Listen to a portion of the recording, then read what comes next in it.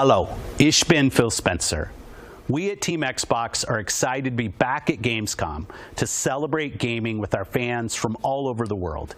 Whether attending the show or watching from home, fans in Germany, Europe, and around the world can expect a little more insight into some of our previously announced games coming to Xbox in the next 12 months. We're excited to continue building a community together and bringing the joy of gaming to everyone on the planet. From all of us at Xbox, Dankeschön, and welcome to Gamescom 2022.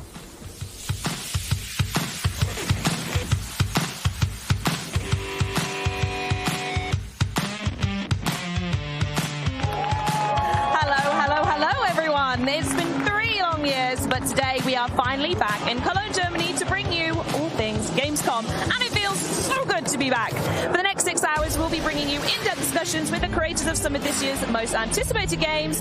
And I think these guys are excited! That's right, Charlie. Today we'll be talking with the brilliant minds responsible for A Plague Tale Requiem, Age of Empires, Sea of Thieves, Minecraft Legends, Microsoft Flight Simulator, Pentiment, High on Life, Lies of P, Grounded, Under the Waves, Planet of Lana, and Gunfire Reborn. And listen, I cannot tell you how good it feels to be back here, surrounded by fans and developers, and not just talking through a computer screen after all of these years. Am I right, everyone? Yeah. That's right. To be back and to be bringing such brilliant games along to Gamescom with us. If you're watching at home, we want to hear what you're excited about. So as we go through the show, use the hashtag #XboxGamescom to join the conversation.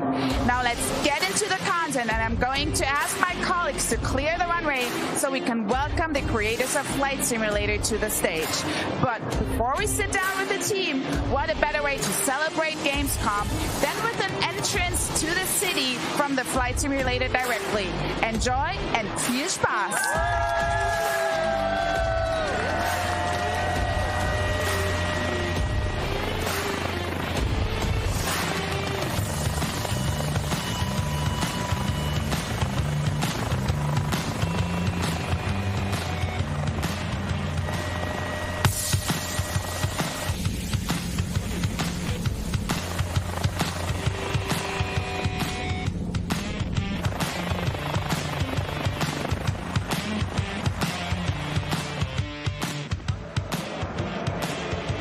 Has to be one of my favorite clips, and based on the video you just saw, our next guest landed here at Cologne Messe in Germany to talk all things airborne. I'm super thrilled to introduce you the head of Microsoft Flight Simulator, Jörg Neubrand, and also the CEO of Asobo Studio, Sebastian Floch. Thank you so much for joining us. Thank you so much, Maxi. It's great to be back here at Gamescom, right? In beautiful Cologne, in person.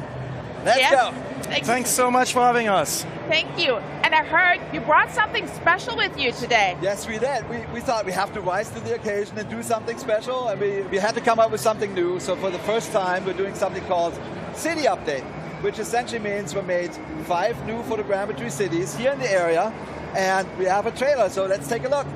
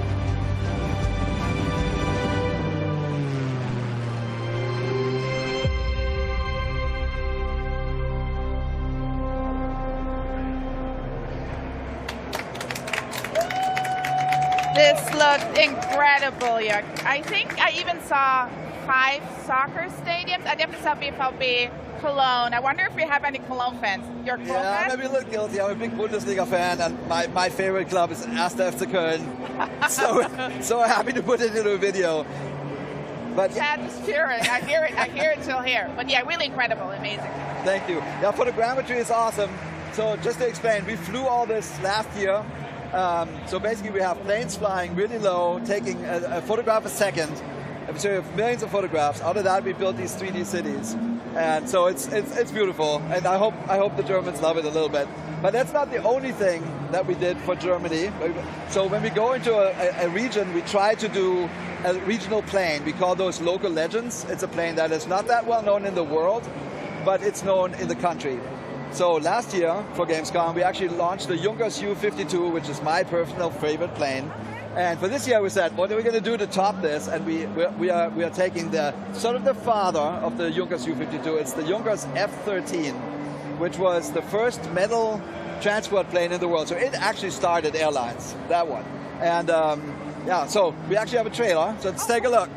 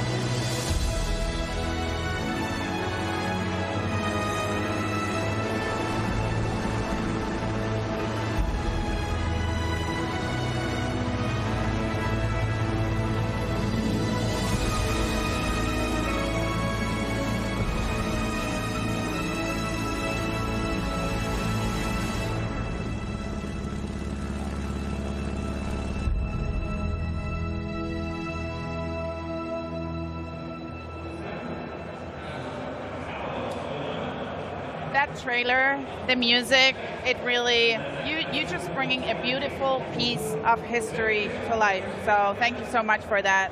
And I'm wondering, when you are choosing a plane like the Junkers F-13, like, what is the process like to make it as authentic as possible? I'm assuming you can't just like travel back in time and talk to the German engineer Hugo Juncker himself.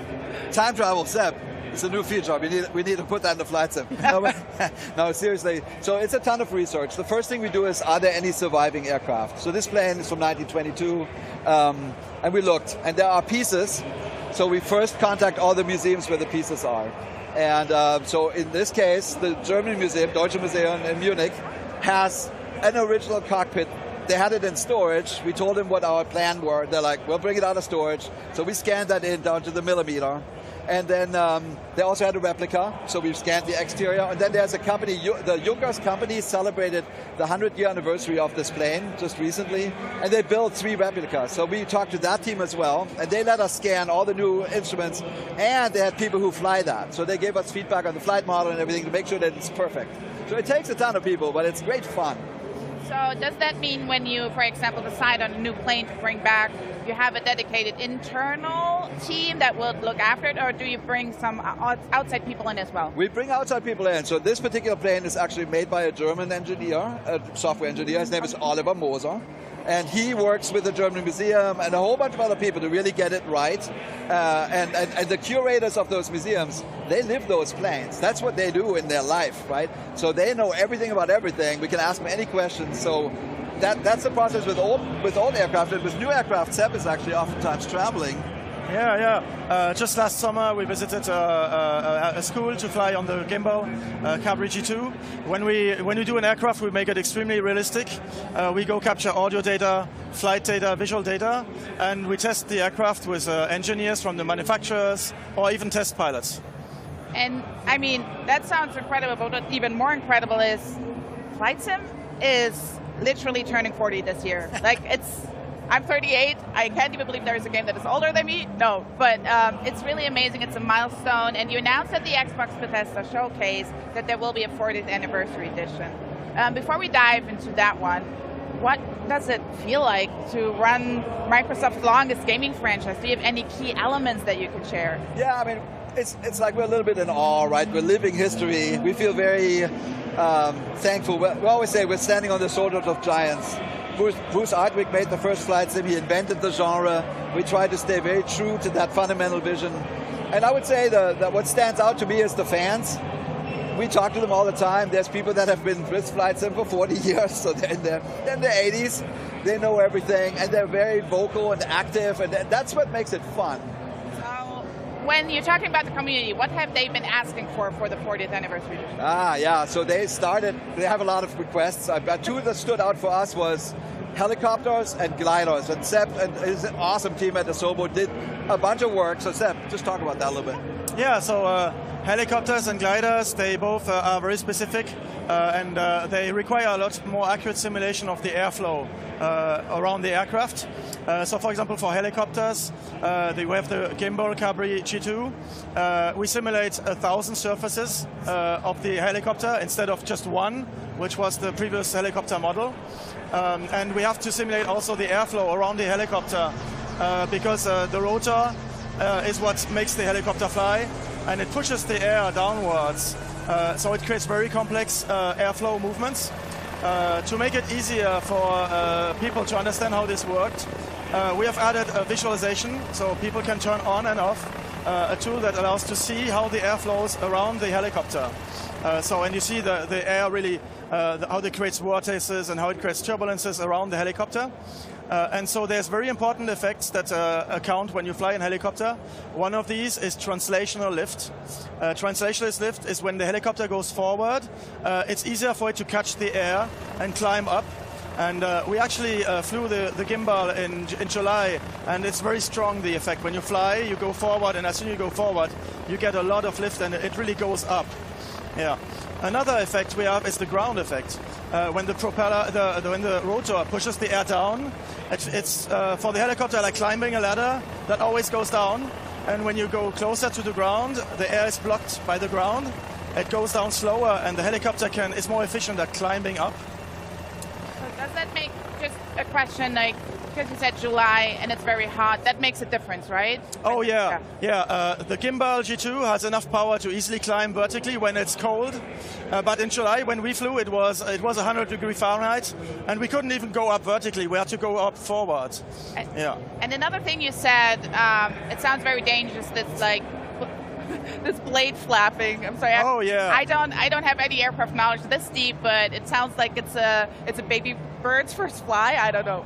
Almost. It feels like wings. So the helicopter physics is really very complex. We had to push it up from 100 hertz to 1,000 hertz, so just to capture a rotor going around because it spins so fast. And flapping is when the helicopter wants to go left, it needs to push on the left side, so the rotor goes up and down and up and down. It actually resonates when it turns around, but everything is offset by about 90 degrees because it's also soft, right? It takes time for the rotor to bend and push the helicopter on the other side. One important effect is the vortex effect with the ring vortex. When the helicopter spins, when the helicopter rotor spins, it creates a vortex. When you go down, it goes into its own airflow, its own vortex, and it's very hard for it to climb at that moment. I love these deets. I could talk forever about this, but I think the most important question now is, could you explain a little bit what is the difference between a glider and all the other aircraft? Yeah, very important. A glider. Most of the gliders don't have a way to go up in the air, so they need to find a way to take off. So they have either a tow plane, or they will have a winch, which is going to launch them into the air. And once you're up there, if you want to stay in the air, you need to find places where the air goes up. And so experienced pilots will know where to find updrafts. But we added a system for anyone to see them in the environment, so you can see the air flowing up, and it's easier to find where that happens.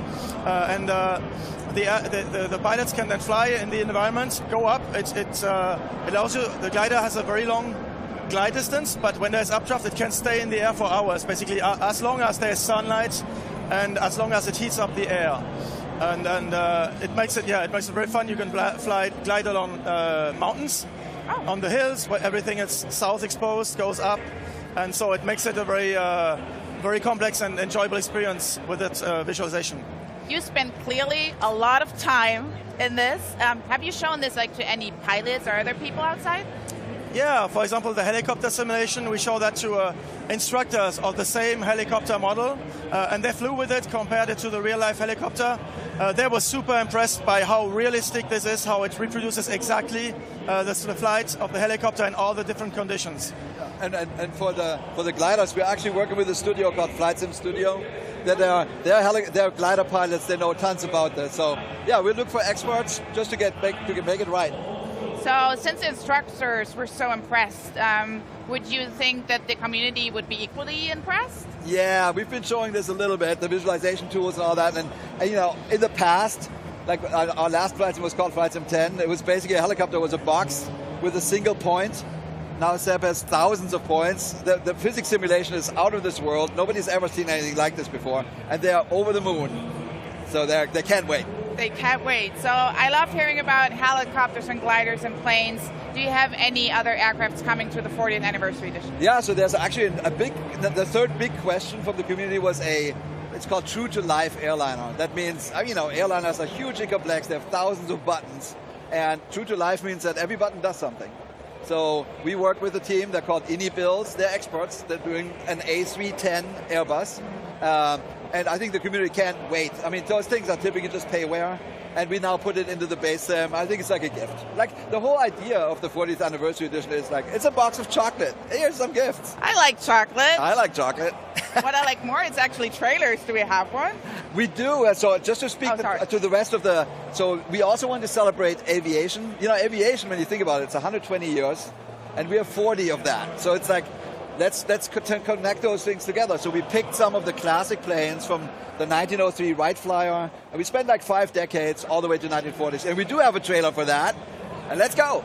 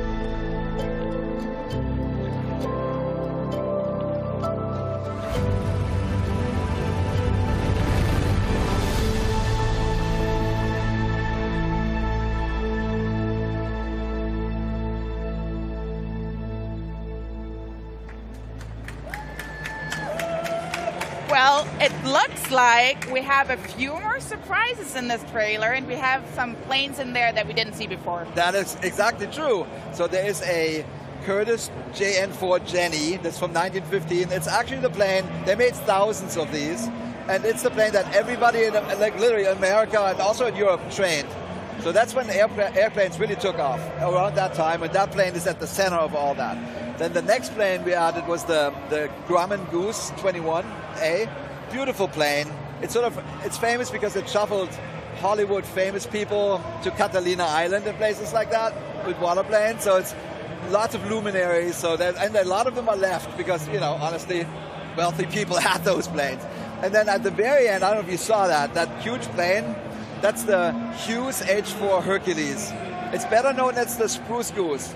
So that's Howard Hughes's, you know, he was a big, ambitious guy. So he said, I'm going to build the biggest plane ever made. And forever and ever, this was the biggest plane in the world. And it only flew once for 20 seconds. And we worked very closely with the museum. There's a museum in Oregon called Evergreen Museum. It's part of the Smithsonian organization. And they have the plane. So they let us in there, take photographs. They gave us tons and tons of feedback. And they're so happy because this is going to be the first time the Spruce Goose really flies. That's going to be cool. That is really, really amazing. I'm not sure if that's the one, but I want to touch a little bit on the legacy, and maybe this is some of the moments that captured this. 40 years of flight sim. What has fans coming back to the flight simulator like every day? To me, I mean, we talk about this as a team all the time. To me, it really is like the fundamental truth is that the flying is a human dream. And it's been a human dream for a long time. I honestly think people looked at the sky, looked at the birds and said, man, you know, I wonder what that looks like.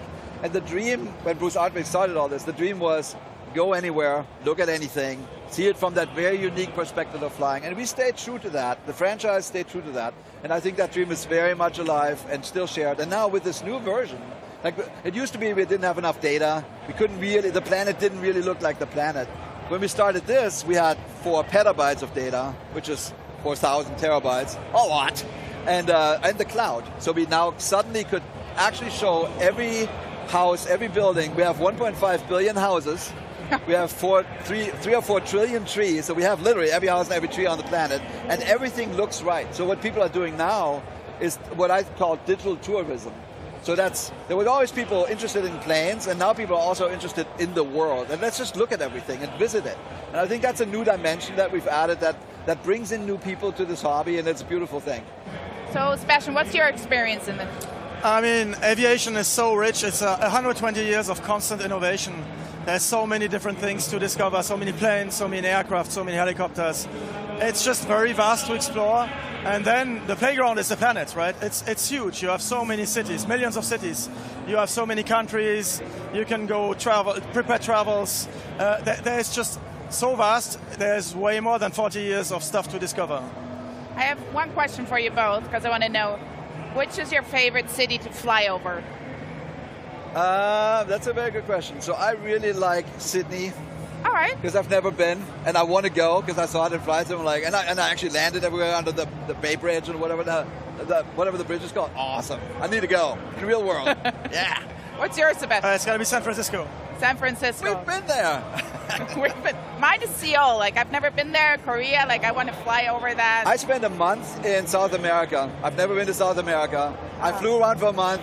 I now have a sense what Suriname looks like. I had no earthly idea, right? So, but it actually sort of this itch to travel, especially during the pandemic. I couldn't go anywhere. That really helped me, and it really brings the planet closer to you. It's great. It does, and there's nothing like taking your Halo Pelican and hover over your own street in Munich. I can just recommend that.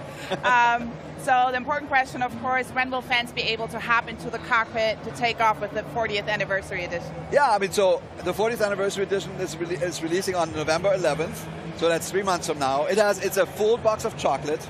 So we talked about some planes, so it has 12 new planes, it has 14 heliports, 10 glider airports, it has 4 classic airports we didn't really ever talk about yet. Like, Flight Sim always used to start in Chicago on Meigs Field. That airport closed. We didn't have it in our original sim. Now we have it. There's others coming. There's new missions. We're bringing missions back from the old sim. So I think it's a true celebration of the franchise. And just in case people don't know, the 40th anniversary edition is in fact free. for people who are on Xbox, on Game Pass, and who already own Flight Sim. Well, I love celebrations. I love everything that is free. So I can't wait to hit the skies with this 40th anniversary edition of Flight Simulator. Thank you so much, Jörg. Thank you so much, Sebastian, for coming here. And as you always say at the end of your trailers, the sky is calling. Yeah, see you in the skies. Thank you so much. Thank you.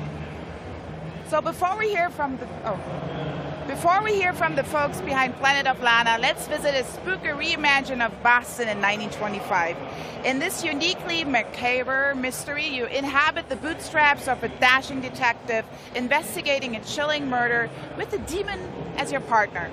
It's the classic kind of good cop, demon cop routine. It has full of puzzles, an eye-catching art style, great action gameplay, and a plot that will have you at the end of your seat check out the new trailer for this wonderful, unique-looking adventure. It is The Last Case of Benedict Fox.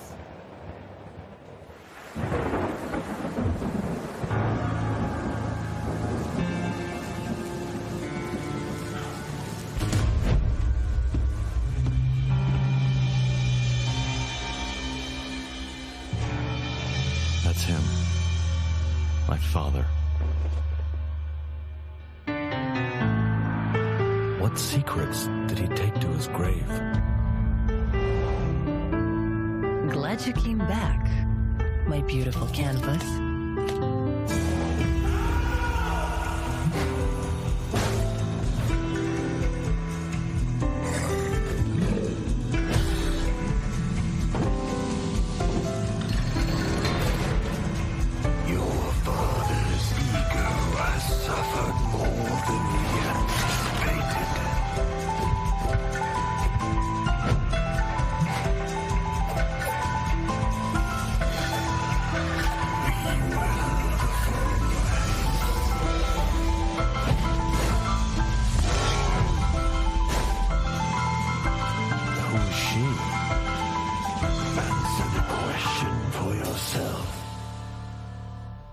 Benedict.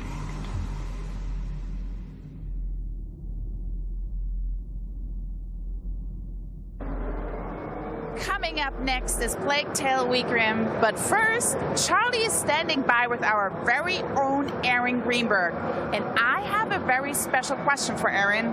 Can you show us your nails?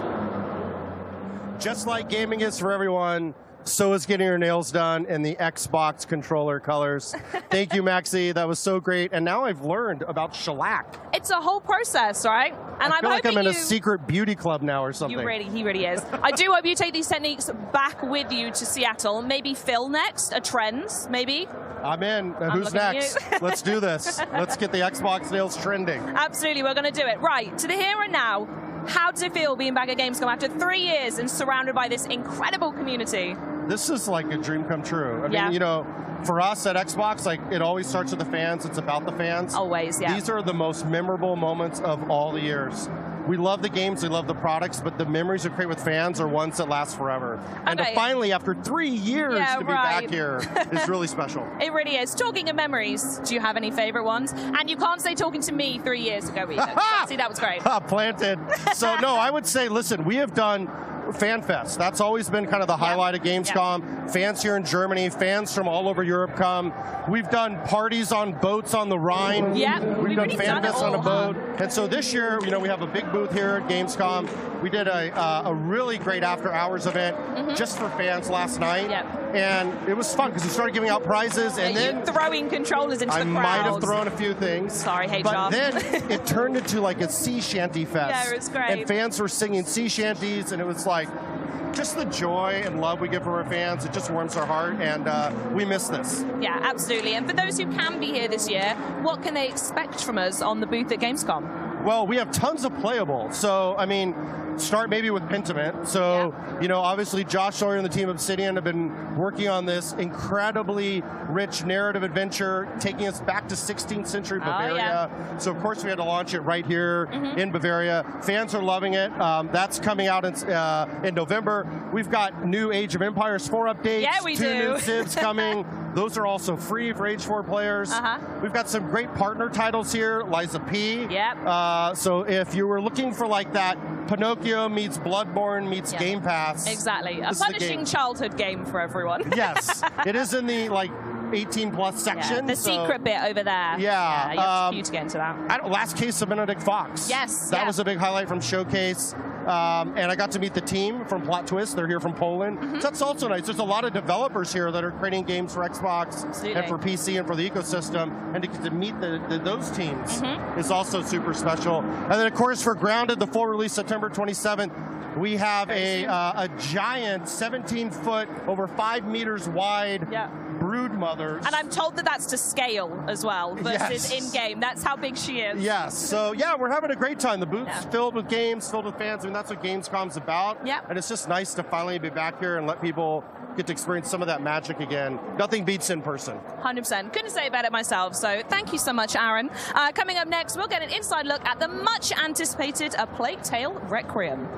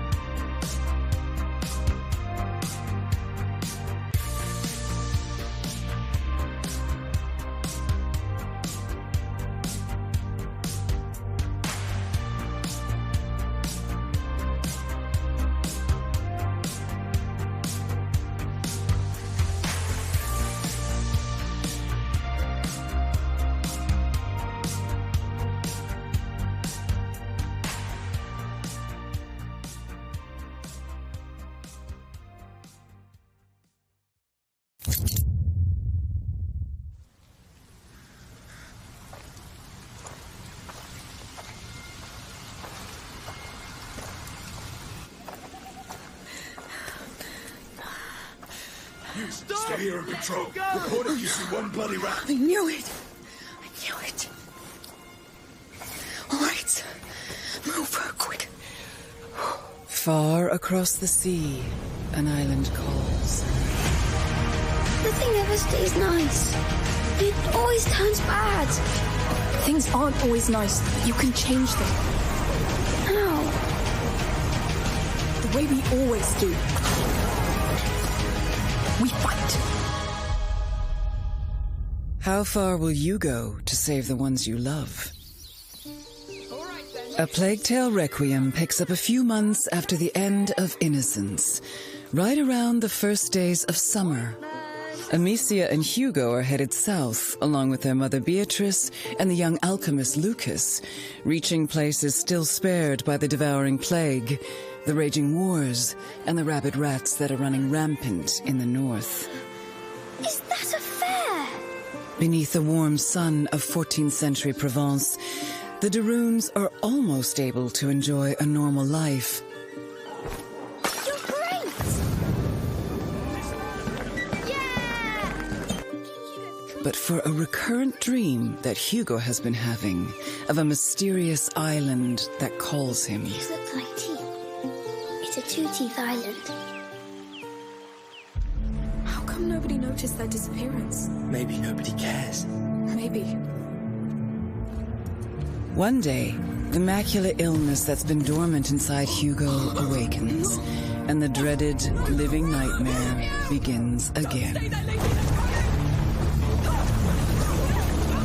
In the wake, Amicia finds herself with no other choice but to trust her brother's dreams and head further south towards the elusive island before he's consumed by the terrible macular affliction.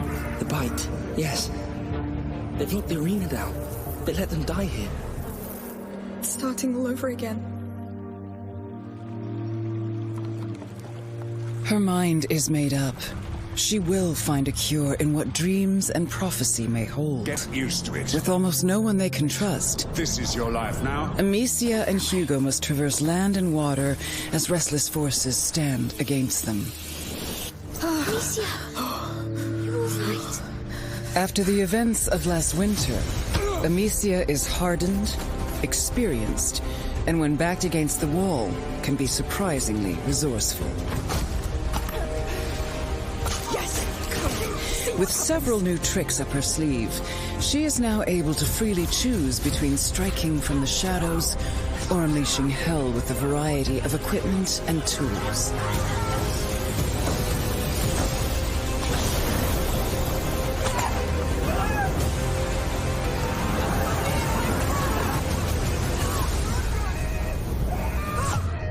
Hugo wants more than ever to help his big sister and not hinder their progress. We need to leave or we'll doom everything.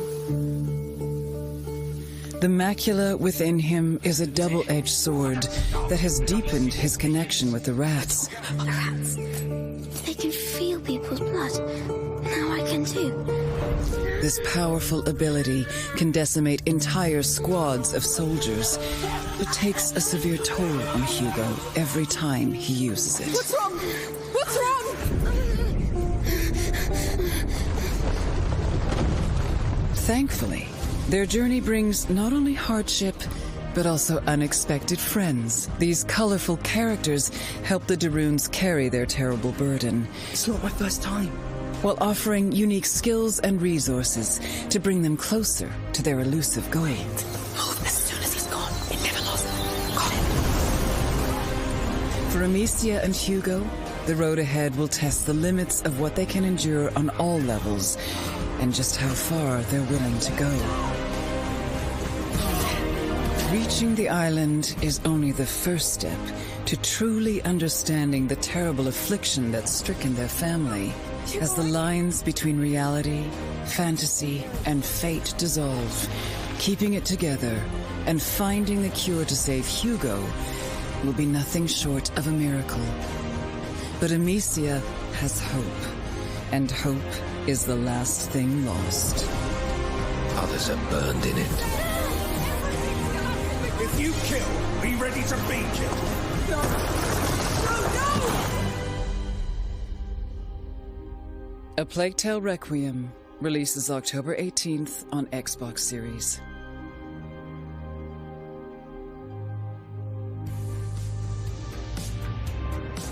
Wow, what a journey. I don't know about you, but I've been eager to get back to the rat-infested France of the 14th century, which is a sentence I never thought I'd say, and it's in part thanks to this guy over here, Kevin Chateau, game director for A Plague Tale Requiem, releasing this fall. Kevin, thank you so much for joining us today. Thanks for having me. I'm super happy to be here. It's such a good day. So we're going to dive right into that trailer. As it mentioned, this is the follow-up to the smash hit Innocence. So I was wondering if you can catch us up to where Amicia and Hugo are up to now. So the game takes place in the 14th century southwest France. They came from the southwest, but they had to flee because of the event of the first one.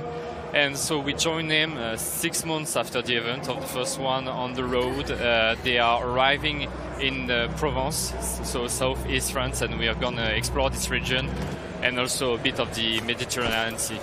Lovely. So for those who haven't, or people who are waiting to jump right into Requiem, I should say, but maybe they've not played Innocence, would you say it's recommended reading? Is it important to go back? I'm certain you'll say it is, but what do you think for new fans? No, of course, they should well, yeah, play absolutely. it. Yeah. No, it's we have not rebooted, but rethink everything in the game. So it's a brand new game. We have done everything to onboard everyone joining a Plague Tale universe. So even if you haven't played the first one, you can jump in. It will be good for you. Absolutely. So I was actually wondering if you could talk a little bit about the sort of accessibility and the onboarding that you've done and what you had in mind during development. What are some of the key changes coming to Requiem, especially for those who loved the original as well?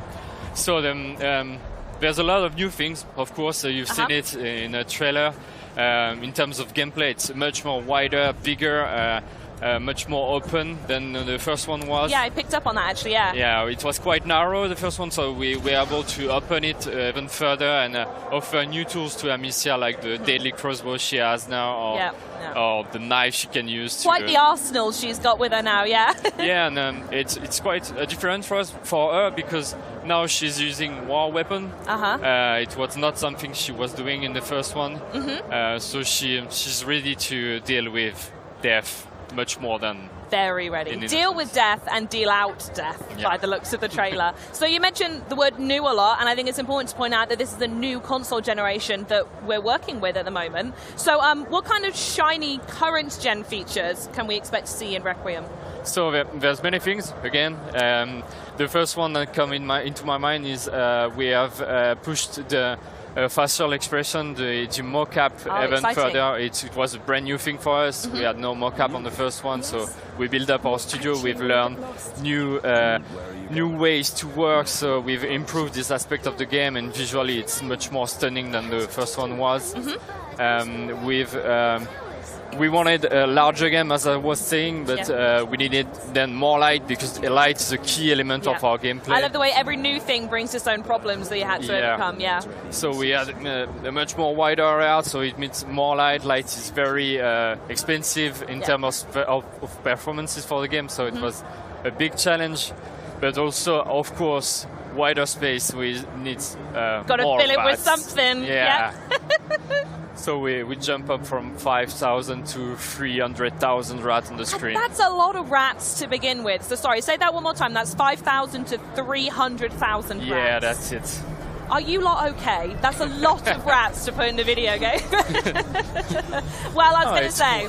Well, thanks to all of those rats, it does mean that when we say that Amicia and Hugo have been through quite a lot, I think it's a little bit of an understatement, especially now. And at the end of the day, they're actually still children, if there are anyone out there who didn't know that much background from the story. So how do you go about showing their relationship in an authentic way after everything that they've been through together? It's super hard to do that because they've been through a lot. They have experience. They were almost dead sometime, and a lot of people around them died, so they have to grow up, be much more mature than what they should be at their age. It's super hard to build up a story and convey a convincing dialogue for children. Fortunately, the team is quite old now, and age is but a number. But and we a lot of us have children, so we can be inspired by them and try to feel the best way to convey children emotion to the players. It must be a very difficult one to do, though. I mean, as a parent myself, I can only reasonably say that I hope I never see my children go through what happens in that game. So what's that sort of like to go, yeah, we're reflecting the childlike experience in the game, but also committing terrors to them? Yeah, it's this is something we have no inspiration from to take from, because again you don't want to be inspired by that too. No. Of course no. Yeah, well, fair enough. We're going to focus a little bit now specifically on Amisha. As in Innocence, we saw her wielding a crossbow. She's way more prepared, she's way more confident, dangerous, and all round, I think you'll agree, a bigger all-round hero to Hugo. So how do her tactics change in Requiem, and what does that mean for the people playing as her? So as the prepared is the right word. She's ready. She don't want just only to survive or to escape. She's ready to fight if she needs to. Absolutely. But she's not forced to. So the player can choose the way he will approach things. Oh, interesting. Okay. So he can go full stealth if you want. He can go full combat. Everything is still there from the first one. So, but right now you can choose to approach a situation the way you want. So it's not that only the space that is wider, but also the way you will approach things. Yeah, and by full combat, you mean? I mean, we saw some stuff from the trailer, like all-out combat, right? Yeah. You can burn people, you can use the crossbow to kill them instantaneously, or you can use the knife to silently kill them. It's all there. It's absolutely all there, and I think that all comes together and making the experience so much more cinematic, which I want to talk about now, because the other thing that's so fantastic about the title is the voice acting, and I think that becomes essential when you want to convey emotion. So I'd love for you to share a little bit of insight about the development process, working with the voice actors, and getting to the voices and the emotion that we hear in that trailer. So it's funny because it's something that people don't really know, but when we are working on the game for several years, we don't work with voice actor instantaneously. So for like 2 or 3 years, we work with text-to-speech, so robot voices. And for an emotional game, it's a bit hard because... And it takes you out a little bit. Yeah, it's like when you use your smartphone, it's a flat voice with no emotion, no punctuation, nothing that makes really sense. So it's really hard to keep your focus on the story, on even sometimes to understand what is the purpose of sequence. It's after 16 hours of playthrough, you're like, I think I don't get the story at all. Sure. Interesting that it changes that much. I will say, first of all, I would love to see that version one day. It does sound wonderful. So do you want to... What was the process like working with the voice actors? So when the voice actor arrived, it changed everything because we were able to work again with Charlotte McBurley and Logan Hannan, which were the actor for Amisha and Hugo from the first one. And we were so in love with their acting. It was a game changer for us to have them back in the game. When they arrived, their voices arrived in the game changed. I was going to say, I imagine it's a little bit of a chicken and egg situation with voice acting. Who informs the character? Is it you guys designing the character, or does the voice actor come in and actually completely change a scene? Actually, it's both.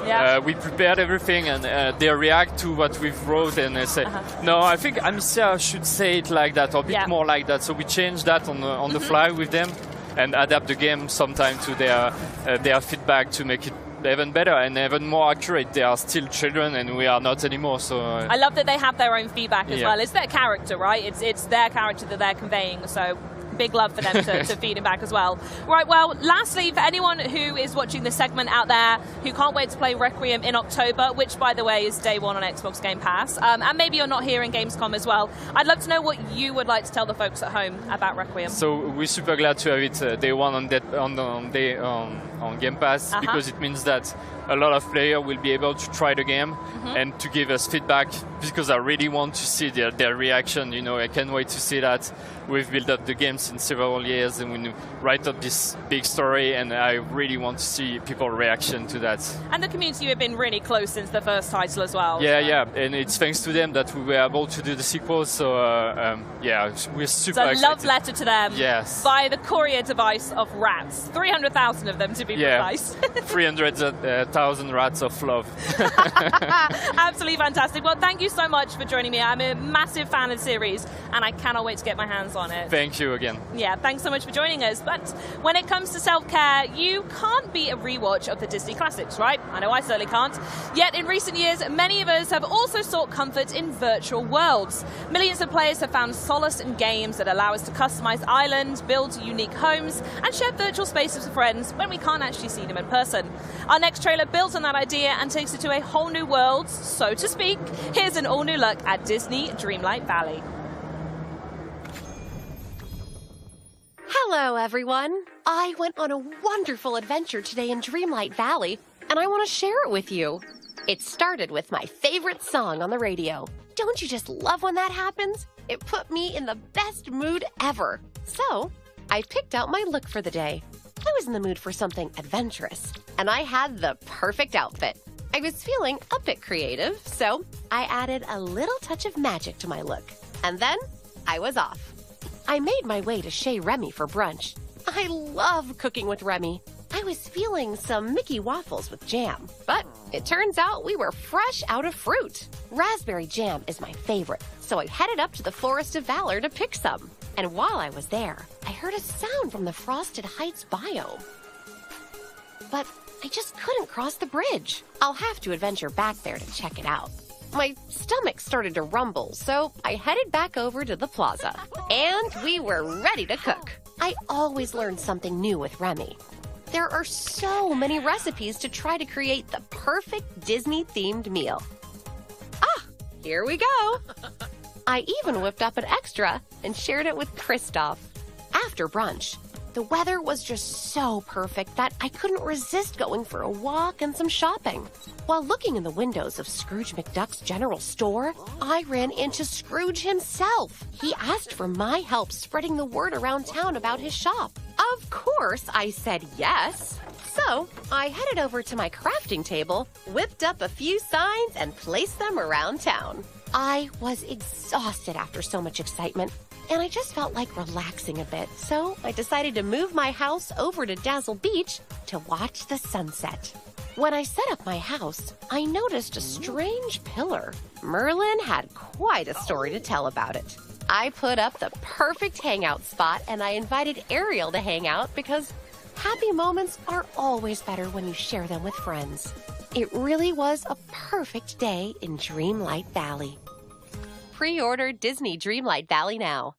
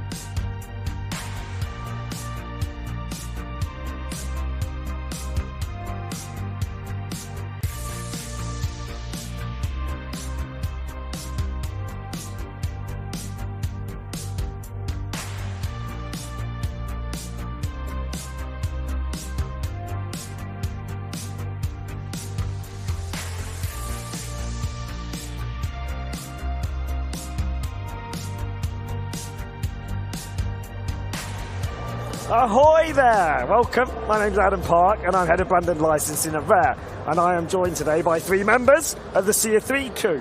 Sea of 3 crew? Sea of Thieves, yeah. It's kind of work. So, I'll go along the row. So we've got Joe Neats, executive producer on Sea of Thieves. We've got Mike Chapman, who's our creative director. And then we've got Joe, who is our senior community manager. So how is everyone? Excited, tired, everything, all of the above. Like that wonderful mix you get at events. Yeah. Feeling the buzz of the live show. Yeah. Chatting to fans, the energy. So, awesome. I mean, it is our first official show since 2019. Yeah. So how is it actually being... I mean, I'm sure everyone's asking the same question. How is it back at a show with people? Right. Overwhelming, but in the best way, right? Yeah. Like, it really is. Like, it's just... The passion, the excitement, the buzz, I think that we all have coming to a show like this, right? And kind of meeting the fans, but then giving back to us from everybody that we see. It's just like, it's incredible. Like, we brought so many of the team here. We've got about 13, I think, with us. Like, and because it's just so valuable bringing people to shows, getting that buzz, getting that energy that you just take back to the studio to kind of just pour into more Sea of Thieves, basically, right? Yeah, absolutely. Like 2019, but it feels so much longer. Yeah. Like the first live show for us since 2019, so exactly what Joe said, feeling the buzz from the fans, and we get to take that energy back to the studio to keep making this here. And so, Joe, this is your first official Sea of Thieves event. Yes, first official Sea of Thieves event and first Gamescom in general. It's amazing. Like, obviously, we had a little taste of this end of July with Sotfest. Yep. And that was wonderful to see the fans in person after so long, and for the first time for, I think, a lot of us. And now we've brought it to Gamescom, and some of them are here, and you're seeing them again and recognising them, and you get that real sense of what it means to them to be a part of this community. And we've got all sorts going on the stand, so go on, show off. So we've got tattoo stands, we've got Gold Hunters Live, which people can tune into. You can come and win things, photo ops, meet the team, so it's great being back. But, so obviously it's been 3 years since we've done anything like this. What's gone on generally, Mike? I'm going to ask you to start with. Sure. Sea of Thieves, has anything happened in the last 3 years? What haven't we done? Honestly, I think like, our passion has always been to keep building out this pirate world. And over the last 3 years, you think back to the things that we've added the emissary system. In fact, that players can go and role play as their trading companies for extra rewards. We've added new quest types. We brought in our seasonal progression systems. We brought in our adventures. We brought in our mysteries. We brought in like all these new ways to play. And one of the key ones, of course, was their collaboration with Disney on A Pirate's Life. And since 2019.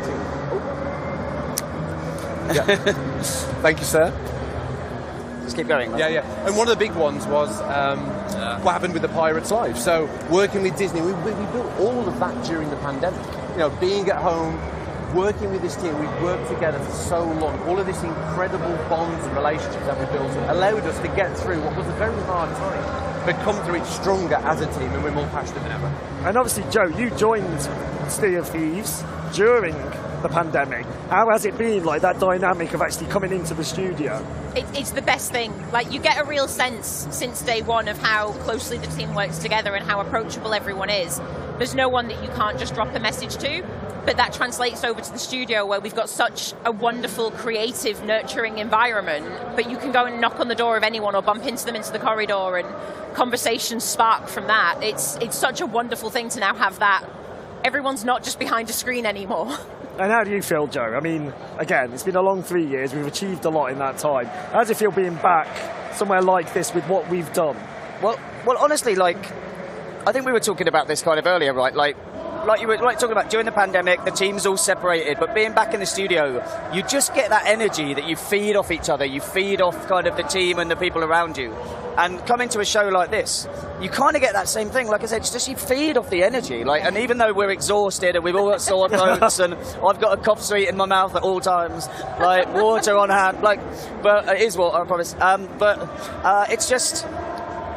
It just gives you this energy and desire and passion to just like want to go back to the studio and just pour it into your work and pour it into the game, and you kind of want to take it and bottle it, right, and then take it back to the whole studio like we always do when we go back. We take photos and videos and do a big presentation and really try and just get people to understand what it's like to meet the fans, right? And you get the afterglow, and this is what we'll experience next week. We'll have this wonderful Gamescom afterglow as we get to take that back to the studio, like Joe said, and put it into all the ambitious things we've got planned for this year and beyond. Well, before we get on to that, teases and the like.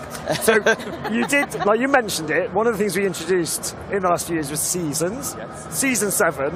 Yeah. Just gone live a couple of weeks back. Indeed. And it's a biggie. It is a biggie. It's a biggie. So, like, what have you, and I'm going to start with you, Mike, but I will come to you, what have you kind of enjoyed seeing people do? And what has Season 7, like, introduced to Sea of Thieves? Well, Season 7, you're right, is a big one. And the idea of being a pirate captain in our world, the idea that your ship becomes an embodiment of who you are in this world and your pirate journey. Captaincy extends that pirate journey. It allows you to, as our community have often requested, to name your ship for the first time, to have this persistent identity for your ship.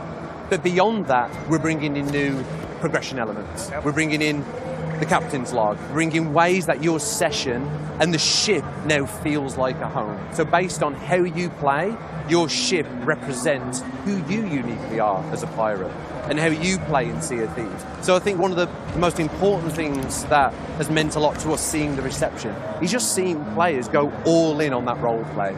You know, we're going all in the idea of this is who I am, and when you board someone's ship, that representing who they are in the Sea of Thieves world. And why captaincy now? Like, what made sense to bring it in at this point? Well, it's one of those features. I think we were always going to do it. Yeah.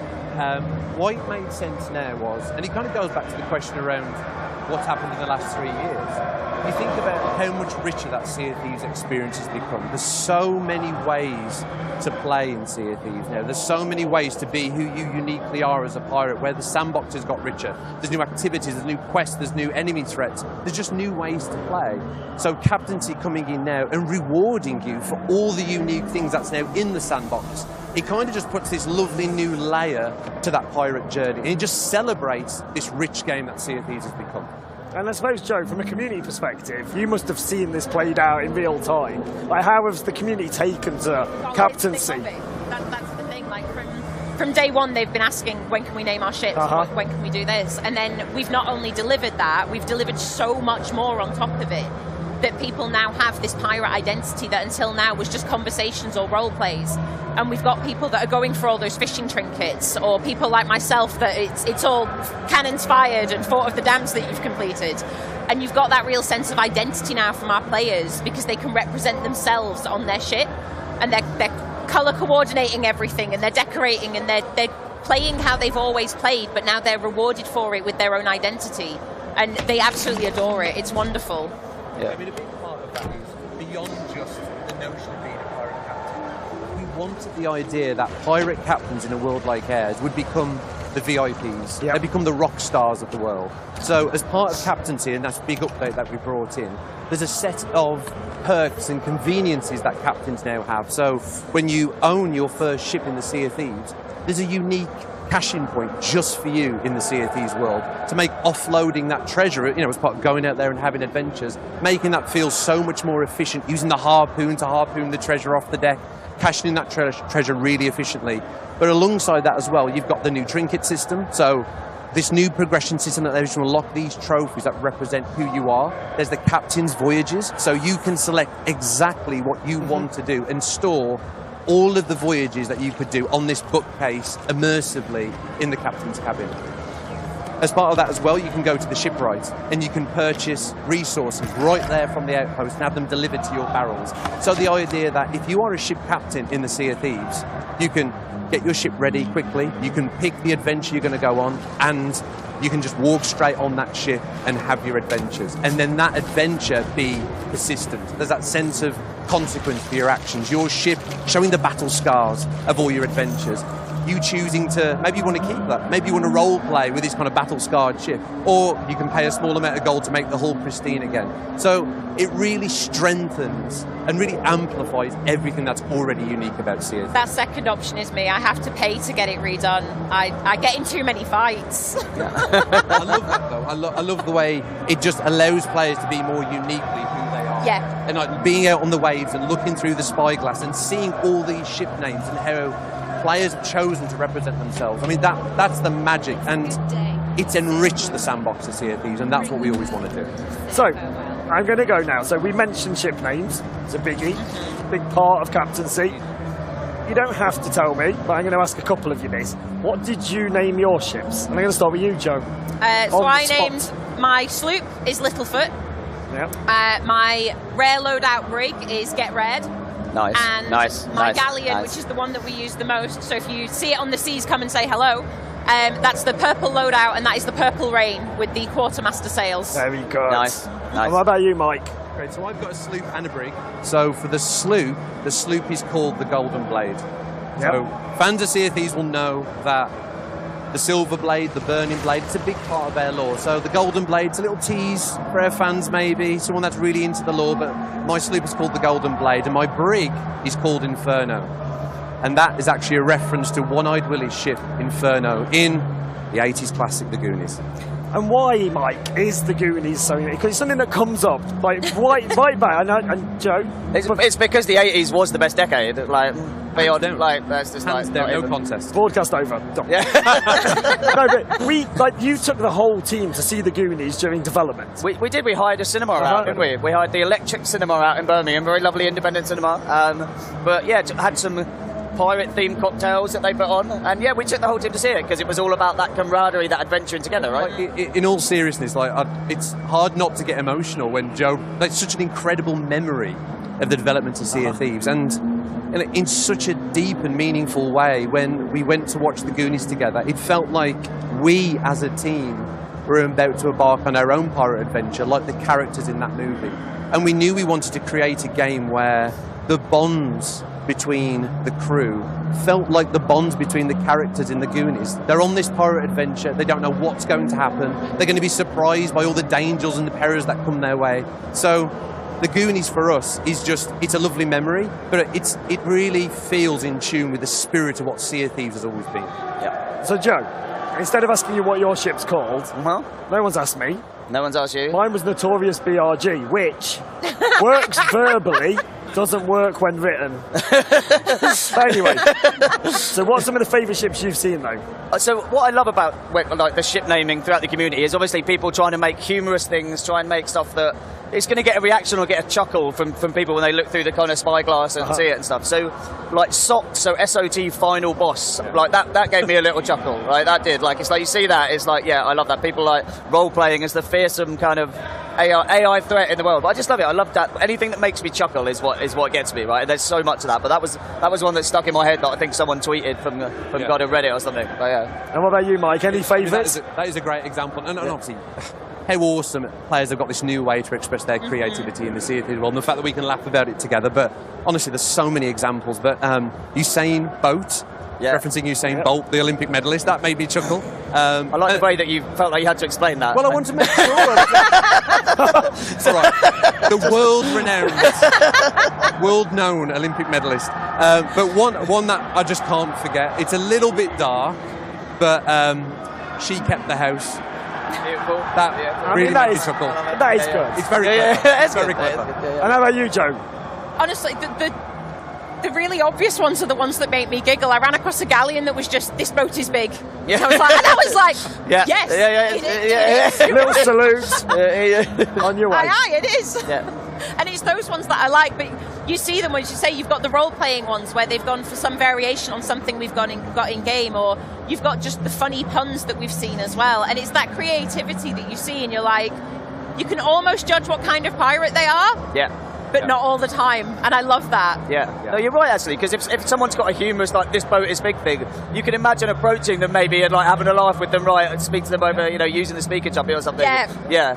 So, yeah, you're right, actually. It really adds a kind of different sort of feeling, doesn't it, to encountering other ships. So I do actually have the top 10 boat names. Oh, okay. Right. This is where we would have Top of the Pops music. Okay. For people of a certain vintage. Cool. Right. Did you prep them to, like... No. Okay.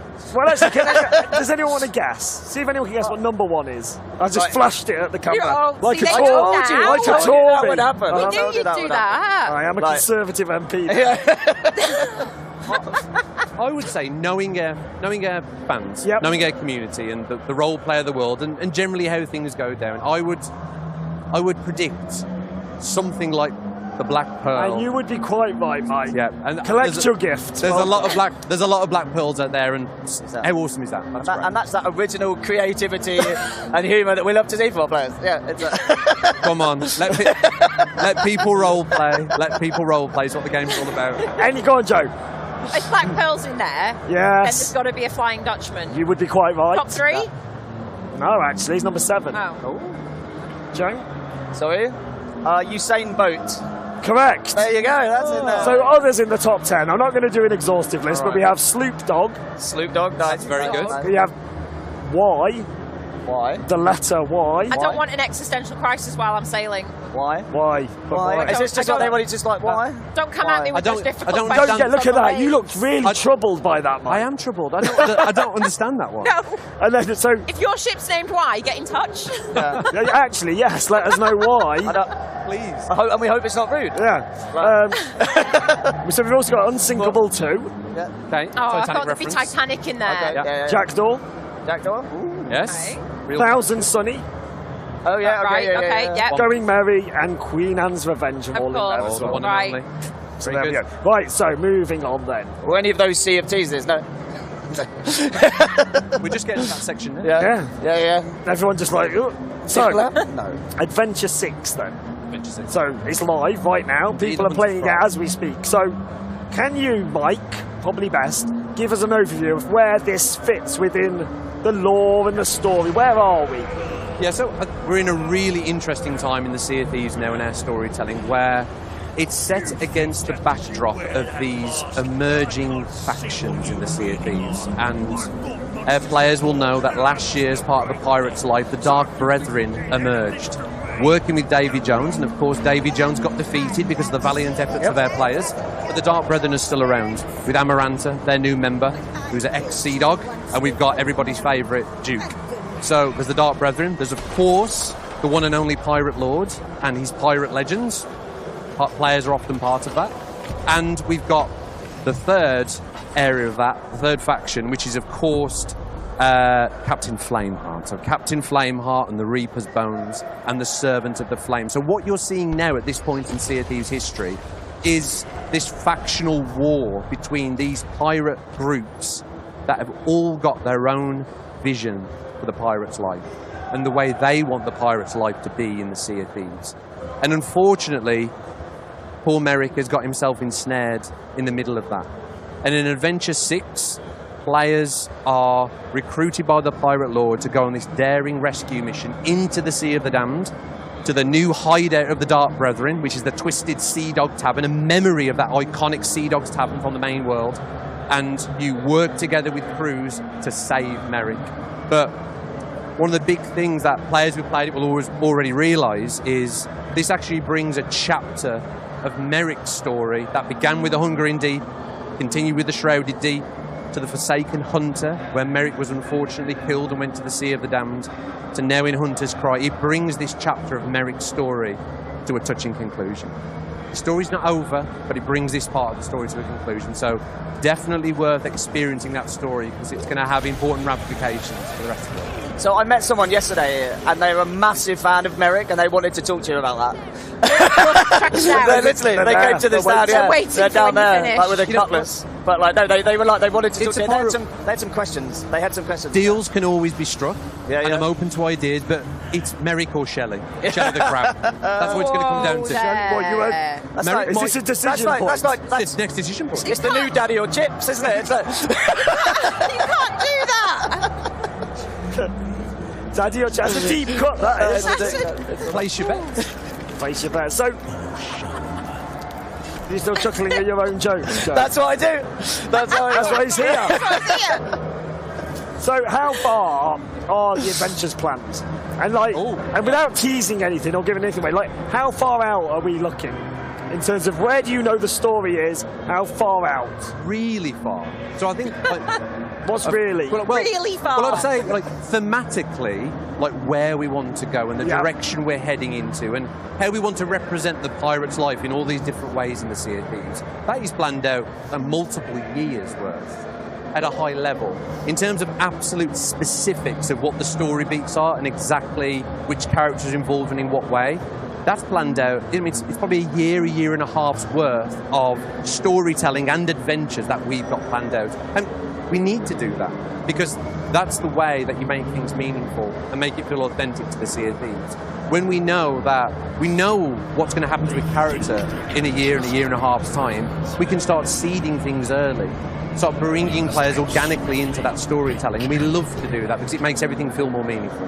And how do you think the community engage with the lore? Is it, because obviously it's not a prerequisite to playing the game, but those who love lore. Oh yes, they do. I was going to say you have to get those specifics right, because if one thread is out of place, if one character isn't in the right look, they're going to notice, and they're going to tag Mike on Twitter until he answers for his lore crimes. They know their stuff, that's the thing, because they've been so invested since day one, and we've now stepped it up with the amount of lore we're delivering. And I know across our social channels and on Discord, we've got separate channels, and we had to separate out the lore section, because we've got mysteries and adventures and then general lore, and they're all over it, and they're sharing theories and they're swapping stories, and they thoroughly embrace that side of the storytelling that we've got now. And I love that. I love that. I mean, that to me shows that a lot of our community are invested in the world and they care about our world. And you're right. Of course it's not a prerequisite to play Sea of Thieves. Sea of Thieves is this wonderful sandbox adventure game where you get to choose your own adventures. But we've always believed that the more meaning and purpose we can put into the world, the deeper we can make that world feel, the easier it is to immerse yourself in those adventures and that role play. So it's there, waiting, full of surprises for players that want it, but it's not a prerequisite for Sea of Thieves. And how do we bring in expanded universe into this? Again, with the planning, we need to know what's coming, but say the most recent novel. We planned that, was it 2 years ago? We had the first Tracy. Quite a long time ago, wasn't it? Yeah, so how do you kind of keep all of this? Is there a big board with lots of... We do have a lore Bible, which is quite high level. If it was too detailed, it would get hundreds and hundreds, thousands of pages probably. But it's a lot of meetings, it's a lot of discussion, it's a lot of building up that knowledge together as a team. I mean, you're right, everything in the EU is canon to our story. So what players have seen before with the Tales of the Sea of Thieves lore book, the 2 novels that we've now got out, the RPGs and the expansion, all of those stories are canon to our world. And there's a huge responsibility that comes with that. Experiencing any of those materials should be just another window into the Sea of Thieves world, and when you play the game, it should strengthen and vice versa, both of those elements. So we have to get it right. Every time. That's the pressure. That's the pressure. Yeah, that's the pressure. So we had our first decision point adventure, where the community effectively decided... Wrongly. Calm down. Can we edit this out? Calm down. Exactly today. So the community were able to decide the fate of the world. So we're going to start asking, what side were you all on? So I was Ruin Golden Sands. Golden Sands. And you even have that. How about yourself? Don't remind me, Joe. I'd actually forgotten that you were on that side. No. Save Golden Sands. You're surrounded. All the way. I am. I mean, I'm snared in the sandwich of the Reapers. Okay. Reaper sandwich. No, I think... As we've seen today, interacting with people here at Gamescom, Merrick is such a beloved character, and what Merrick stands for, and he's a salty pirate that's lived his life in the Sea of Thieves, and people love that character. And I think for me, it's a more interesting story, and it's unbelievable that the community chose to go that way. The fact that they bonded together to take this positive action to defend Golden Sands. So which side were you, Joe? I think we can guess. Ruin Golden Sands, absolutely. And obviously all on the side of Sea of Thieves. Sorry? I'm not going to move away from that. I was going to make a Sunak trust. No, let's not do that. But we won't do that. Because that would be the most offensive thing you could ever do. To be... But, all right, moving on quickly, did we have the result you expected? Genuinely? No. It was, I couldn't predict. I kept watching the conversations happening, and we'd made all these fun things across our Discord servers so that people showed their allegiance rather than anything else. And the Reaper's hideout was just burning stuff. Yeah. Merrick's was coordinating loot, and I had no way of knowing which way it was going to go. And as much as I wanted to ruin it, I'm not going to lie, I spawned in my first play session afterwards on Golden Sands and was really happy. I was look at it. I think as a designer, you think so much about the psychology of players and how they'll react to certain things. And I genuinely believe personally that it would go the way, it would go to that negative choice, it would go to the Reapers. They choose chaos. Who wouldn't want to see what happened if the Reapers won? Because Golden Sands, it's about taking it back to that neutral state, which it will evolve now because the choice has been made. But I always thought people would side with the Reapers, so just blown away by the fact that didn't happen. I thought that was a lovely surprise, and it's going to be really interesting as players see it throughout this year what's going to happen to Golden Sands now and how that's going to play out. Yeah. And honestly, and I love knowing kind of what the next decision point is and where where we're leading to. Like that is going to be another huge moment for our community to have to again make a choice, right? And the impact that's coming with that, like without teasing too much. But it's like, you know, later this year there's going to be another big one. Like I think bigger in terms of kind of emotional. I think impact. the emotional investment in the next one I think will be bigger. Well, so I'm going to ask again. You've kind of preempted the question, but. So we're having another decision point. That's happening. Yeah, okay. Hey, there we go. Yeah, but, ready on the screen. That's and it's a big one. But so that was my question. Like, if we were to like scale it based on the last one, is this bigger, similar? What can people expect? Bigger. It's absolutely bigger. It cuts right to the core of some of the key characters in the Sea of Thieves. And we wanted to do that. We wanted to drive a big world change with Golden Sands. Obviously, we set that up with the first adventure, Treasure Island. And picking Golden Sands because it was a beloved outpost, beautiful palm trees, it's paradise. We knew that would trigger an emotional response for our players, but we've done that now. We've seen how players interact with it. We've learned some lessons about how to set up these type of live storytelling events, and now we're going to go even further. We're going to be even more ambitious with this second choice this year, so look out for that. And also mechanically, again, without spoiling it, but you've learned a lot from how we designed the first one and the activities people were doing and how we're going to be kind of, like, I love what we've got planned there in terms of like the activities people are going to be doing and how that's going to play out and how it's just, I think, going to make the whole Sea of Thieves feel so different during that time period. Yes. Right? It'll be a real moment in time, and Joe's right. We've deliberately in Adventures so far done very different things. One's more focused on the pure gameplay, one's more focused on the storytelling, all these different set pieces, because we're learning, and we're going to take those learnings into the future adventures that we've planned out. We're already doing that. You've touched on it slightly there, but how is it planned, like in terms of production, as executive producer? Asking. In terms of production, as design director, like how do you kind of prepare for that decision point though? Like, you know, do we have both tracks ready to go, or is it more a case of, well, we assume this will happen, or we have a more neutral state? That genuinely is probably one of the most complex things we've ever done. Well, you got like 2 minutes. I'll keep it brief. But you've got to plan for both outcomes. We deliberately don't start building the bigger things because that would be an incredible waste of the team's time. That we could put to more valuable things. But we have to plan out a junction point. So earlier on, when I was talking about the fact that we've got adventures planned out for the next year and a half, there's almost a fork in the roads there, where there's almost option A and there's option B, based on some of these community choices that we're planning. So it makes a complex job even more complex, but like so worthwhile. So worthwhile to see that play out with the community. And Joe, just kind of, we're going to wrap up in a moment, but like from what you know of the next decision point, like do you think we're going to see that kind of groundswell from the community again?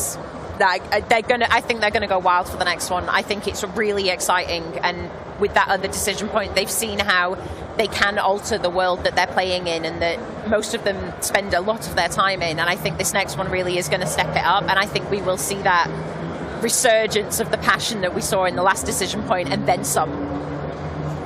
So to wrap up then, we're here for a couple more days. What can people expect, like, from us at Gamescom? Just come to the stand, basically. Like, there's always going to be Sea of Thieves crew at the stand, right? And each day we have, like, there's a meet and greet slot that we've tweeted out. I don't know when, but it is 5 o'clock today, 5 p.m. today? 5 o'clock today, And then 1 o'clock, I think, every other day, I think. But, and then, you can come play, you can win the medallions, like, you can watch the stream, but the whole point we're here is just to chat and meet with fans, right? That's why we brought so many people here. That's the energy we want. Come and give Mike feedback and questions about specifically everything. On Merrick.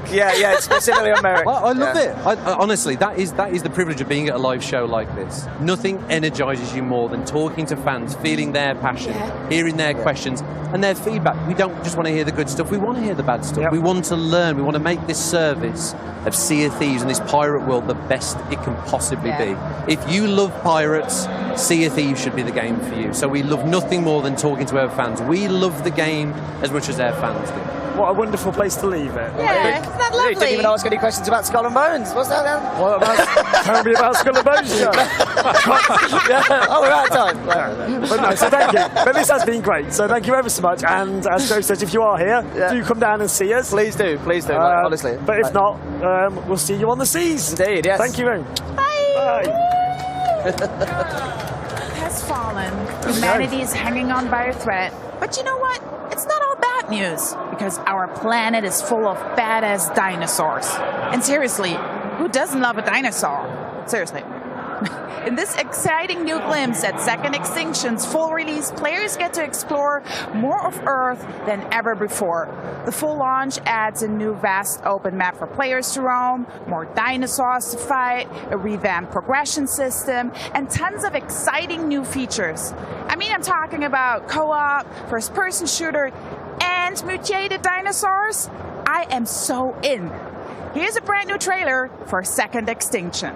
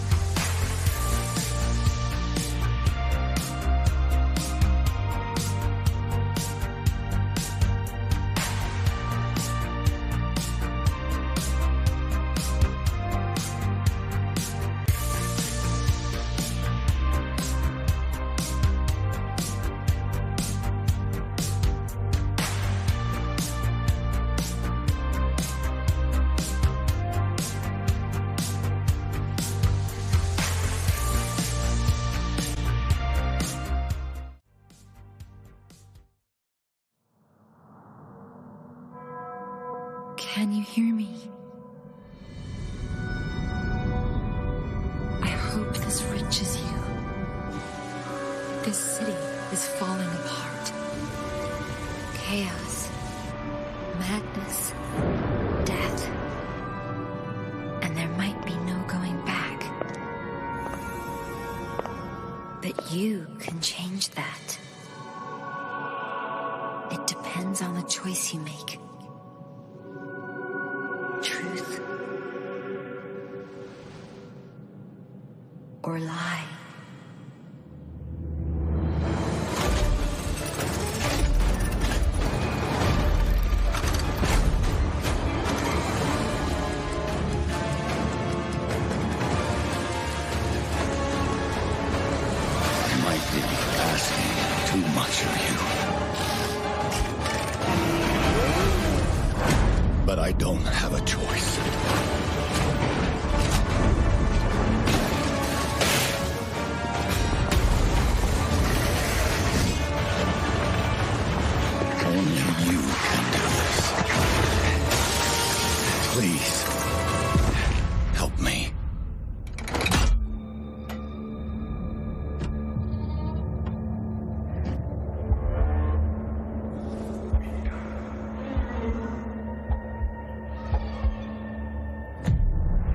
Finally, we meet, son.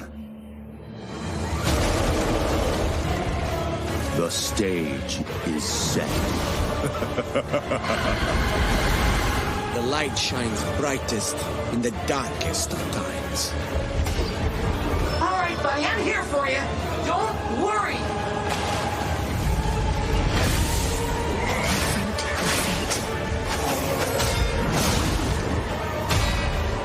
Don't give up.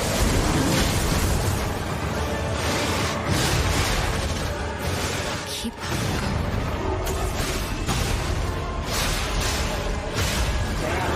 You can lean on me if you want.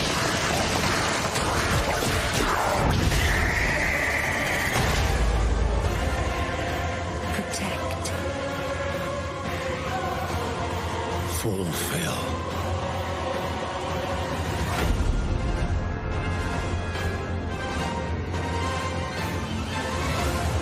Your destiny.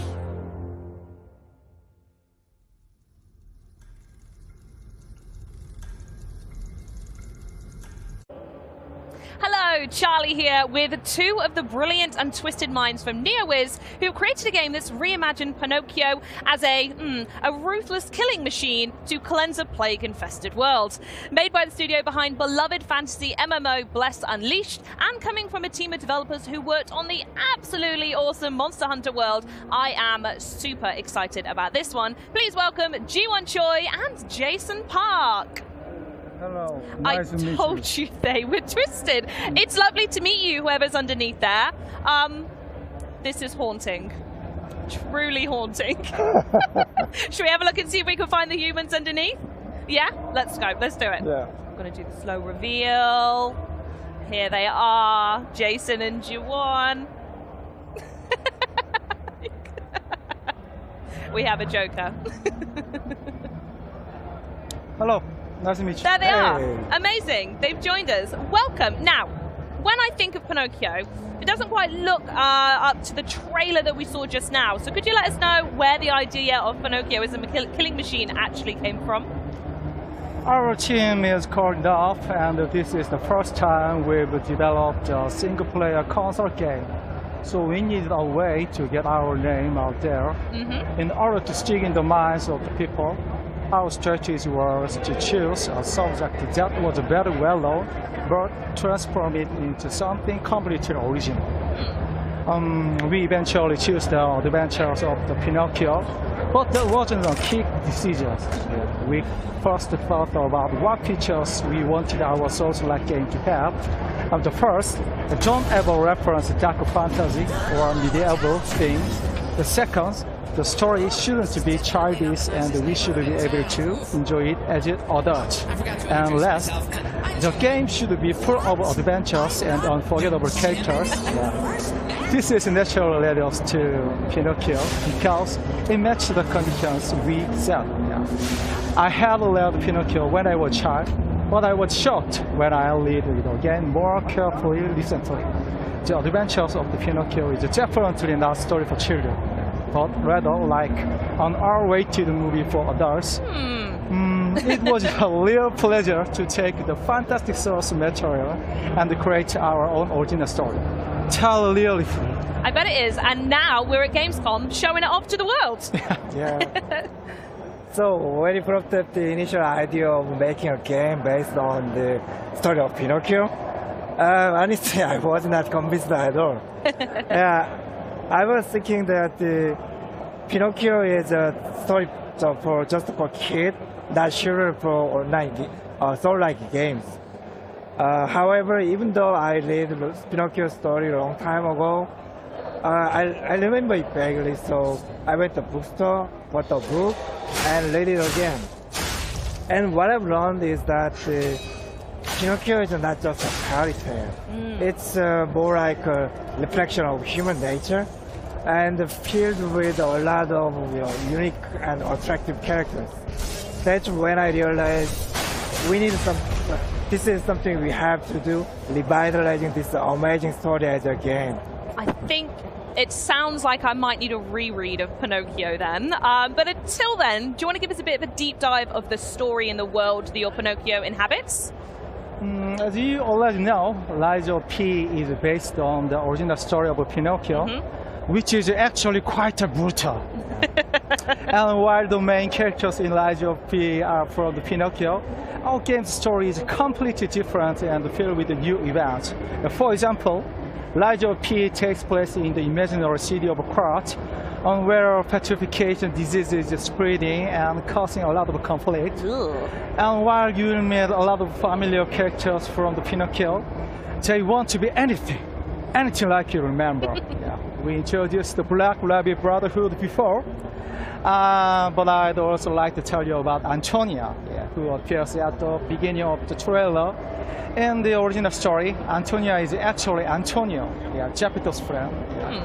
That is all I can reveal today, though. I will save the rest for the future. I was going to say, I definitely don't remember these masks from my childhood, it's got to be said. Yeah, so me too. My favorite is Black Rabbit Brotherhood. They're also in the original story. Poor Black Rabbit holding a coffin on their shoulders. They're in Lies of P. They're not just rabbit. They are brutal warriors. They are still carrying a coffin and always trying to squeeze you into it. I really want to see how you guys survive when they're hunting you. So, in order to go up against them, I have seen from the trailer so far that there are some ridiculous weapons, and you can even take some enemies to the wood shop with them, if I saw that correctly. So talk us through the combat we can expect from Lies of P, and how similar is it to the Souls-like games we've been seeing recently? I can confidently say that Lies of P is full of a unique and one-of-a-kind battle system. And the first system I'd like to talk about is the weapon combination system. Weapons are divided into two parts, the blade and the handle, and can be combined in countless ways. Each blade and handle have their own weight, motions, features, and special skills called flavor art. Oh, okay. So players are free to mix and match and create the perfect weapon for them. It should be fun to try out more than 100 of possible combinations. Wow. And another unique system in Lies of P is the Legion arm system, which you probably already saw on the main character's left arm. Yep. He has actually body of perfect, so it's possible to modify it with the parts and use special skills. They are particularly flashy and dynamic and can also be strengthened. It'll be fun to choose the right Legion arm for the situation you are in. Now, I had a chance to play it earlier, by the way, I'm just going to say, and it is so difficult. So I just want to let anyone know out there that this game is so difficult, you are going to absolutely love it. But to answer the elephant in the room, obviously the original Pinocchio game had a big emphasis on his nose growing with every single lie. So I have to ask, does this element of the Pinocchio story play into Lies of P at all? Yeah. First of all, I think that lying is the most important aspect of the original story. Yeah. Agreed. And when you really think about it, yeah, humans are capable of lying, and that can also be proof of their humanity. Yeah. This also means that we approach the concept of lying in a completely different way than the original. Yeah. Think about it. Is there any more human than using lies to achieve something? Yeah. We think that in order to become real human, one has to lie, and that is reflected in the game by players experiencing a variety of events by lying. The choices they make will also affect Ambient. Yeah. As for what this might do to his nose, I can spoil it for you. And you need to find it out for yourself. But I can guarantee you will not expect anything. I tell you what, when the full game comes out then, the first thing I'm testing is the lying. Yeah, in the game you can lie if you be a human, but always remember, the Black Rabbit Brotherhood is always looking for a chance to put all liars into the coffin. Right, okay, moving swiftly onwards from that then. There had to be a ton of people putting a lot of time into Lies of P to pull the strings, pun intended, to get a game like this off the ground. So can you talk about the development process, and were there any difficulties actually getting people to buy into this reimagining? Actually, in Korea, the majority of games are online PC and mobile games. So there aren't many developers with expertise in single-player games for console. Oh, okay. Yeah. So we did a lot of trial and error and made a lot of mistakes. But this was unavoidable. Yeah. Despite these challenging circumstances, the fact that our team, has a lot of developers who already had experience with console game projects was a major help. Yeah. Most of all, our team absolutely loves console games, so it was easy to get everyone on board with our visions for Lies of P. Yeah. I would like to give all the credit to our team members, and they are the reason why Lies of P could come this far. Yeah. And I'm really proud of our team. And I'm sure they are so proud of you both sat here today representing the game as well, so shout out to you two in particular. Yeah, it is the first time for us to make a single-player game. We all have a lot of experiences on developing action games, but only limited to online games.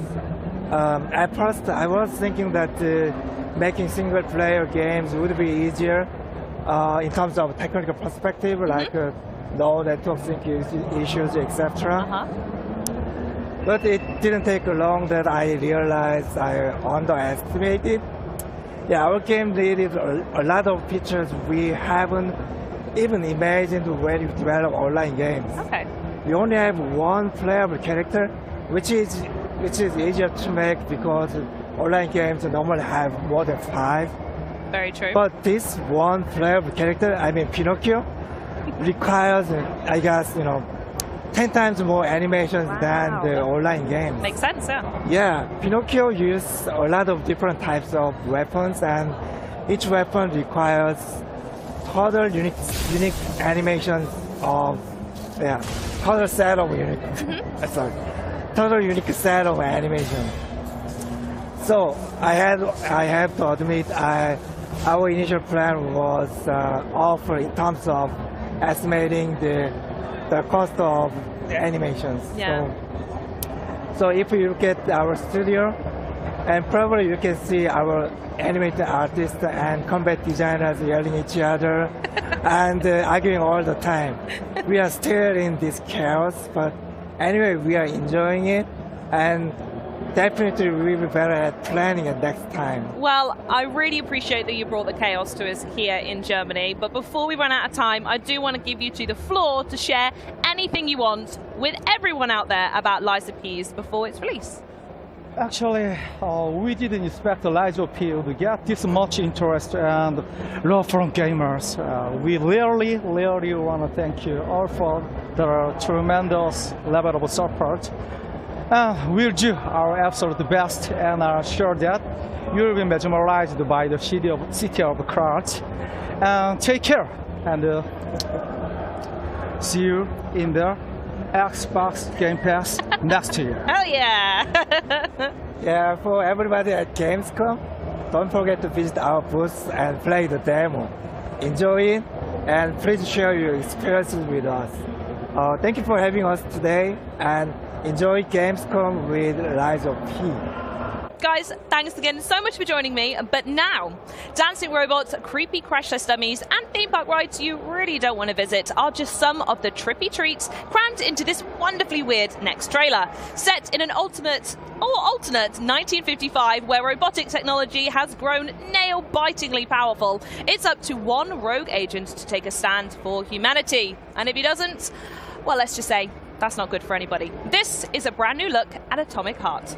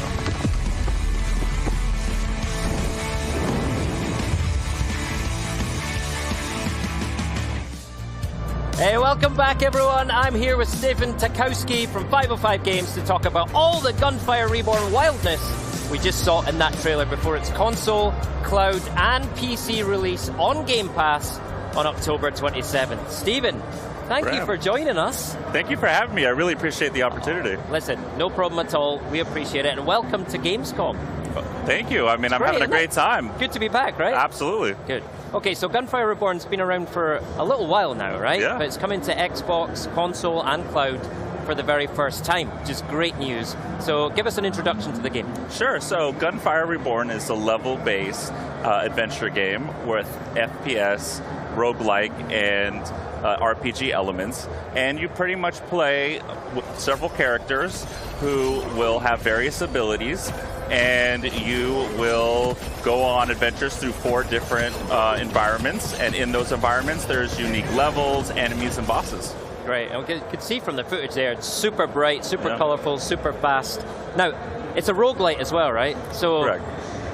I'm right in thinking that every time you start a new run, it's going to be a different experience, yeah? Sure, yeah, it's a true roguelike. Each route is going to be different each time you play, so it will always be different from one gameplay to the next.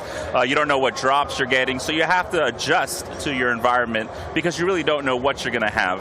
And but you know, along the way, you're going to find different weapons. You're going to find weapon inscriptions, which are different rarities of weapons, and you don't know what to expect. But you just got to be prepared, and you'll know there's going to be a boss at the end of each level, which is your typical roguelike experience. But yeah, that's pretty much it. Excellent. And you saw from the trailer as well, you can play it solo, and you can play co-op, multiplayer, which is awesome. But let's talk about solo first, right? Sure. What is that roguelite, Gunfire Reborn experience if you're just playing on your own? Well, the solo experience is great. A lot of games, you want to play roguelike with friends.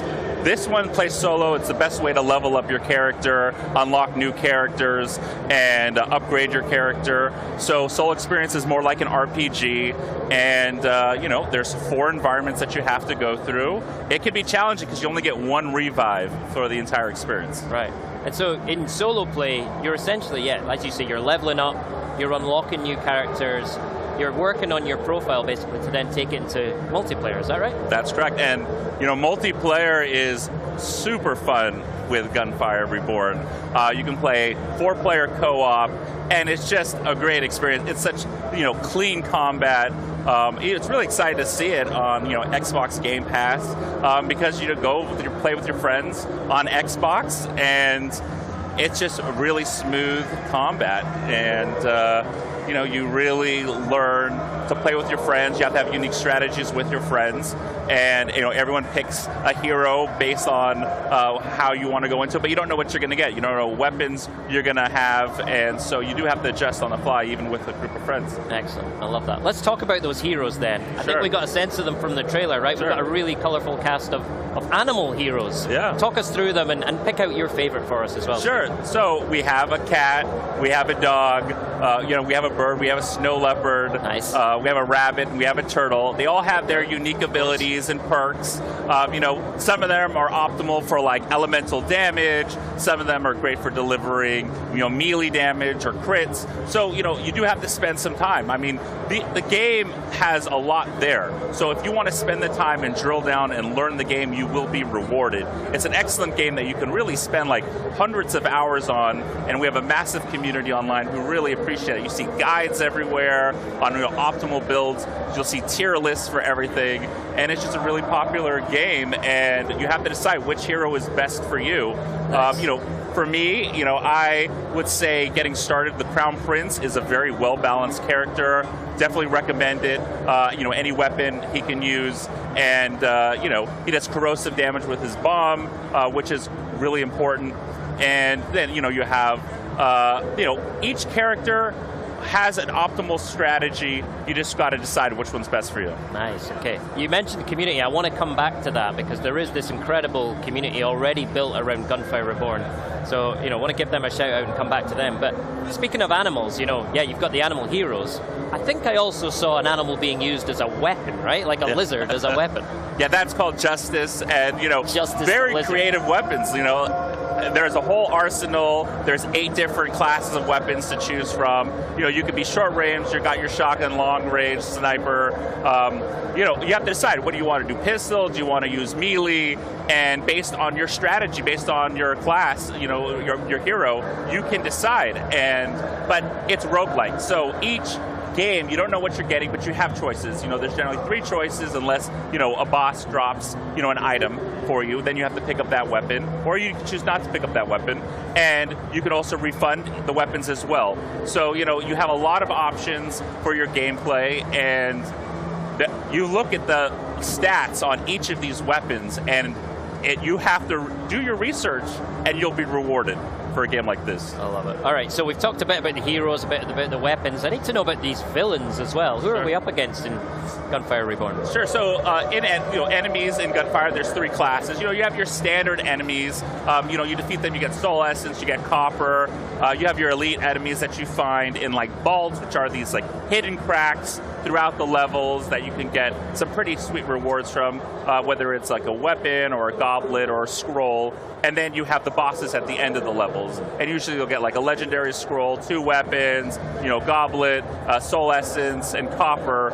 And, you know, those bosses definitely can be challenging at first. But once you play the game and get used to it, you realize they all have a strategy to defeat. You know, some people we've seen, they jump into it, they can be a little bit challenging. But, you know, after you really do a little bit of research, they become much easier, and it's just all fun. Yeah, that's one of the things I've experienced playing. You know, in my early runs, I was really getting rinsed by the bosses. But, you know, as you go through in true roguelite style, you level up, you get it, you work it out. You know? But some of the bosses are huge, right? I mean, I caught sight of a couple in the trailer there. Oh, yeah, they're huge. But, you know, as you win and you gather soul essence and you level up your character, it just gets easier from there. Yeah, and especially when you're playing with your friends in co-op as well, and you can bring all that firepower to bear. Absolutely. Great. All right, yeah, we talked about the community. You mentioned them earlier. Huge community already in place for Gunfire Reborn. Community keeps coming back for more. How are you working with that community and that fan base to develop the game? And you know, what can we expect in the future for Gunfire Reborn? Sure, so we're always listening to the community. You know, people write guides and make videos, and the game is constantly getting balanced in order to deliver an amazing experience. Like I said, there's millions of players already in the community who are really enjoying it. And, you know, we pay attention to them. You know, we do have a lot of content that's coming. We'll be announcing soon. But, you know, we take in community feedback in order to create an optimal experience, because we want them to keep playing. Love it, love it. So I guess the Gunfire Reborn community is going to be a great place for Xbox players to start when they start playing. But given that, you know, this whole new Xbox community is coming to the game, both on console and cloud and PC through Game Pass, you know, what do you, how would you sort of say to them, why should they jump into Gunfire Reborn? Sure, so it definitely has amazing replayability. It's very accessible. You know, if you're a roguelike fan or you're brand new to roguelites, it's a great experience. Very, very clean combat. It doesn't take too long to pick up. It takes a while to master, but you can just jump into it, have a great experience. If you have 3 friends standing by ready to play, it's the perfect co-op game to have a great time, and you'll spend endless hours with your friend, and you get to, you know, have animal creatures that you're, you know, taking control of, and it's just a cool experience. So yeah. Great. Stephen, thank you so much. I'm so excited to play it, and it feels like one of those games you can get together with your friends of all ages and just have a total blast. Well, thank you so much for having me, Graham. I appreciate Stephen, it. it's been a pleasure. Really appreciate it.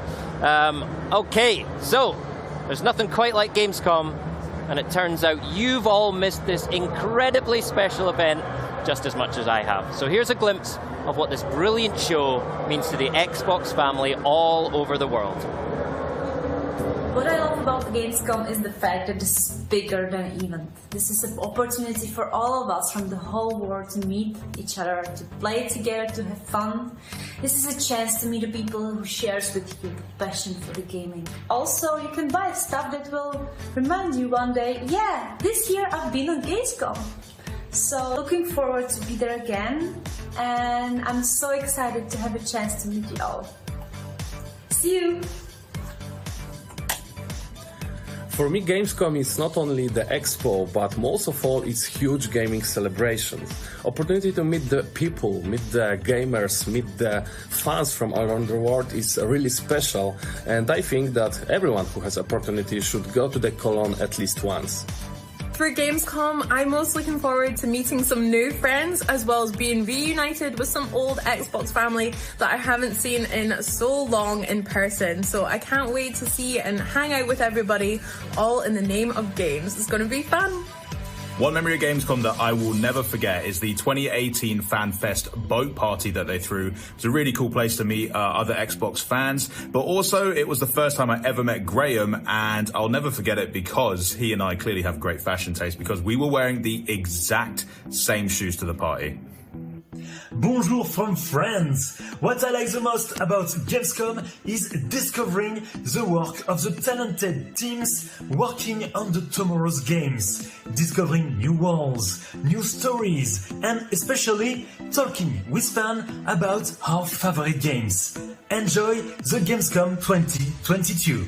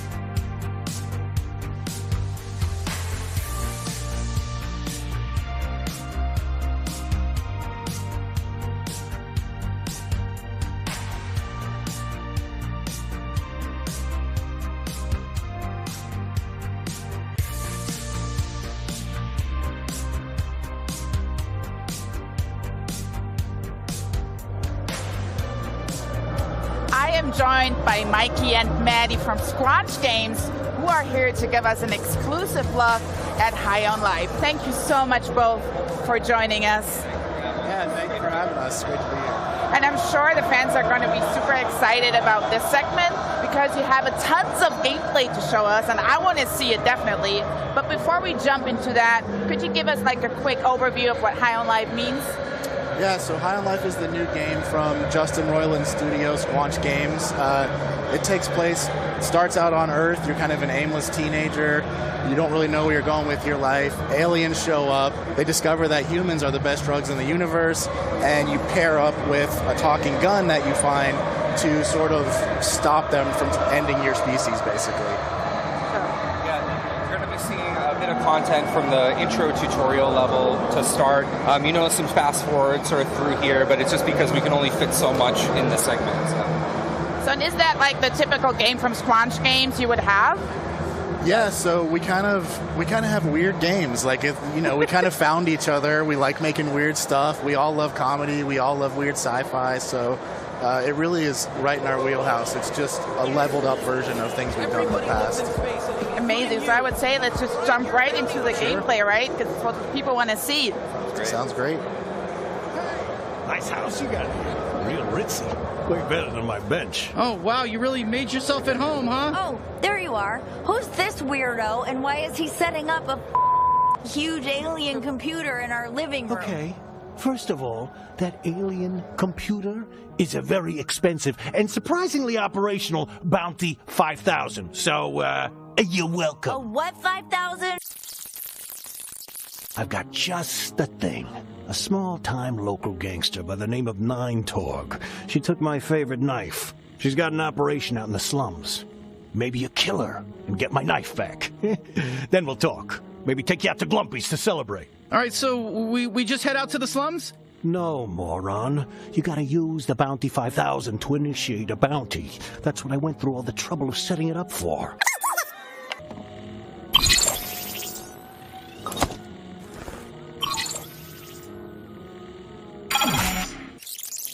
My knife! We're looking for the gateway to the slums, I guess. Look, it shouldn't be too far. Listen, just follow the waypoint. So I just noticed it's a little forward. Like, is that the usual demo? Is that a cut through?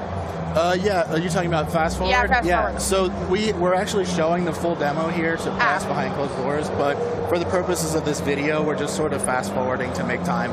Understand. And the family was at my house. Where do I live in there? Is that my family? Yeah. So early on in the game, Kenny gives you the ability to teleport your entire house to escape from the cartel. So when you teleport your house, your sister's in the house, so you kind of bring her with you. And she's not too happy about that at first. And the other guy you see in there, that's Gene. He's a legendary bounty hunter, at least he was legendary bounty hunter, kind of fell on hard times, and he's homeless, and he sees this opportunity as a way to sort of get your house. So he's like, I'll train you if you let me crash on your couch. If you die, I get to keep the house, basically. And so he's really, in the beginning, he's really hoping you die. Understood. Yeah, the house is sort of your main hub, and then you have the rest of Blim City for side content, NPCs, lots of good stuff. Well, look what we got here. Fresh meat. Hey there, Fresh Meat. Welcome to the slums, Fresh Meat. Oh boy, here we go. Kid. What's wrong, Fresh Meat? You scared of a little kid? Yeah, I'm a little kid. Look at me. Look at me. I'm sorry. This is annoying. What's this all about? Well, honestly, he's just supposed to be annoying, basically. So we implemented this patented Squanch shove tech, basically, where characters get in your face and push you around. It's such a funny little mechanic, and he's one of the first characters you encounter that's doing this to you. And he's really pressuring you to shoot him, but you don't have to. You can skip it. Yeah, you meet his mom later, and he's actually 30. So, okay. Yeah. Okay, so not really technically. You're not killing kids, and it's your choice. Okay.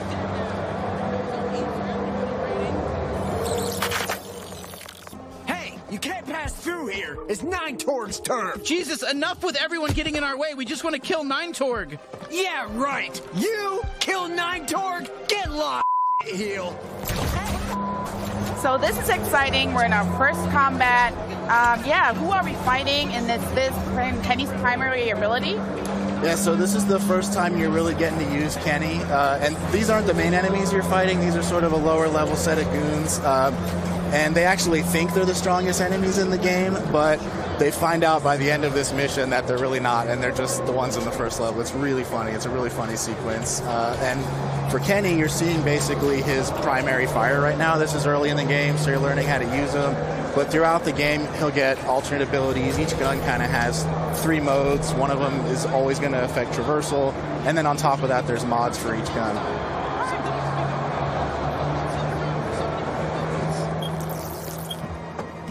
Oh, hey, you want to see a cool party trick I used to do? Aim me at those spinny platforms. Come on, give it a shot. It'll be fun. Yeah, I told you. Did you see how fun that was? I call it my glob shot. It comes out of my trick hole. Okay. I'm afraid to ask this question. What is a trick hole? Is that just an American thing? I'm sorry. I thought that was worldwide, the trick hole, but apparently not. So all the guns in the game have 3 separate abilities, so primary, secondary, as we mentioned, and then there's an ability fire. What you're seeing here can be used in combat, but it can also be used to open up new traversal areas. And each gun in the game will sort of open up new areas. You can go back to areas that you were before and kind of explore, find content, collectibles, and also get new NPC interactions. Yeah, we're really trying to push that light Metroidvania feel, so the levels are really dense. You! I'm sick of this! I want to tear through someone's guts! Oh, I think they're talking about Gene's knife. You! Got it, freak. We've had enough of your bullshit. Yeah, it's your fault Stevulax is dead. I was in love with him. Did you know that? I loved him, and now his head's cut off. Just the way it should be. Fuck him! Hey, guess what? I have another secret trick you can use. The power of negotiation. Let's try reasoning with these guys. Knock on the door. Tell me how you want to play this. You insufferable when I'm loose. Who's there? Who are you? Hey! Hello there, friends. Oh, I think it's the buyer. Hey, are you the buyer? No, I'm just here to do my laundry. It's even clean. I'm a laundry head. Can't stop washing stuff over here. Hey, this room's off limits. Everything you need is in the front. Get out of here. Good luck with your laundry. I mean, I have a ton of laundry at home, especially after Gamescom, but I've noticed there's a lot of dialogue in this. Can you tell us a little bit about that? Yeah, so we actually started out kind of writing out a big dialogue tree. Our head writer, Alec Robbins, amazing writer, and kind of makes twine games in his spare time, so we had it down. And then once people got in the booth, we kind of encouraged a little bit of improv to keep things fresh and funny. And then all of that amounts to basically a huge selection of dialogue choices. And so you just heard him talking about his ex-lover, Stevulax. If you knock on the door before that, you don't even have a chance to give that answer because you don't know that information. So there's a lot of stuff like that throughout the game that you're kind of opting into without even knowing. Nice job. They told us this buyer was a real prankster. Oh, you. Come on. That was pretty up. That joke is gonna me up. You got him good. Okay, though, but enough of that. Let's show them the product. All right, here's the product. A genuine talking knife. I gotta be honest with you. He's a real piece of shit. He's extremely violent. He basically only talks about wanting to kill people in very disturbing ways. You, I'm gonna carve out your ass cavity. Gonna make it 3 times as big. Your it's just gonna drop right out of there. See what I'm talking about? Oh, perfect. That's exactly what we're looking for. Yeah, great. Go ahead. Feel free to inspect it. Try him out. See how he feels in your hand. Yeah, free me. Let's go. Let's go psycho on these f***ers. Actually, you want to just swing out the air a bit? Like, far away from us? Yeah, thanks. Come on, what are you... Oh, fuck yes, thank you. Pleased to meet you. I'm Knifey. Now use me. Let me up these fucking ants. Oh, just a reminder, don't do anything crazy when you're holding the knife. Just, look at it, see if you like it, put it back. Yeah, thank you. Oh, fuck yes, fire. Yes, more, I need more stabbing. Definitely 9 Torg, but let's put a pin in the whole Gene thing. How do we get out of here? With my tether ability. I'm more than just a knife, you racist. I can tether too. Look up and latch on. can't believe it. I'm sorry, but these lines, guys. But I remember Knifey from the first trailer, and I think for fans, he has been fan favorite from the debut. Tell me everything about him. Yeah, so he's by far my favorite weapon in the game. He's voiced by Michael Cusack, who's awesome. He's so funny. And throughout the game, basically, he functions as a knife, but he's there to kind of always pick on you and say funny stuff. He also has this tether ability, which affects traversal through the levels. So once you get him, you can kind of go back, and some of the levels were horizontal, now they're more vertical, and there's things you can get that you couldn't get before. Yeah, it's pretty cool. The levels really open up once you get Knifey, and then there's a bunch of other traversal abilities you can use in tandem with him. And you also can't open chests until you get Knifey, which you'll see right here. These are our lug loxes. Hopefully we'll be selling plushies of these, plushies of Knifey. Always going to have that side hustle. So you're actually also getting pretty close to the end of the level here. You're going to fight the boss 9 Torg, who's your first bounty. You're going to be able to use all of your abilities that you've learned in the level together. So your primary, your secondary, you're going to be tethering around the arena, and you're also going to be deflecting with Knifey. So you put it all together, and you fight 9 Torg.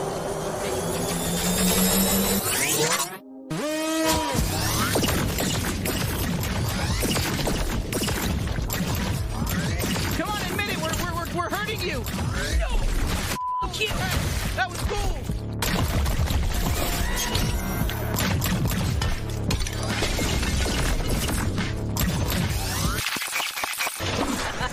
Better not bump!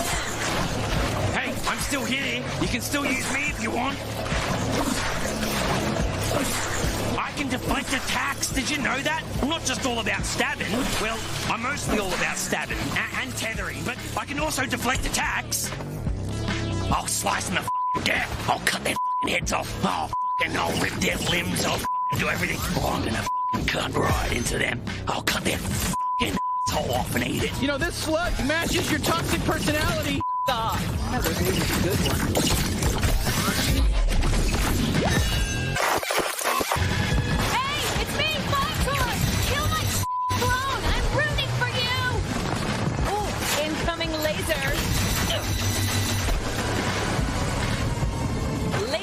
Just for you. I'm taking you with me. Stay alive. I think she's basically done for. No, how does it end? I want to see more. Is that it? Is that it? Are you sharing that's anything? The whole game. Are you sharing anything else at Gamescom? Yeah. So actually, we're showing this full playthrough of what is essentially the first bounty you get. So we're showing that behind closed doors to press. There should be full videos online of the whole playthrough for people to check out, and we're just so excited to finally get it in people's hands and see their reactions. And it's been a real labor of love for us and the team. Amazing. Well, I can say this is a gloopy globby blast, right? But when can people get their hands on the game? So December 13th, it's going to come out. We're really excited for everybody to check it out. We're working really hard on it. Yeah, seriously, please check it out. Like, this is really, really a special game to us, and we really hope you guys like it. Well, Mike and Maddie, I have to say, first of all, thank you so much for us letting us bleep in your game. I really appreciate it. And yeah, thanks for having us at the show, and enjoy the rest of Gamescom. Thank you. Thank you so much for having us. And now we are going to take a look at a game set in the Warhammer 40k universe. So just a little change of pace here. I don't know about you, but nothing signals the end of summer like a good co-op shooter. And just as the darkness starts creeping in, we have the perfect slice of shooty socializing for you. Set in the city of Tertium, play as one of 4 types of recently released prisoners as a last resort to protect the city. It's time for the rejects to rise. This is Darktide.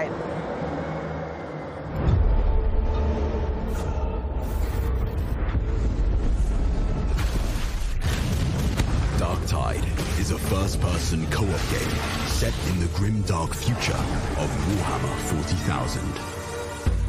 Welcome to Tertium, a sprawling hive city on the brink of destruction. You are a reject, a convict freed to serve the Inquisition in this darkest of hours. It is your duty to fight, and, if necessary, die for the Emperor. You can expect no help, no reinforcements. You are Tertium's last line of defense.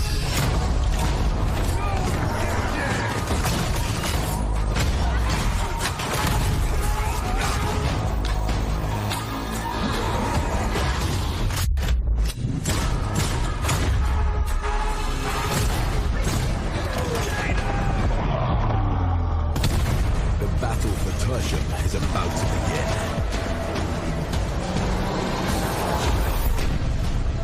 Rejects will rise.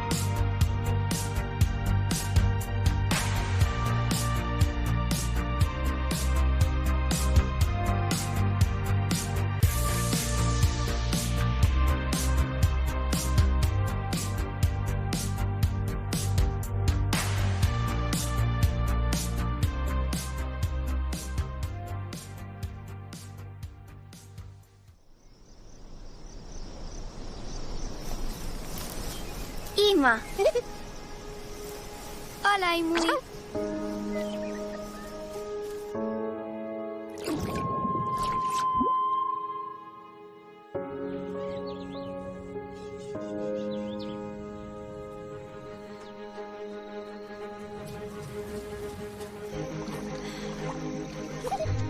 Vamos aqui, Imui. Hello.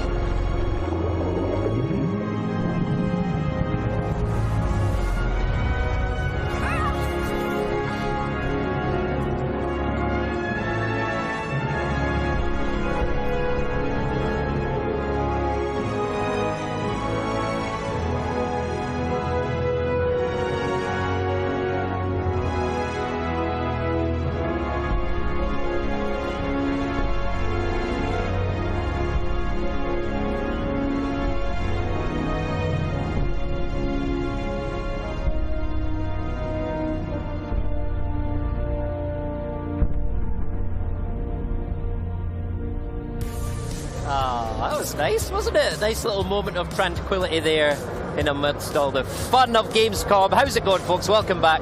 I am excited to welcome Aaron Harnius, the creative director and lead game designer at Wishfully, to talk about the absolutely gorgeous planet of Lana. Adam, thank you so much for being here. I cannot wait to talk about how beautiful this game looks. But first of all, right, give us an intro to Planet of Lana. We just saw the trailer, but what should we expect? Yeah, so Planet of Lana is a side-scrolling sci-fi puzzle adventure, right? And you play this young girl called Lana.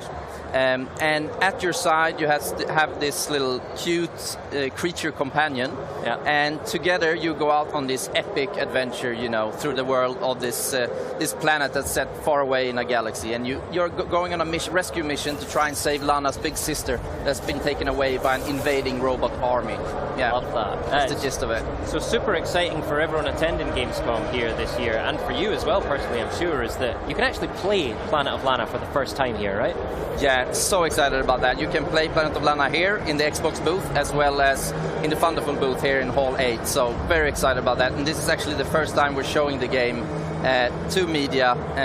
So very excited about that. So what's in the demo? Like what can we expect from it? Yeah, so the demo is quite an early part of the game, right?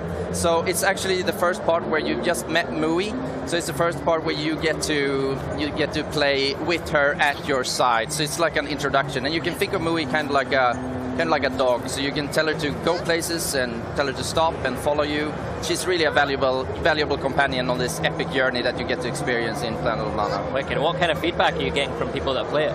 I mean, we've gotten incredible feedback like yesterday and today, and it's just a big queue over at the Thunderful booth, so it's just been absolutely unreal. You know, 5 years in the making now, this game, and yesterday was the first day that we showed it to players and media for the first time, so yeah, congratulations. Exciting. Right, let's talk about Mui, because she is so cute, and I can see her on screen here just now, waking up Lana.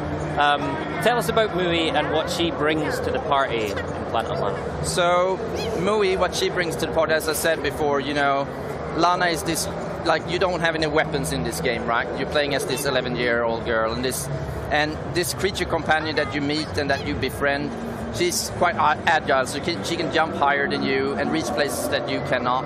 But she can also like bite off cables and do things like that, push down things for you to reach. And then she also has this hypnotic ability that you might have seen in our like in the gameplay trailer intro we had just there.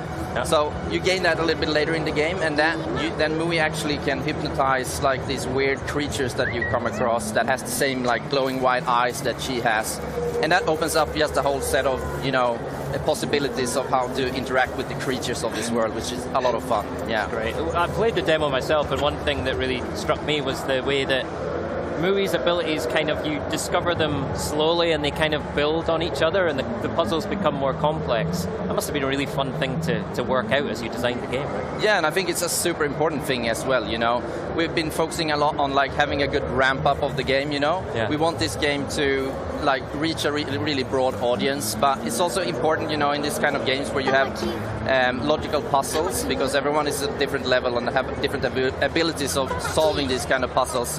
So, it can't be too easy, because that will get really boring. It can't be too... It can't be frustrating either. You just have to, balance that challenge of just right, I think. So, yeah, and that is a challenge in itself, but I think we've done a really good job.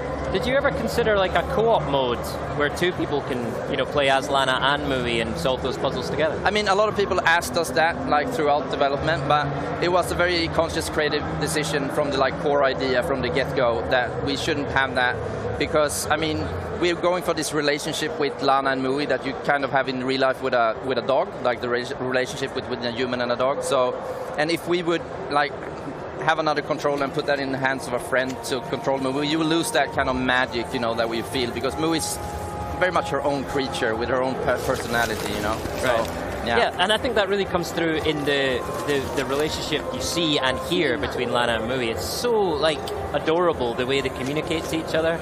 Like, tell us how you like did that through sound design and through the language in the game. Yeah, so we're telling the story without words, right? And that's something we want to do from the beginning. But then my co-director and also the scriptwriter for the game, Claes Eriksson, he invented this language for the inhabitants of this planet, of Novo. And it just adds so much. It adds that extra layer of like a way for the characters to be able to express emotions, And also since Lana and Mui is constantly communicating with each other, so it's just it's details that I think really makes world building so fun, and that's something that we really focused on in this game. I love it. For sure. Yeah, I mean, it's a new language, but you totally get what's happening, like the way they talk to each other, communicate, the little chirps. It's exactly. So it's a mix of the body language and the language and everything. Yeah. All right. So we talked about Lana and our faithful companion Mui.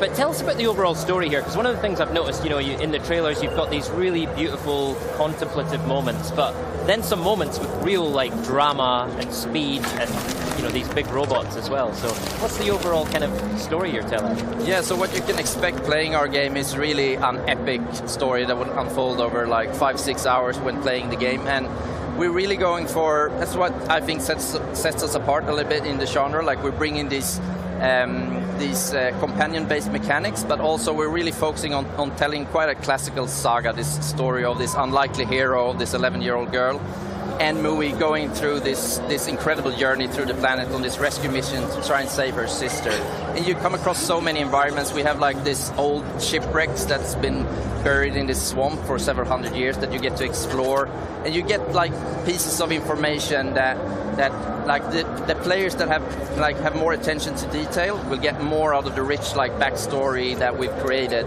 for this world and the lore of the world. So that's really exciting. And then also all players will get an answer to why humans are living on this planet and why the robots have come and why they've invaded the planet and so forth. So yeah, it's really a classic like epic adventure that you get to experience with a lot of twists and turns as well that I won't spoil right now. Love that. And we've got to talk about the art style. It just looks so special. Tell me about your inspirations and how that art style has evolved over the 5 years you've been working on the game. I mean, there's just so much inspirations. I mean, I grew up with games like Another World and Flashback and Oddworld as well. And there's definitely a bit of Another World in the game, as you can see. And then just, Studio Ghibli films, especially Miyazaki's film like Spirited Away and Ponyo on those, and like modern games like Inside. But really, it's just like going for, like, at the start, the game actually started like with these concept images of the game that was like beautifully hand-painted. and then going from that concept art into the game that we have today was a long process and a lot of iterations to, because we wanted to create that, depth and immersion that we have in the world now, but still keeping this hand-painted style. So it's like this 2.5D mix of 3D and layering of 2D layers, and then we also have put a lot of emphasis on bringing these art style to life as well. So we have this wind system, for example, that our talented programmers have created, where we can go from calm to full storm. It's just it's really, we have such a talented team, and it's so fun going to work every day and get to work with these talented people, and everyone is just pouring in a lot of love into this project and that's what's created the atmosphere that you can see in the trailers and in the demo that you can play here. Well, it really shows, and part of that atmosphere is the music. And you've got someone very special working on the music, scoring the music for the game. Can you tell us more about that? Yeah, so we have Takeshi Furukawa that's writing the music for the game, and he's known for creating the music for The Last Guardian, among other things. Excellent. And he's just a prolific composer, and it's just been unreal to have him on the project. I mean, it was very unreal from the beginning, but we just get along so good creatively. And I mean, it's also, from the get-go, we've decided, that we also want the sound of this planet to speak its own language, and then have music come in to emphasize special scenes, to emphasize emotions, and music also plays a pivotal part, actually, both in the gameplay and in the story. So it's just been so great having him on board, and he's just doing an amazing job, I think. Wicked. Now, you've also announced that Planet of Lana is coming to Game Pass, which is amazing news for all of us Game Pass subscribers. What does that mean for you as an indie developer, especially with this being your first title as an indie? Yeah, I mean, I can't emphasize how much that means to us, honestly. I mean, having the game on Game Pass day one, it will just we're making this game, we want as much players as possible to experience the game. And having it on Game Pass just lowers that barrier of entry of people to experience it. So it's just amazing. And also, I just have to say that Xbox has actually played a pivotal role in the success that Planet of Lana has gotten up until this point. I mean, we got so much support from Xbox, and it's just been really, really amazing. So very happy to have that collaboration with you guys. That's amazing to hear. Listen, we're happy that you're here. This is absolutely incredible. It's great to talk about it. Going to hit Game Pass day one in spring 2023, right? Yes. Why do we have to wait so long, Adam? I want to play now. Yeah, so, I mean, it was a week ago we announced that we're delaying the game. We were planning originally to have it released in this year, 2022. But, I mean, it's both. I think it's, this game that we're making, it just needs to be at a very high level of polish to really create the vision and experience that we want to create. So it's just the right decision, I think the players will be happy in the end that we made the decision not release the game prematurely. Yeah, I think that's always a good decision. Yeah, no, you're quite right. Something special deserves all the time it takes. So that's great. Right, before you go, is there anything else you would like to share with our audience? Any highlights from Gamescom? Or? I mean, it's just unreal being here, really, just experiencing all the love and support that we have gotten from the game over the years and here at Gamescom. And yeah, just thanks for everyone's support. Yeah, and very happy to be here. Adam, absolute pleasure. Okay, everyone, that's the gorgeous Planet of Lana coming to Xbox Game Pass in spring of 2023, day one. Thank you, Adam, for joining us today and bringing such a beautiful game. Enjoy the rest of the week. Okay? Thank you so much. Thanks for being here. All right, coming up, my co-host and pal, Charlie, will be speaking with Shyla Schofield from Obsidian Entertainment about the much-anticipated release of Grounded 1.0. But before that, we've got even more Grounded 1.0 content to share. We're going to hear from Phil Spencer himself and the creative director of Grounded, Adam Brennecke, about what we can expect from the upcoming release of everyone's favorite backyard adventure. So what I like most about Gamescom is that I come together with different people from around the world that I usually don't really see very often because we don't live in the same city or country. And Gamescom is the perfect opportunity for me to finally meet them and to enjoy video games to its fullest. What I like the most about Gamescom, without a doubt, is the close community atmosphere. The best thing is to be able to see each other again and enjoy in person, side by side, what we are passionate about, gaming and video games. And of course, it's amazing to be part of it and enjoy of everything that Xbox has prepared for this event. Thank you and enjoy the Gamescom. Hi everyone.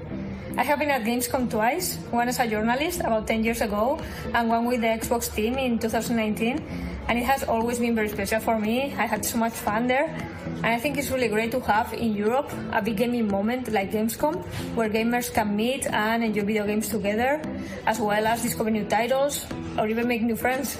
This year I will not be able to attend, but I cannot wait to see what's announced at Gamescom and hope everybody enjoys it. My favorite thing to do at Gamescom is to be just outside of the booth right when the gates open on Saturday morning, and you have this crush of people. You really start to feel how big Gamescom is, because it is like the running of the bulls, but like with more gamers and less injuries. But it just shows the dedication and the commitment of gamers in Germany and throughout Europe, and I'm definitely missing that this year. I miss Gamescom. I'm not there this year. I miss walking around the show floor. The show floor is just massive, and there's thousands of people, and just seeing what's new in the games industry. Certainly I work in it, but seeing it with other fans is a ton of fun. I miss that. I miss Xbox Fan Fest, and of course, I miss the Currywurst.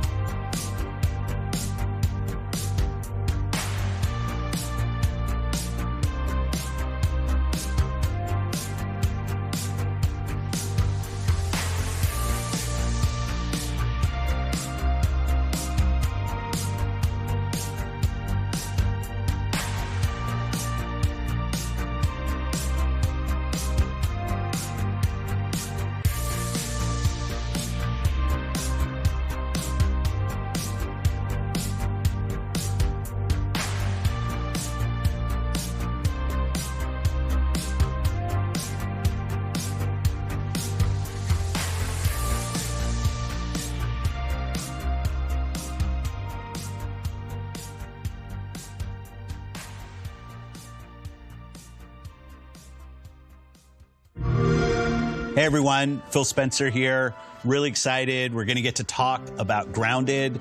Great game, a game I love playing. We have Adam Brennicke here from the team. Go ahead and introduce yourself. I'm the game director, and thanks so much for having me. I'm super excited to, be here finally. We're at the end of the runway for Grounded, and it's a super exciting time. Yeah, I mean, Grounded is a game we've been playing, for like a couple years now. Started in game preview, in Game Pass. I think it's been amazing to see over 10 million people have played the game to date. I've played a ton. I love it. Can't wait for the 27th of September when we get 1.0, GA, story mode, all of the great things that are coming. To me, when I think about all of the games that we're building, one of the things I really love about Grounded is you find a passionate team, which you lead, a passionate team that has a real creative idea, maybe something that isn't exactly expected from the studio, but you had a vision about something you were going to go build, and that we could work together, foster, grow that to the point we're at now, where it's getting ready to release. I think it's fantastic. Yeah, it's wild to be in this position to be able to make something so creative. If this is the first time you're hearing about Grounded or seeing Grounded, Grounded is a survival game, and you have to survive in this backyard environment. The main goal is to get home. We're at the end of our journey of building the game and with the community, and this is the final update for the full, complete yard. It's the biggest update yet, right? Yeah. We have a bunch of cool surprises, a lot of cool new environments that are going to be really fun to explore. Yeah. The team's pouring their hearts into it right now, and I think it's just been so fun to work alongside the community too, that we built with the early access and game preview programs. So many players have given us great feedback along the way, and it's really shaped how we developed Grounded. Right now, we're actually checking out one of the early adventure areas in the game. It's the hedge. You're shrunk down to the size of an ant. Yeah. And actually, I think the ants are bigger than you are. They're a little bit bigger, right? Yeah. The players right now are going through this hedge maze, and it's nestled on the side of the house. You're trying to figure out how you got here and how you're going to get home. Part of the adventure is exploring all these cool areas and environments of the yard. One thing that we're really proud of for our final 1.0 release is our story. Yeah. And I think that's one thing that really separates us from most survival games. And we spent a lot of time world building, adding a lot of characters and storylines to the world. Yeah, I think there's, for me, I played in game preview, Game Pass. It was a great co-op game because we get together as our friends. One of the fantastic ways to go play, build our base. I happened to go visit right around the Xbox Bethesda showcase. It was fun to come out to the studio, you and I getting together. Got me re-energized, so I went back into the game, but so much had changed.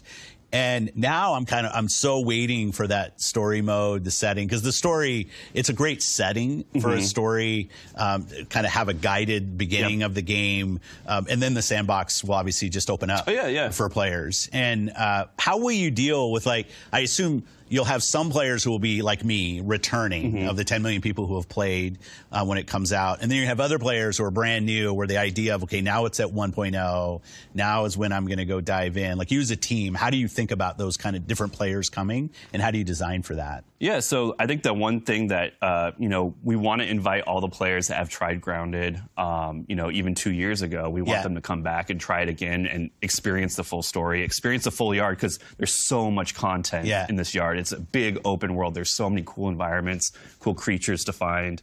But I also, for the brand new player, it's a survival game first and foremost, but it's definitely a different twist on a survival game. There's one thing that we're really proud of is the accessibility and approachability. So even just right now, we're looking at the Broodmother fight. So this is one of our boss fights in the game, where you fight this giant spider in her spider den. It looks kind of funny because we have arachnophobia mode. And that's one thing that's really important to us is making the game accessible for all different types of players. We have tons of game options. So even if survival seems, that might be a hardcore genre of game, we're trying to bring in a huge audience with a lot of options to play the game how you want to play. I think that's really important to us. And we saw that in the community. Like, certain people just focused on the base building and building, I mean, frankly, almost levels or bases that took over the whole size of the lake, which was awesome. I think you're going to get a lot of people who want story. I think the boss battles and the kind of the circle of collecting items, building up your crew so you can go in and take down different parts of the game. Awesome. People built huge fortresses and spent an enormous amount of time building these crazy, huge forts. And then that gave us ideas of adding more. So we added mushroom bricks, and we want to add more building materials in the future. Well, and that loop that you're commenting on now, I don't think that it's not always recognized how important that is. Is like a team has a vision. That vision meets reality through Game Pass and preview, 10 million people play and continue to play, and then they're going to give you feedback, and that will actually change your production schedule, right? Because you're going to listen and watch what people do. Yeah, even as simple as like sitting in chairs. I know that was a fun one that we put in like a year ago. Yeah. That was a huge ask. Just like people just want to lounge around in their base, right? They built this huge Now it's something, it's to chill, right? One thing for our 1.0 release, there's a couple more surprise boss fights that we're really excited about. Any hints or no? Well, we did show off the Mantis. Yeah. So that's something that I know a lot of players have been asking for a long time, to fight a praying mantis in Grounded. So we are delivering that experience, and we got a couple more surprises. That's awesome. Well, congrats to the team on getting to this point. We're not quite there yet. 27th September. Thank you. I think for everybody who's played, myself included, I just love the craftsmanship and passion that clearly the team has in putting together such an amazing game. That's a great game to play either by yourself or with your friends. Can't wait to see it come out. And it's great to be here and get to show people more of the game. So thanks for all of that. Yeah, thank you.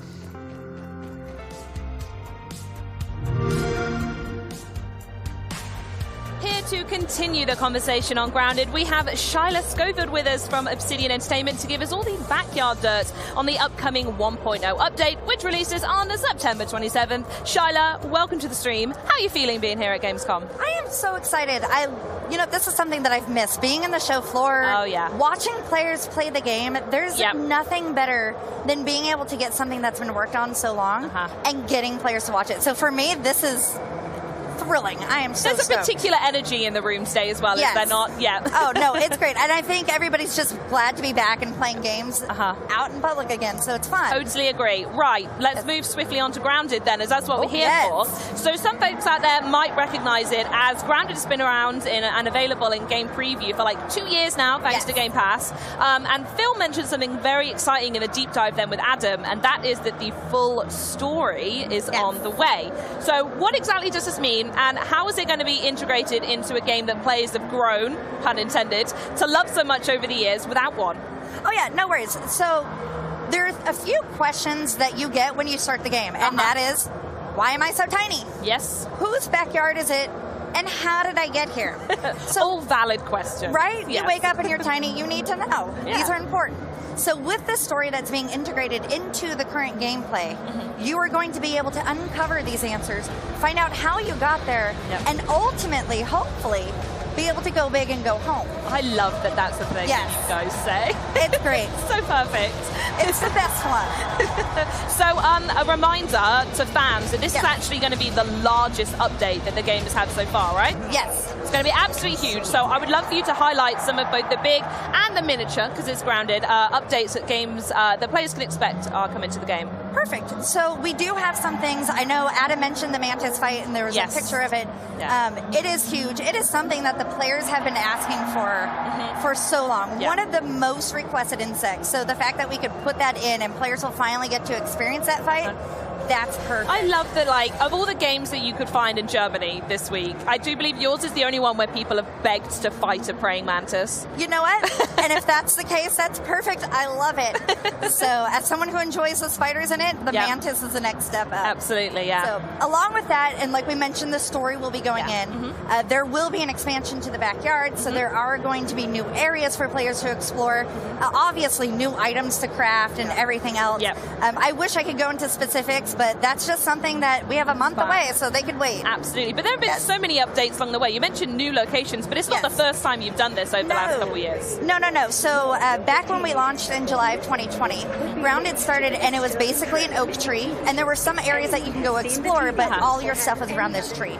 Over the years, we've expanded to a koi pond, where we have a giant koi fish named Trudy II, who, if you look at her, has a scar over one of her eyes. Okay. Yes. I don't know why. I asked someone once, and they just said, Trudy's seen some things. So we leave it at that. I was going to say, what happened to Trudy I as well? That's the only answer I've got. But she lives in the pond. Players can meet her.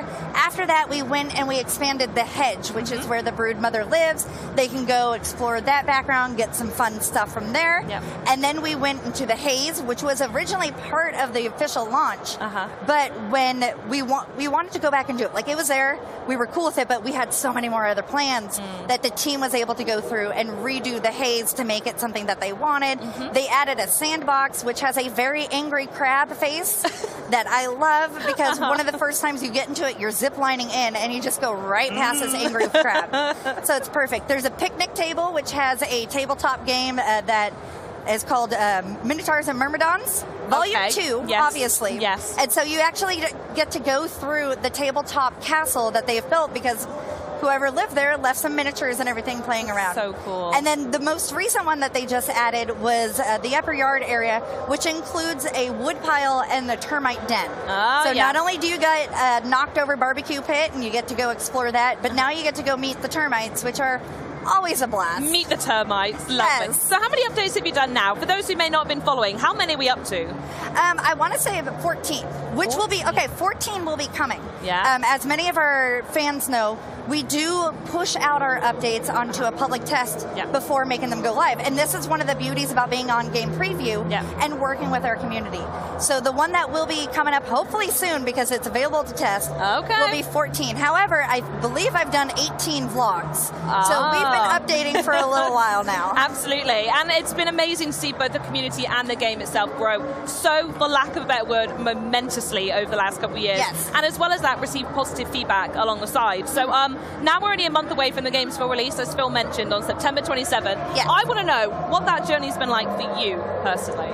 It's been amazing. 18 vlogs. You've been there. It's been great. So when we first announced Grounded at XO 19, it was a very exciting time. It was a very, good, anxious time and everything, because Grounded is not the type of game that you go, Obsidian, that's perfect. That's what I'm expecting.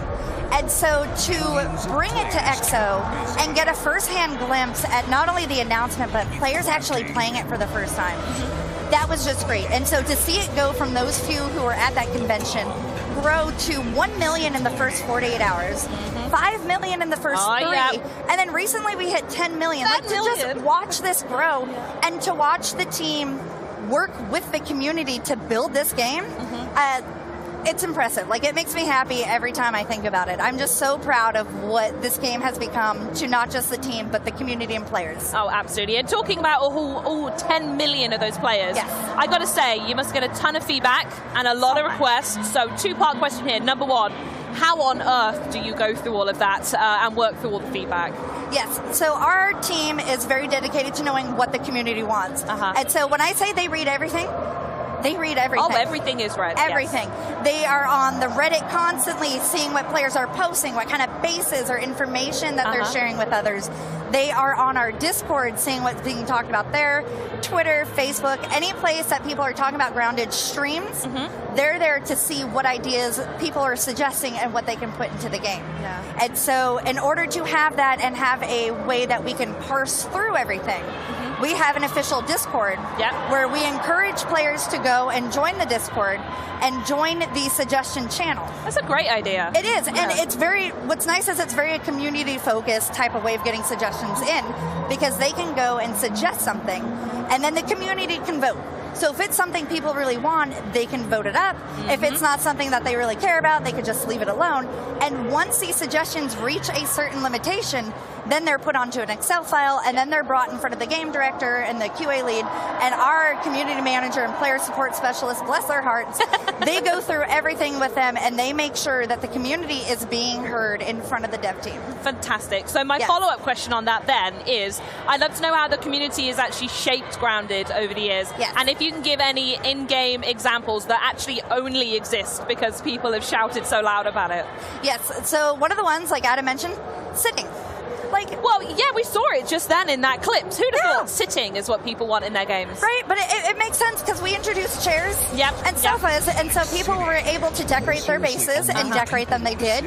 But then it would just be like, come to my base, but we can't sit. Don't you dare sit down. No.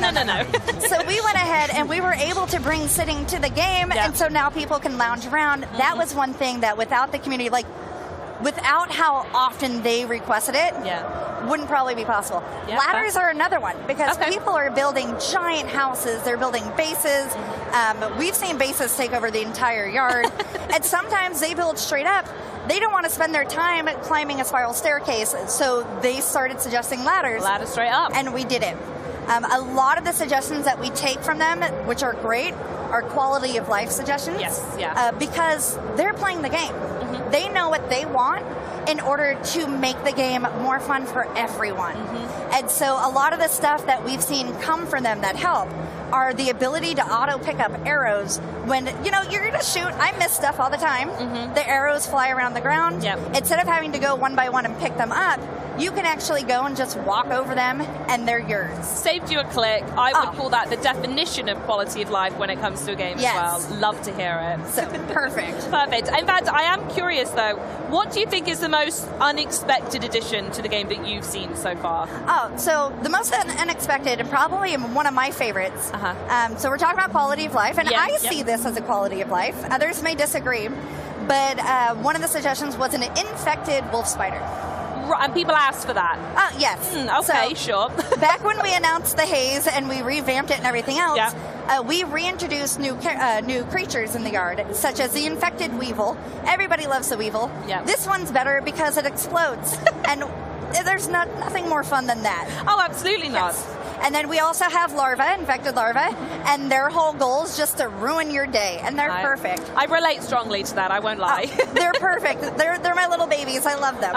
But we didn't have a spider in there at first, so they started asking for this infected wolf spider, and lo and behold, we have one now. There you go. I guess if you want that, then go for it. One last quality of life check I'm going to go before we move onwards. I'm sure many people out there like myself and watching the stream are incredibly proud of the builds that they've been making over the past couple of years.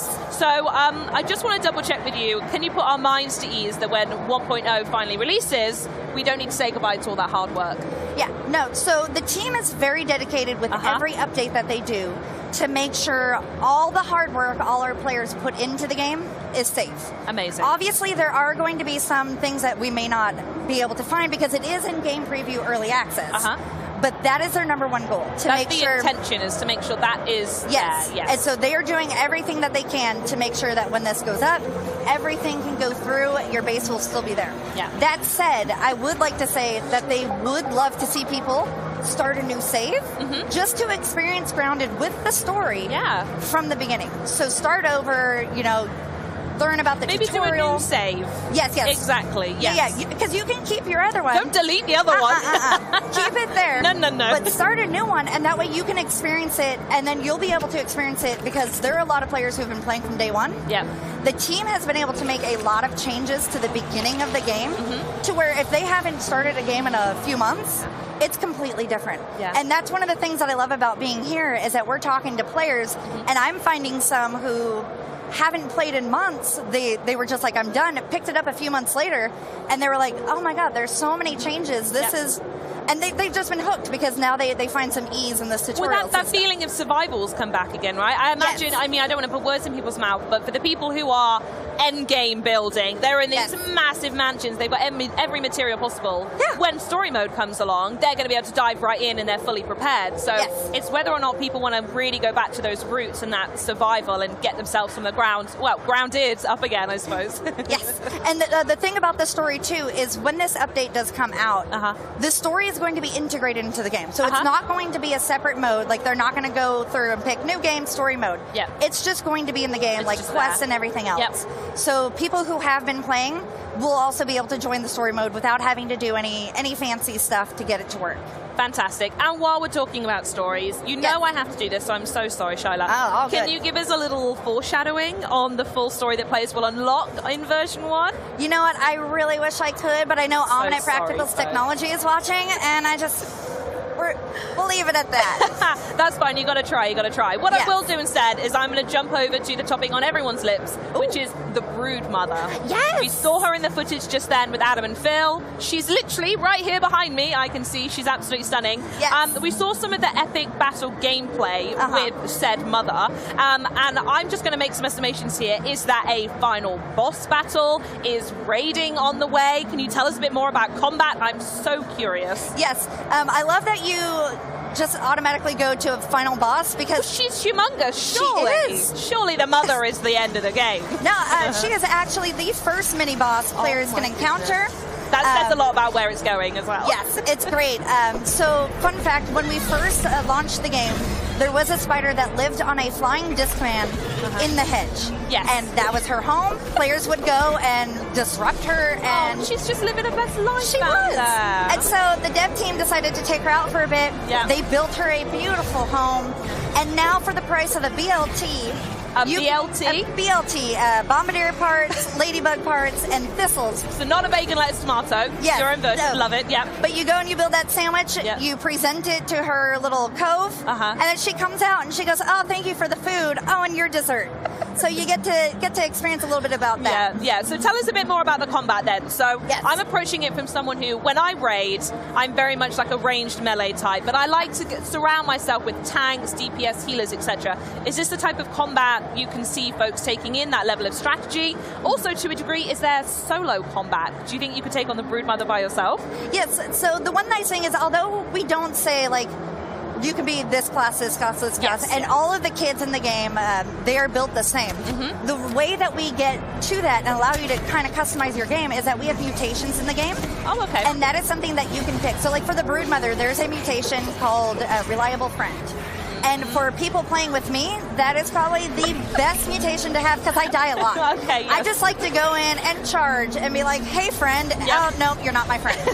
And so with the Reliable Friend, they're able to pick someone up much quicker so you can get back into the fight because there are babies and ads that come in, and that can be pretty hard to pick someone up as you're being picked at by a few different spiders. Yeah, no, that makes perfect sense. So there is a way to do it with friends and get yourself ready, get all the equipment ready. In fact, is there any gear that maybe like you've eyed up? Because we were talking just before we were saying here, and you actually were doing that gameplay in the background of Phil and Adam's conversation. So as someone who's taken on the Broodmother themselves, what's your number one tip that you could give us, maybe to prep and think about? My number one tip is that, like most people know, spiders are afraid of fire. And so if you get some spicy stuff on your weapon, spicy. So we have different modes, so you can collect mints and collect transmute your weapons that way and stuff. My favorite is the spicy, which adds a burning effect to it. And spiders do not take well to that. So that is probably the best weapon you can have. Okay. And for a ranged player like you, we do have arrows that are equipped with the spicy tip. So that way you can use that to fight and you'll be good. Perfect. And then I can just run around the map, pick them all up again. Yep. Give you off I go again. You're great. Stunning. I love this. Right. The one thing that is really amazing about Grounded in particular is about that we could talk about the full release is coming in a month, as a reminder, September 27th. But like I said, the amazing thing is that you can go play it right now, right this second. So I want to ask you, for both new and returning fans, remind people where they can go play Grounded right now. Yes. So Grounded is currently available on the Xbox Game Pass, which I do say I subscribe to, and it is...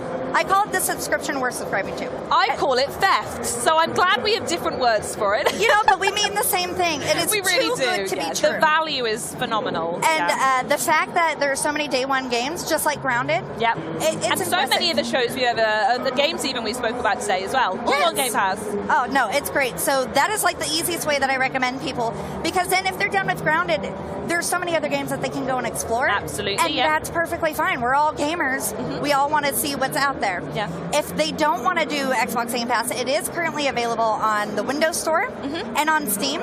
So you could purchase it now. This is the early access game preview price. We have announced that the price will be going up. Sure. So for people who are waiting for story mode before they actually go out and play, I would suggest if you want to own it, buy it now, take advantage of this price.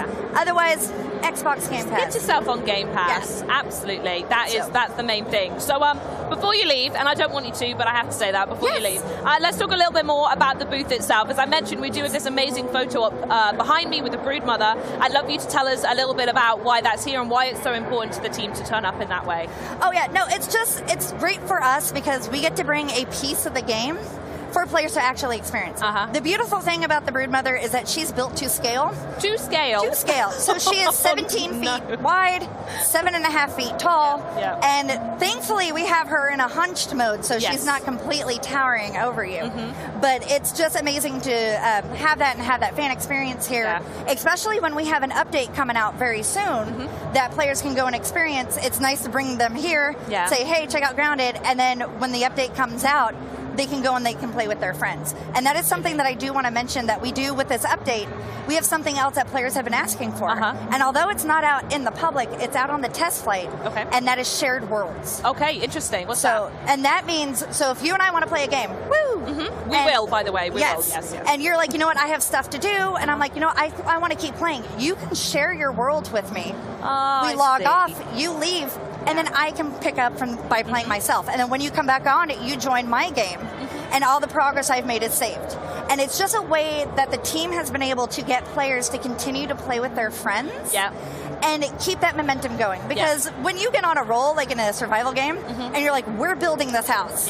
And someone leaves, you're like, okay, I hope I can remember what I wanted to do. Back. Yeah, absolutely. And I think that rolls into the whole theme. We've spoke about it a fair bit, but the accessibility of the game. And I think, again, we saw the Broodmother is another element that is brought into accessibility. And there's a key word for it. You told me about it, and I would love for you to say the word yourself of what this is. The Danger Dumpling mode? Danger Dumpling.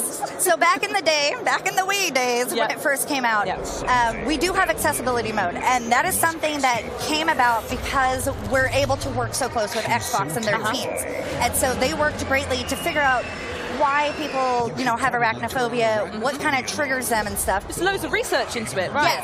So, and we wanted to find a way in order to get this mode playable, so that way fans could play the game who are afraid of spiders, but also still felt like they were getting the true experience. And so back in the day, we called it, it's still called arachnophobia mode and everything, but we started to see some people here there call it a danger dumpling. And it just kind of stuck. So internally, that is our name. So we love it. Some people find it more frightening than the one with the legs. To each their own. I personally love the one with the legs, but the Danger Dumpling mode is also perfectly fine. Just a big spider gal, aren't you? Oh, it's great. Like, at some point, I'll have a tarantula, but we're waiting on that. I love the goal. Manifest the spider. It's going to happen. It's happening. Absolutely. Well, I know I need to get a picture with this last, so if someone could just screenshot this right here, then maybe I've already done it today. But I did want to thank you so much for joining us today, Shiloh. It's been an absolute pleasure talking to you. And I hope you enjoyed the rest of the booths at Gamescom, though I have a feeling they're not as spider-infested as you want them to be. So thanks again, my darling. Yes, thanks for having me here. You're more than welcome. So now that we've explored the backyard, coming up, we'll be taking a trip back in time to the 16th century to where my co-host Maxie chats with the folks behind Pentiment, the upcoming murder mystery adventure game set in Bavaria in the 1500s. But first, we have a video to share that might strike a little bit of a chord.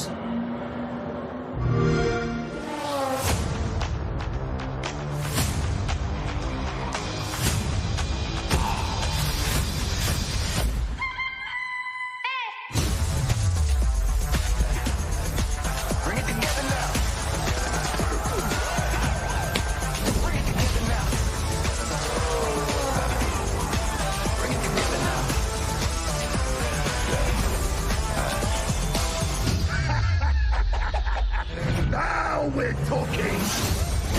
All that you need, know we got it all.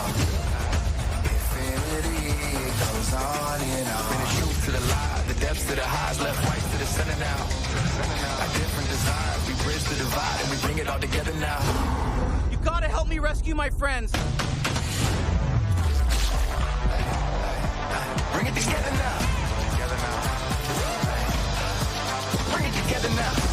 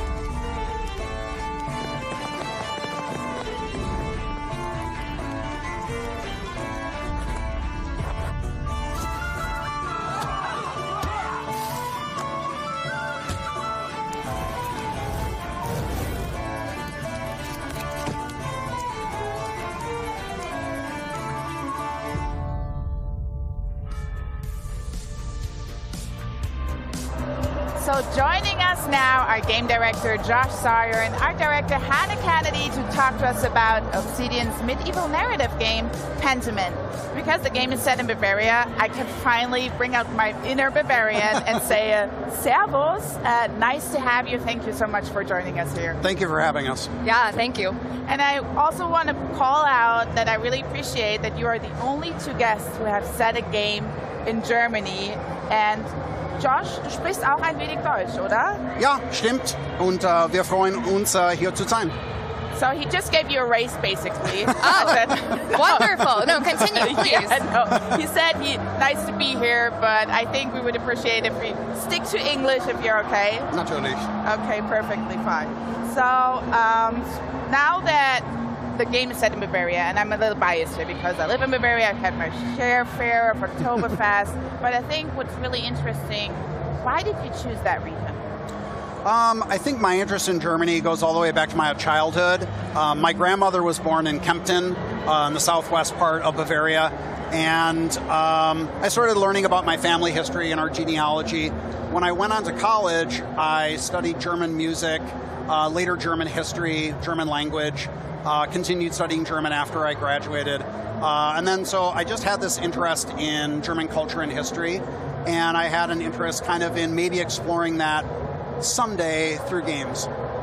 So now that we know where the game is set, could you tell us a little bit more about the when, the who, and give us an overview of what Pentiment is about? Sure. Pentiment is a narrative adventure game, and it is set in 16th century Bavaria, specifically Oberbayern, in the fictional Kearsau Abbey and the nearby community of Tassing. Kearsau Abbey is a Benedictine double abbey, very rare for the time, and also very rare for the time it's still producing illuminated manuscripts, which by the 16th century had mostly been taken over by groups like the Guild of St. Luke. You play a character named Andreas Mahler. Andreas is a journeyman artist who is completing his Wanderjahre, or wandering years. So he's been traveling around Europe, getting experience working with masters, but he's making a little bit of money at Kearsau Abbey before he returns to Nuremberg, and a murder happens. So that kind of throws a wrench into things. His friend at the Abbey is accused of the murder, and he basically is the only person in a position to try to prove that he didn't do it, but he has to figure out who actually did. So Andreas Mahler sounds like a friendly guy. He's going to save his friend. Is that his only friendly trait, or can we learn a little bit more about him? No, so Andreas is a specific character. Obsidian is kind of known usually for making more blank slate or broad characters, but Andreas is a specific character in this place and time. So he comes from a family of artists in Nuremberg, hence the name Mahler. But his father was able to do a commission for the rector of the University of Erfurt, which gave Andreas the opportunity to get a university education, but he dropped out. So he has something of a university education that allows you to pick your backgrounds for Andreas, but he eventually goes back to the artist life, the family business, so to speak, and he's just trying to wrap things up before he becomes a master when this kind of throws a wrench in everything. And there are a few games that are set to play as one character for a 25-year lifespan. So I would imagine Andreas, as you just described, is a pretty interesting character. But could you tell us what the fans can expect in the 25-year journey? Yeah, I would say, again, most Obsidian role-playing games will focus on a story that takes place over maybe a few months, maybe a year or so. It's pretty rare to have something that spans decades of time. And we really wanted to focus on seeing how a character like Andreas, who is coming into his adulthood, beginning his life as a master, how he changes over several decades. But not only him, also Kearsarge Abbey and Tassing, which are characters of their own, filled with actually hundreds of characters, interconnected families, the monks, the nuns, the peasants, the craftsmen, and just seeing how they change over time. But it isn't just narrative, it also has a lot of impact on how we portray that through the art. Yeah, so the art is reactive to this time that passes as well, and we really wanted to make sure that the characters didn't feel in isolation like they were growing while everything else was staying the same. So the scenes are updated as well as people growing and changing over time. Some people pass away. So that presented some challenges in that we wanted still these characters to feel recognizable, like you remember them from previous acts where they might have been babies or children or completely different people, but still be easily recognizable and still something that you can feel attached to. As well as with the scenes, different scene states change, as well as each of our acts is set in a different season, a different time of year. So we have updated weather effects, the landscape changes with the time. And so, yeah, it impacted everything. We try to make that as thorough as possible. And I really love how the game that has set in this medieval look and that you would see it in kind of, I would say, ancient text. How did that period, time, and location drive the art style of the game directly? Yeah, absolutely. The art style was really informed by this period of time and real existing art from that period. This is a historical game, so we had the opportunity to be as representative as possible, as well as this is a story that's being told from an artist's perspective. So we got to reference works from the time period, both to inform how we wanted the game to look, as well as be key points of reference for different information about the characters themselves, because this was a pre-photograph period of time. So, we looked at existing art from artists of the period to inform what people decorated their homes with, what types of things they cooked, what types of clothing they wore. This is all things that you can find reference information about through text, but when you're trying to represent how they look and find ways to adapt that art into the context of a game, it was really useful to look at paintings. One example is that Andreas Mahler is designed after specifically the self-portraits of Albrecht Dürer. That was not only a painting that showed what art at the time looked like, but also how that artist viewed himself, or at least wanted to present himself to the world at the time. Another really core piece that we used to reference for building the scenes themselves was the Nuremberg Chronicle. That was a really large book with lots of different woodcuts in it that showed landscapes and people, all sorts of things. So the woodcut style from that, we used that text really consistently throughout making the art for the game. And you can see that those details, they stand out. It's such a unique approach of the art style of the game, which is really great. And how does that gameplay work in that environment? Yeah, so laying out the scenes based off of that informed a few different things. Definitely how the character navigates the space. We had some experiments on what felt good, if it was going to be sort of open floor plane navigation versus navigating on paths. So figuring out how the scenes were going to be positioned and how the paths were going to work definitely informed how we were going to have the player navigate the space. One example was that we had some challenges with paths going straight up in the game felt really bad, and eventually we kind of figured out this is because all of the reference material that we were styling the art after, they almost never show a character head on. They never walk into the scene space, they're always shown in three-quarter view. So identifying that that's what felt right within the art style definitely changed the design of the navigation and the locomotion within the game. And one definite style really stands out to me, and I think I saw some tattoos that also have this type of font, Josh. What are the fonts that you are using in the game? Yeah, so fonts are a really big part of the game and the art that we wanted to have really custom made and bespoke for what we were doing here. So we worked with a partner studio to design a number of different custom fonts for the game, and we wanted them to be different for different types of people, both in different social classes, different cultural backgrounds. We have a peasant script, we have a special font that's just for the monks, and that process was really important. I think it was Josh's kind of idea. He wanted to incorporate this to round out the characters within the game. But yeah, I think we have 6, right? 6 different fonts? I think so. Yeah, and we also put a lot of effort into custom features for rendering the fonts. So we have all these different typefaces. most of them are actually scripts, so they're handwritten. And the way that we convey that, we stroke mask every single character. So every stroke of the letter comes in one at a time.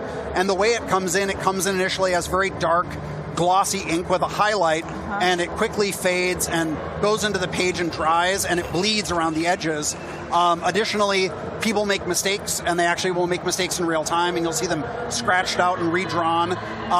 Also, even things like we use different special colors. This is found in a lot of illuminated manuscripts. For example, the word God. You'll see a piece of dialogue written out, but God will be written last in red ink, which was the way that they would do it. And then finally, another feature is that our one printed typeface, because this is the birth of print in this era, that typeface is actually pressed in.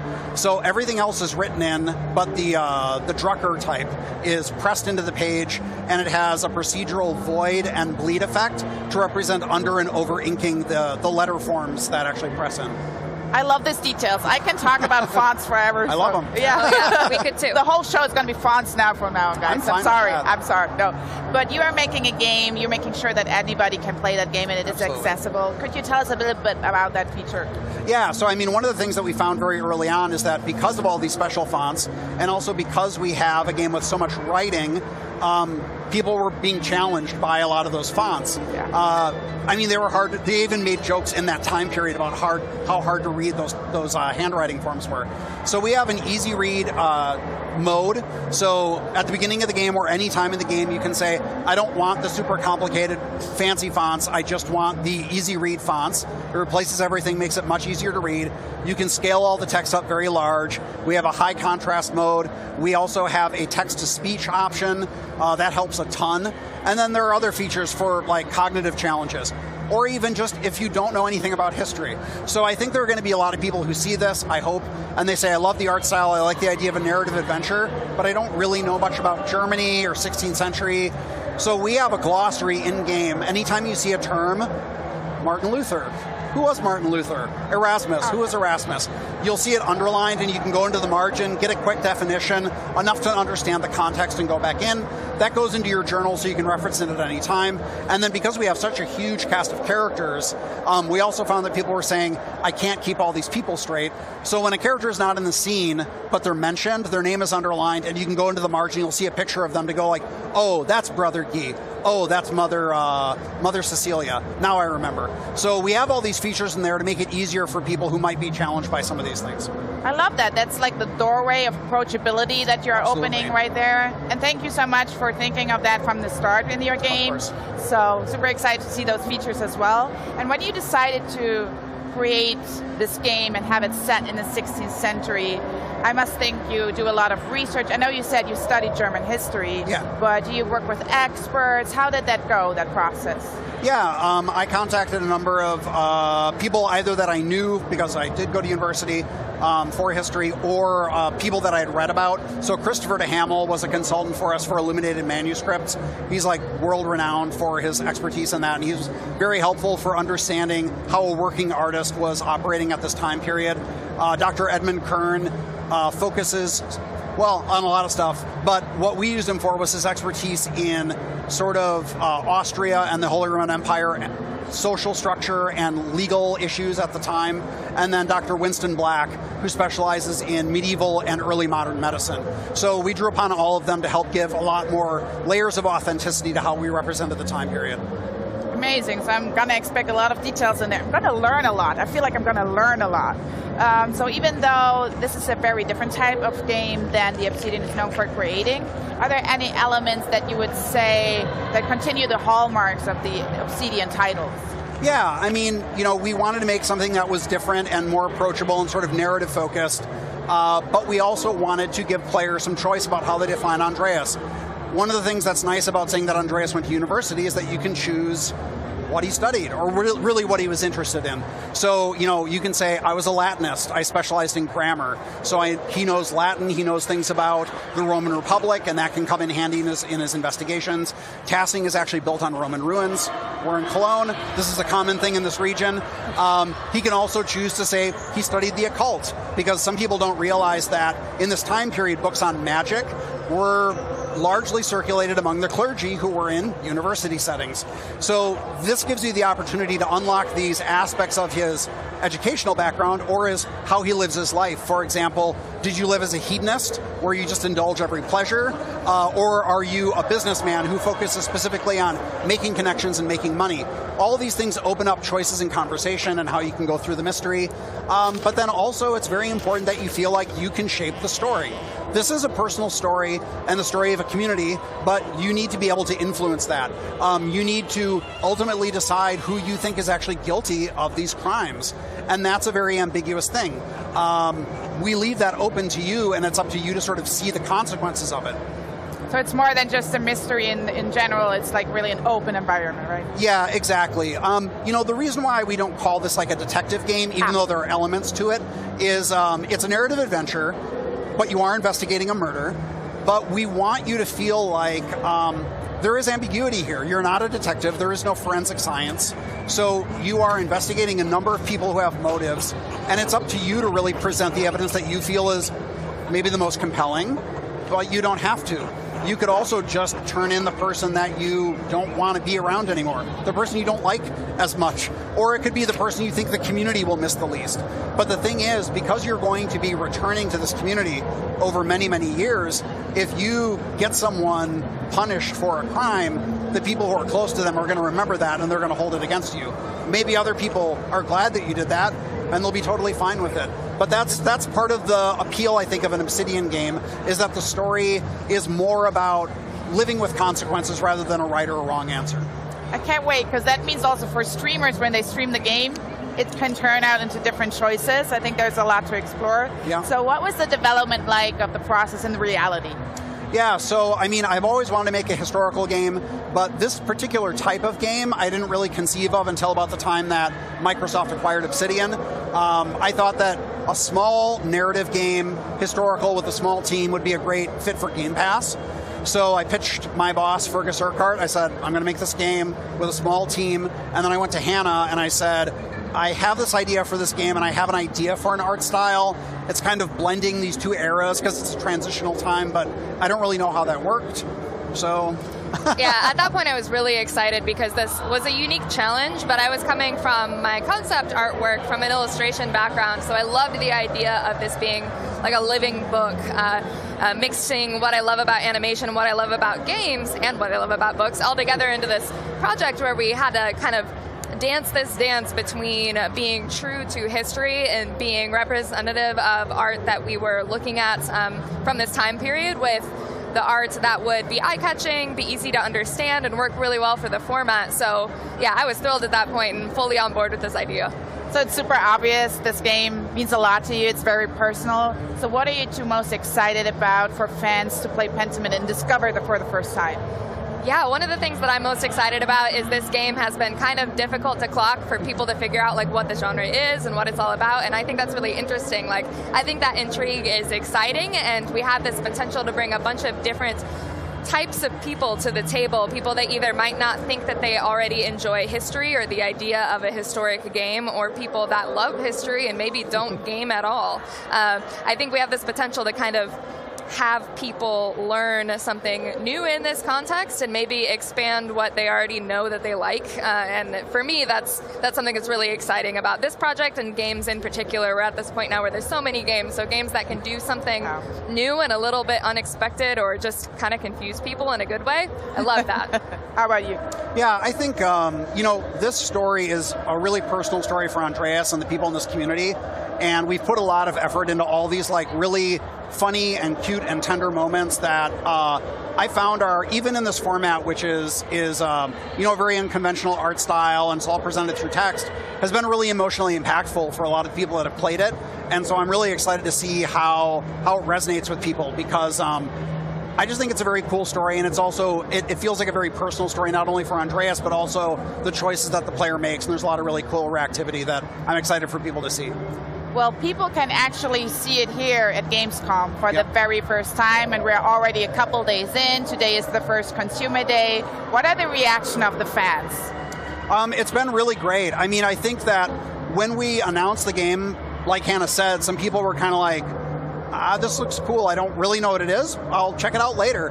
And so but some people were really thrilled just by the subject matter and the art.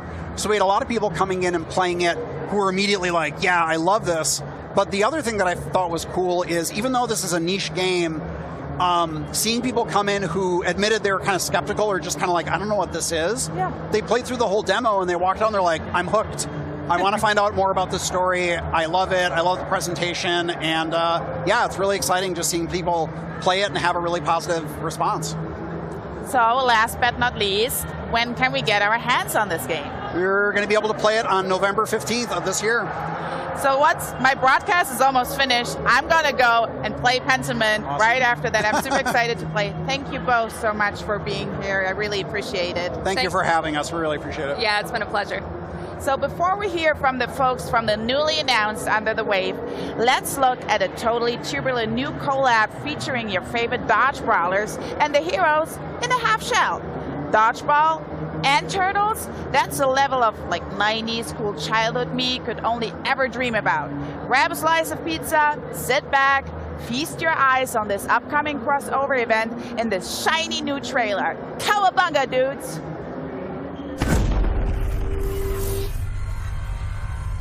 People of Knockout City, you've been lied to. We've been forced to live beneath your feet. It is time you saw the truth. We will live in the shadows no more. Go, go, go! It's time for us to step into the light. The Mutant Mutiny begins now. You're up, Ratfink. I smell a rat. Hey, that's me. I'm gonna bite their heads off.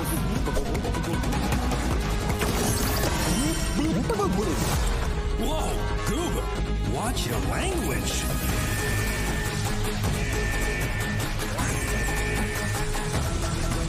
We can't do this alone. This is a call to all mutants everywhere. We need your help.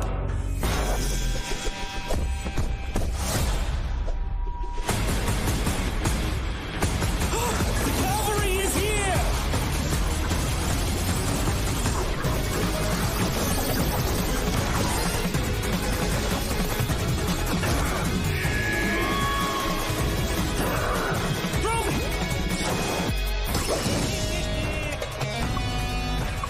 We're here for truth. We're here for justice.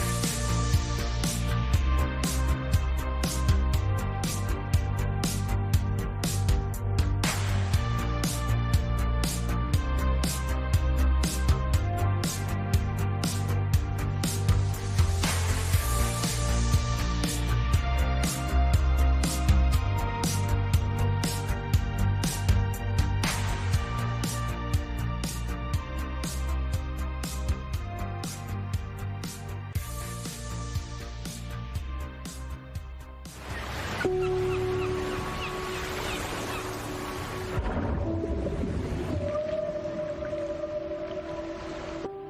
leave so many things behind us. Objects, memories, mistakes.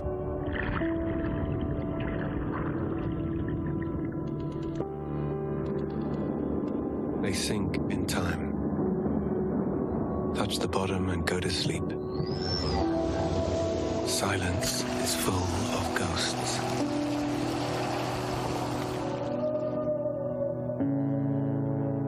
And here, voices can only come from the deep. Deep under the waves.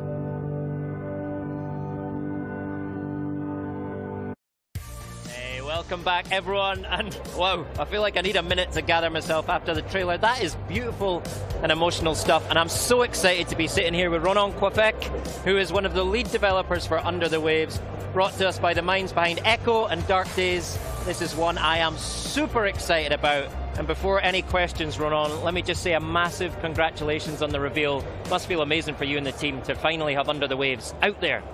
Hi Graham, thanks a lot for your feedbacks. We were really happy to announce yesterday the trailer of Under the Waves, as we work a lot on this trailer. So yeah, all the team is really happy today. Fantastic. And we have also a lot of really good feedbacks so far. So yeah, everyone is happy.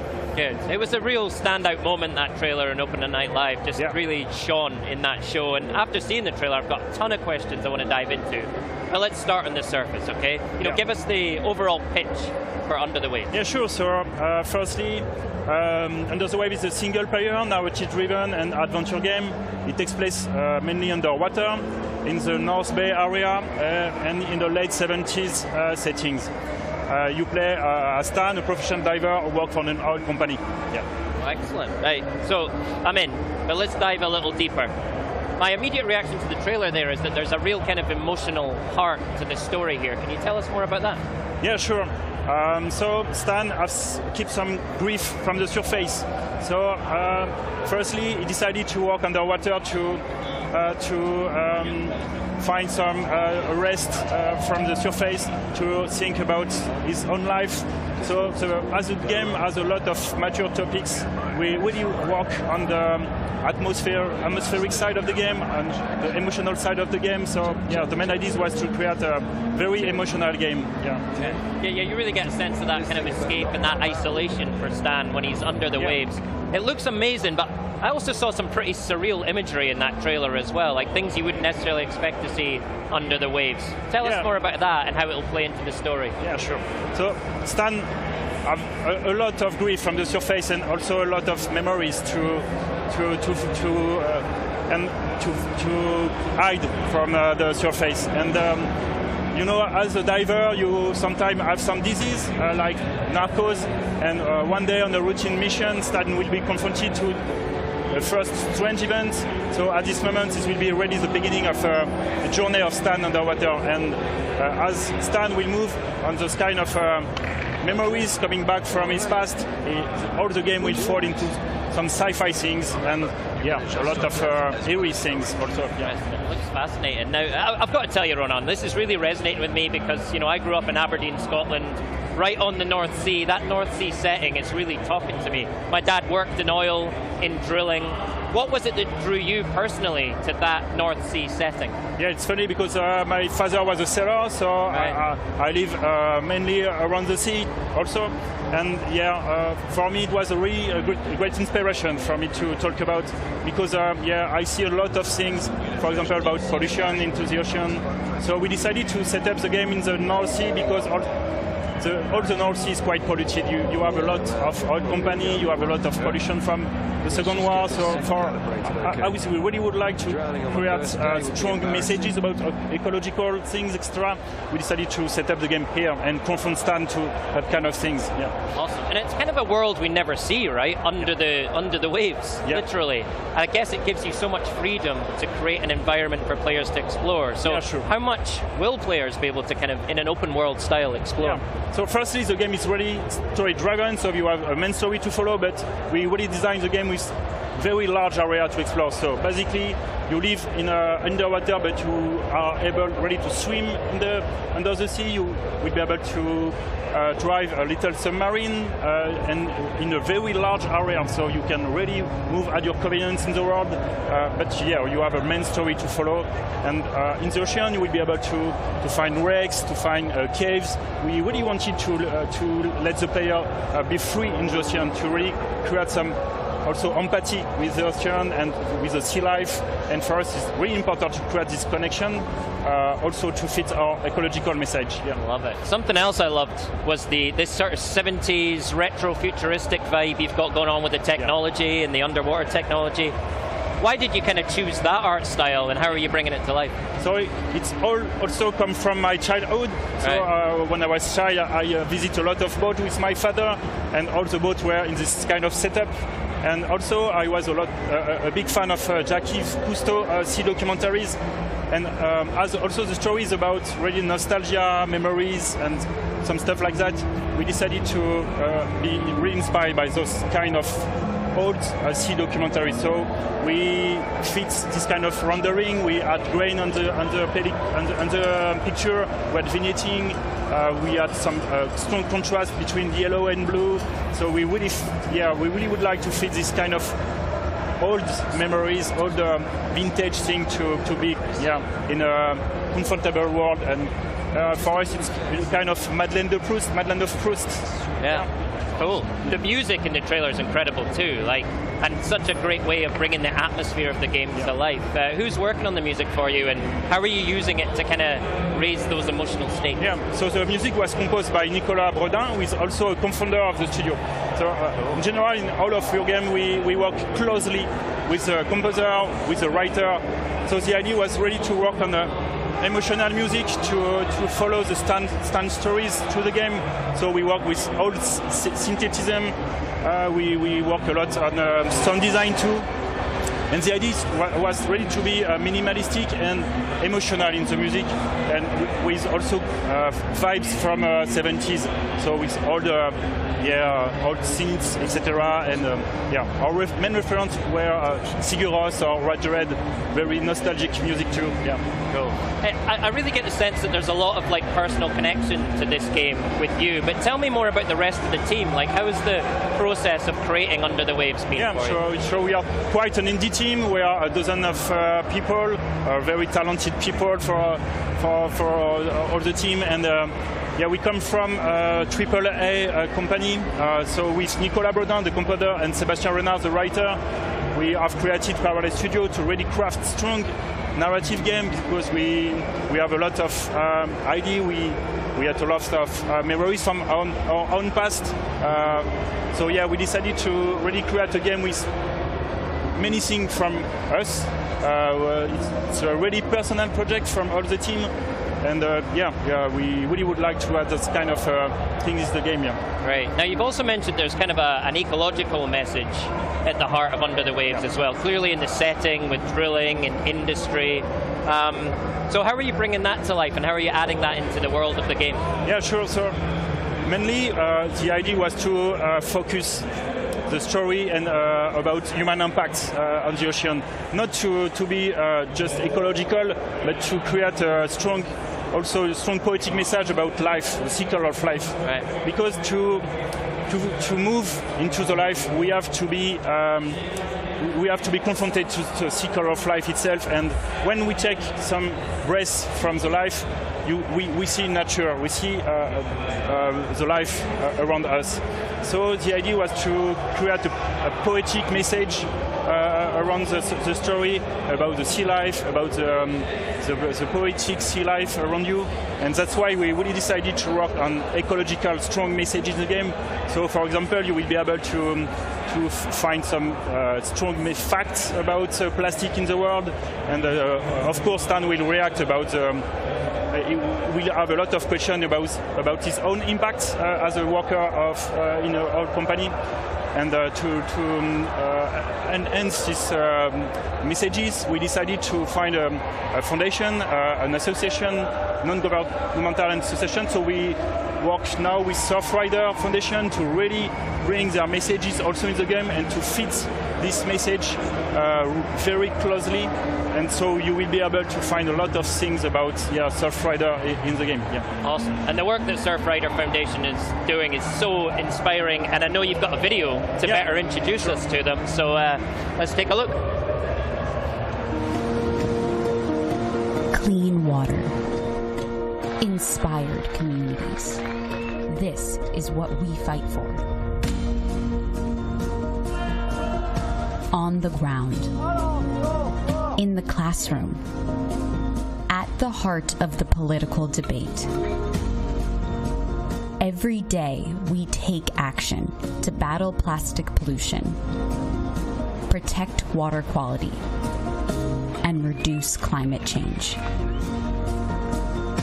Powered by a dedicated grassroots community around Europe, we are driving change at every level to ensure that our ocean and beaches exist for future generations to enjoy. We protect what we love. Since 1990, we are Surfrider Europe.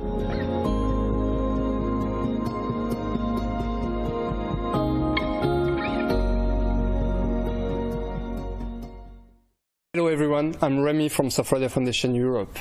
All of us at Surfrider are very excited to announce that we are collaborating with Parallel Studio and Quantic Dream to amplify our actions of protecting the ocean and its users by bringing our messages to their upcoming game, Under the Waves. As gamers ourselves, we really enjoy seeing how video games can carry meaningful messages. It's crucial for us to raise awareness of the richness of the ocean and its vulnerability. We are very pleased to do that in a whole new way, thanks to Parallel Studio and Quantic Dream. Under the Waves message is about the beauty of the ocean and the necessity to protect it. We strongly believe in it at Surfrider, and we look forward to telling you more about this collaboration soon. So stay tuned to surfrider.eu for more information on our mission, and underthewavegame.com for more information on the collaboration. Incredible stuff there, and such an important organisation to support. So Ronan, tell us how Surfrider is working really closely with you on the actual development of the game. Yeah, sure. We done a lot of brainstorming, so we take a lot of facts from Surfrider, for example, quantity of plastic in the ocean, etc. So we decided to really add those messages and facts in the world, so the player will be able to scan the area and find some information. We'll be able to find a more complicated, more precise facts through your logbook. And we have also done a really strong work on the backstory of the game. So one of the main characters is directly linked to the Surfrider.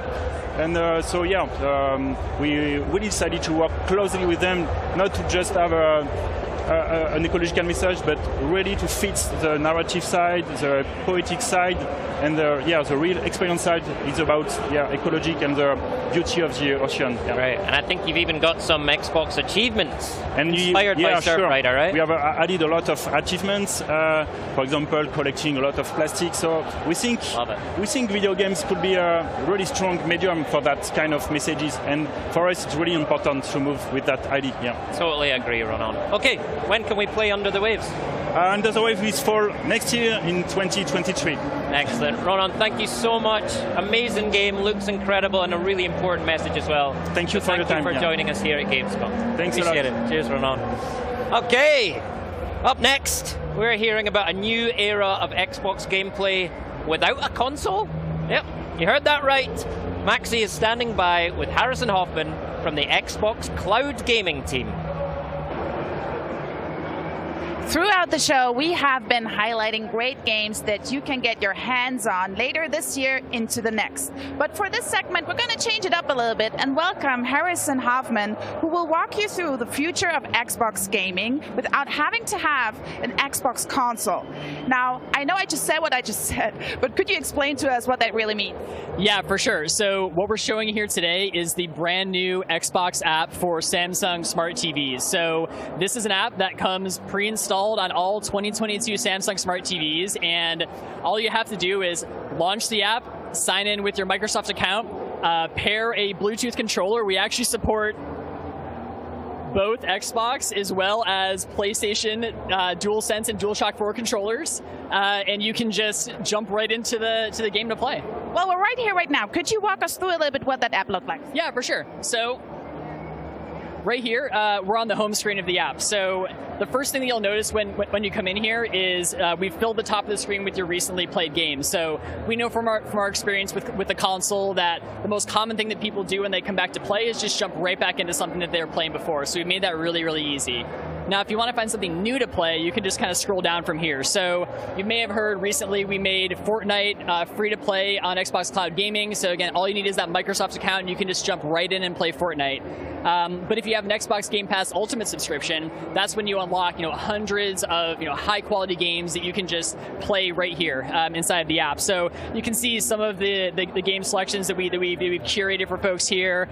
Some of our most popular games: Forza Horizon 5, Halo Infinite, Sea of Thieves, all the ones that you'd expect. And then obviously our recently added games. So we're constantly adding new games to Game Pass, and I just kind of come in here like a couple times a week and see what's new and just jump right into it. So 2 Point Campus, Turbo Golf Racing, Cooking Simulator, all ones that have come out really recently here. Can we jump into a game right now? Yeah, let's do it. So let's check out Grounded. So I'm super excited for the 1.0 release of Grounded that's coming up here, and I've been checking it out a bit lately. So let's just load up into the game here. So what's happening right now is we are connecting you to the best Xbox Cloud Gaming server for your session here. And when you're playing in Xbox Cloud Gaming, you are playing in the Xbox ecosystem. So that means that all of your cloud game saves from your PC or your console or your phone are all automatically saved to the cloud, so you can pick up right where you left off from anywhere here. So you can see we're getting into this game, and we'll just go ahead and get the game started. And what's happening right here is this game is running on our hardware in the cloud and being streamed down to the TV in real time at 1080p 60 frames per second. Can I try it?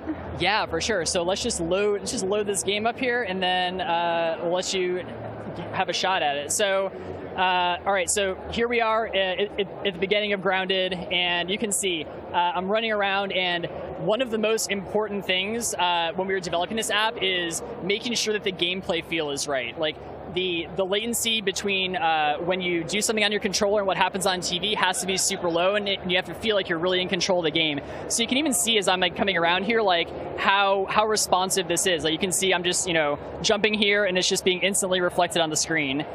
So let me actually let you take a shot at this. Can I take the PlayStation controller? Yeah, you can take the PlayStation controller. So let me swap controller for microphone here. Oh, wow. This is the first time for me playing an Xbox game with a PlayStation controller. But I know what you mean. Like the input feels great. I see no latency. I mean, it depends on the internet that you have at home, but this is a big step for gaming without having to have additional hardware. Yeah, for sure. I mean, obviously, here at Xbox, we have been making consoles for 20 plus years. And I actually personally worked on, Series X from early planning all the way through launch. So myself and the team have tremendous respect for the gaming experience that consoles bring to TVs. But we also know that not everybody is going to buy a dedicated gaming device like a console to play. So, all you have to do, if you have a TV that this app works on, you just have to launch the app and you can play. So this is a multiplayer right now. How can I team up with my friends here? Yeah, so obviously multiplayer, a huge part of the Xbox experience. So that's why whenever you're in a game, you can hit the Xbox button here. I'll just grab my controller back. I can take this for you. No, we're handling this fine. We're great. Okay. Exactly. So you can come into the guide here to see all of your friends. You can see what they're doing. You can invite any of them into your game. If one of them invites you to a game, you can come in here to view your invitations as well. Just join right up. Also, achievements, a huge part of playing on Xbox. You got to be able to unlock those achievements and get your gamer score. So you can do that here. All the achievements that you unlock on your TV are reflected across the Xbox ecosystem. So I can come in here and just really see what I need to work on. Thank you, Cloud, I would say. Yeah. Oh, yeah, for sure. All right. How about we check out a different game? Which one are you trying? Well, I've been really into this new game called Turbo Golf Racing lately, and this game is brand new on Game Pass. It's actually in game preview. So let's just hop right into this. And this is one of those games that, when I saw it come up on the recently added list, I don't have to download it. I don't have to update this game, so it's just super simple for me to just go and try it out. And it turns out that I really like it, and it's super fun. So are you go for yourself then? I used to be more of a golfer than I am now, but I do still enjoy it from time to time. And this is different. Well, I can drive, but I don't golf, so I got 50% chance that I'm good in this game. Okay. All right, let's just get right into a game here. So just pick a solo map here, and we'll see what we can do. So how often would you switch a game in one session, for example? I mean, it kind of really depends on the mood that I'm in. Like sometimes I want to go and just try out a bunch of different games. Sometimes, you know, I'm super invested in a game that I've been playing for hundreds of hours, and that's just kind of what I'm into. And that's just the sort of flexibility that you get with cloud gaming here, just being able to jump into any of these games without any hassle. And, you know, obviously over the years, people have gotten, I bounced it off the tree there. Obviously over the years, people have gotten super used to, you know, streaming their movies and TV shows from apps on their TV like Netflix and Disney Plus. So like we really just want to make it as easy to stream an Xbox game to your TV as it is to stream like a show from Netflix. So well, it looked like you're already pro here and you have been dedicated some sessions to it. Yeah, struggling a little bit right now, but I swear I'm better when I'm not on camera. Okay, so I do have one more treat for you here. So follow me this way. I will follow. We will go to the next station. I'm thankful we're having 2 stations right here. Okay, let's do it. What are we having here? Flight Simulator. Okay, so what we have here, Microsoft Flight Simulator. So obviously this game has a huge history on the PC, and you kind of always need to have like, you know, a high-end gaming PC to really be able to enjoy this. Well, recently, you know, we brought this game over to Series X as well, and it's now playable on the cloud. So there's no big downloads here. I don't have to have expensive hardware. I can just come in here and fly and explore. So I'm just kind of coming into beautiful Naples, Italy right here. Do you want to give it a shot? Yes, of course. I never say no to gaming. Yeah. Thank you so much. So, folks at home, if you never tried Flight Sim, just really, I would recommend take a Volocopter, take a Hello Pelican, and hover over the cities, because these details are so beautiful. And I have to say, Asobo did a really amazing job. Yeah, I mean, this game is beautiful. It's just such a technical achievement, too. And, you know, all of these textures are just streaming down from the cloud in real time from our Azure data centers. And that's really what makes this whole game possible here. And when is this coming out? This is out right now, right? Yeah, it's actually already out. So if you have a 2022 Samsung Smart TV, this comes pre-installed. If you just go into the gaming hub on your TV, then you'll be good to go. Thank you so much, Harrison, for walking us through this. And I have to say, we've really come a long way from blowing in cartridges, wiping off our CDs to get into gaming. But one thing never changed, and that's the importance of community. And I love to see how platform is evolving, lower down barriers, and brings everybody together. And there's one franchise that brings the community together like no other, and that is Minecraft. I'm handing it off to my co-host, Graham, who's going to talk about the upcoming Minecraft Legends.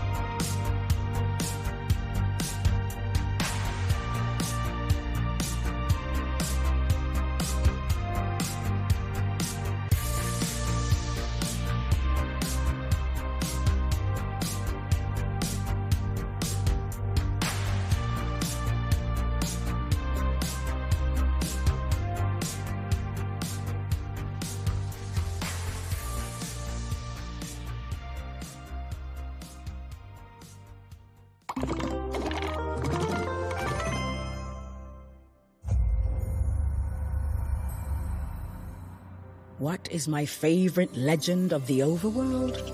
The one I like most tells of a peaceful land that did not know cruelty. Until it was attacked by invaders, spreading the scourge of greed and fire. It tells of a world on the brink of disaster, rising to answer the call of a hero.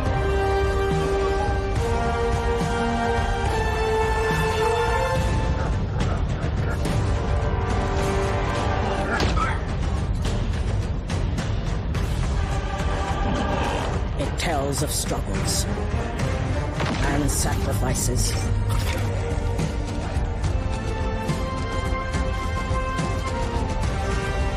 But most importantly, this legend reminds us that hope can win the day.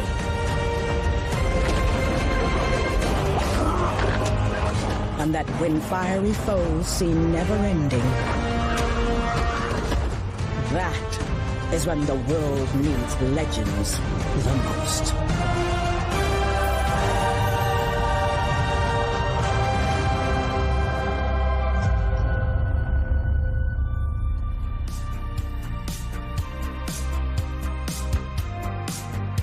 Watch out, everyone! The piglins are coming! And we're going to talk a lot about those wee guys. But before we do, I should introduce not piglins, but a couple of the team members responsible for the highly anticipated Minecraft Legends. Welcome to the game's executive producer, Dennis Reese. Welcome, Dennis. Thank you. And creative director, Magnus Niedfors. Yes. Welcome, Magnus. Thank you very much for much. joining us today. Hey, welcome back to Gamescom. Yeah, it's great. Feels It's good so to be exciting. back, right? I know. It's nice to be back here in Germany with sausages and video games. It's excellent. All the good things at once. Those are a few of my favorite things. Yeah, sausages and video games. Right, so you announced Minecraft Legends at our Xbox Showcase back in June, right? So give us a reminder of what we should expect from Legends. Well, Legends is an action strategy game based in the Minecraft universe that really encourages you to go out and explore the world and use all of these resources that you gather to help defend the overworld, which is being invaded by these horrible piglins. And yeah, it's a lot of fun. I think players are really going to enjoy getting out and playing the game. Yeah, it's a new game that we're developing at Mojang. We're doing it together with Blackbird Interactive. It is a little bit of a different game because the easiest way to describe it is action and strategy. So it's a kind of a unique combination of gameplay. Nice. So it's not the same Minecraft that we're used to, but clearly still set in the Minecraft universe, still got all the things we know and love about Minecraft. But it must be so exciting to take that universe in a different direction, right? So why did you choose to do that with Minecraft Legends? Well, with Minecraft, we really like to, at Mojang, we really like to create games that we love to play. And we're really passionate about strategy games. And years ago, people are sitting around talking about how they could bring a strategy game into the Minecraft universe. And the more talk, and it turned into something that we really wanted to do. And it was it's passion really that drove us to this legend. Great. And it's kind of within the Minecraft universe, you do kind of have this kind of blank slate, right, to create all these different experiences. Right? Yeah, exactly. Must be fun to play with. Yeah. No, that's one of the great things. Minecraft is such a treat. It's like it's for everybody in so many ways. We do have, the original game that we usually call vanilla. We have done Minecraft Legend. No, sorry, we're doing that now. We have done Minecraft Dungeons. Yeah. And now we want to bring yet another game to broaden the experiences that player can experience within the Minecraft universe. So. Right. So once the idea or the sort of seed for Minecraft Legends developed, how did you build the team around it? Who did you bring together to work on the game? Well, we knew that when we started to go out and build this, there were a couple of problems we had to solve. Number one, Mojang isn't a strategy game developer. It's not something we do. And number two, as Magnus mentioned, a real Minecraft or original Minecraft is called vanilla to us. And for us, vanilla is really important, and the studio focuses mostly on vanilla. So we had to go find a partner, one who knew how to build strategy games, and one who really had a passion for Minecraft. And so we started looking around, and we uncovered Blackbird Interactive. Okay. They were known for making this strategy game called Deserts of Karak. And they were a pretty newly formed company at the time, but their experience ran deep with strategy games. And the more we looked at them, the more we realized how passionate they were also about the Minecraft universe. We really thought they could be a great partner for us. And so that's when we started moving forward. Right. And when we started to work with them, they also, you said they were already passionate, but they were also eager to learn what's the secret behind making a Minecraft game. So it's been super interesting to work on them, like their creative team, just tossing ideas around. And could it be this? No. Could it be this? Yeah, great idea. And we are kind of like just throwing ideas back and forth, what's good for Minecraft and what's not good for Minecraft. Right. Yeah. It must be great to bring new people, new ideas into that kind of Minecraft melting pot. That must be a ton of fun, right? Oh, so much fun. And actually, the team started very small. Just a few of us kind of getting going. And then once we had a good idea as to how we wanted to progress, it slowly got larger and larger. And then, new people with a lot of new experience came on board. And I remember Magnus, actually. Magnus came on, 2-3 years ago? And when he came on, his experience with open world games completely changed how we wanted to think about Legends.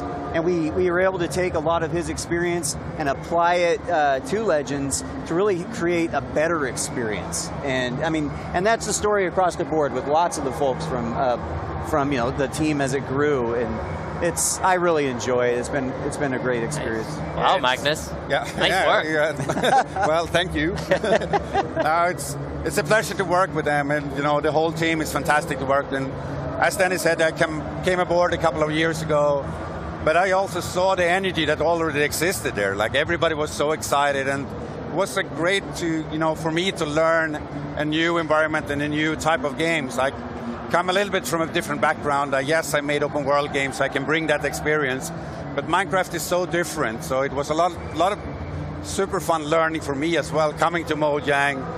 Really of course I played it almost since day one, because, back in the day Mojang was a studio across the street from me, so we've known it, I've known it for a long time, but just, getting to know it for real, working with all the creative people, both at Mojang, but as well as Blackbird, just, that's what I like to do as, in my creative leadership. I kind of like to lead teams, just get them together, but there's so much creativity going on, and I get that snowball effect of just talking about ideas and so on. It's so fun. That's awesome. He even listens to me, the executive producer, every once in a while. Every now and then. Every now and then. What a team. That's amazing. No, speaking of the team, though, one of the things that fascinates me about this is that Blackbird are in Canada, right? Yeah. Magnus, you're in Sweden. Yes. Dennis, you're in Redmond, near Seattle, right? Yeah. So you've got 3 completely different geographical locations. How do you pull all that together? Well, it's a lot of work and dedication from the team in general. But that's the thing. We've managed to change our hours when we need to.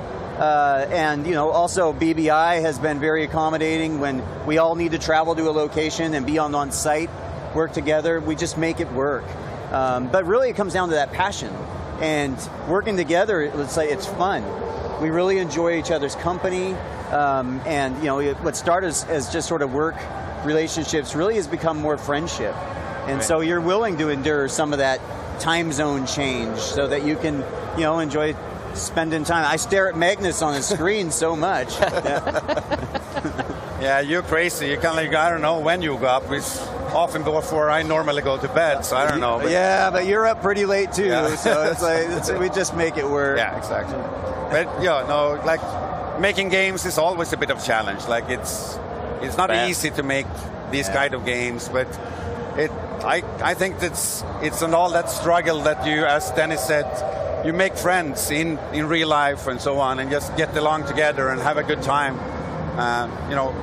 Struggles makes people come together in a good way. Yeah, absolutely. So, you talked about Minecraft Legends as an action strategy game, right? Why did you choose that genre And tell us what that means from a gameplay sense. Well, so what we wanted to make sure that when we choose any games within the Minecraft universe, that they're unique and different. And really, you can look at Legends, for example. We did that where we wanted to bring a dungeon crawler experience into the Minecraft universe. And so in doing so, we wanted to make it feel very Minecraft. And that's what we did with the strategy game here with Legends, is we really wanted to make sure that we are authentic to what Minecraft was as we bring it into, a strategy experience into the universe. And, that's a big piece. What Danny said, in the beginning, it was an idea that, hey, we should have a strategy game within the Minecraft universe, and that would be cool. But another aspect of Minecraft is that we always have a hero character. So the hero character is there, and that's not common in strategy games. You usually control a strategy game by a mouse pointer or something like that. Right. So bringing that hero, like letting the player feel like they're part of the game world, is super important in all our games. So that kind of founded, hey, how can we combine these two types of game where you're one part hero-centric, but one part controlling armies and so on. That's really been really interesting. And when we kind of started to realize that, it's, hey, this is quite new. And as a game maker, when you find something you feel, this isn't, like there's not 10 games like that out there, then you feel like you're something on to something special. So actually it was, the thing that brought me really into this project was kind of my first day. Two of the team members just sat down directly, described the game to me, and I kind of like almost in that day felt like, wow, we have something great here, because I haven't heard anything like this before. And then we just kept rolling with that action strategy idea. Okay. So. This might sound like a silly question, but right, action strategy. Where do you find the balance, right? Because action is quite immediate, it's quite visceral. Strategy is a little bit more step back, assess the situation. So where's the balance in Legends? It's hard to balance games always, but I would say it's hard to draw a pie chart of you spend 73% in strategy mode and this percentage in another mode and so on. But it's like, I'm surprised how well it actually fits together now, because they go into each other and they complement each other in a really good way. One thing that we wanted to do from the beginning is to make a strategy game that works well on console. Right. That's hard with the traditional, it's actually strange to think about it, but the pace of a strategy game is often higher than an action game, because you're so quick of scrolling around, maneuvering around with your cursor and so on, click, click, click, and you do very, very many actions in a very, very short time in a strategy game normally. So having a hero at the center that can't be there, actually, surprisingly enough, brings down the tempo of a strategy game, which is very well suited to make it play well on consoles by a controller. So just adding those two types, it was kind of a surprise. I wish I could be smart and sit there and say, yeah, we thought about that from the beginning. But sometimes you need to be honest and say, it's just something that we discovered as we prototyped and developed the game. A wonderful discovery. Yeah, exactly.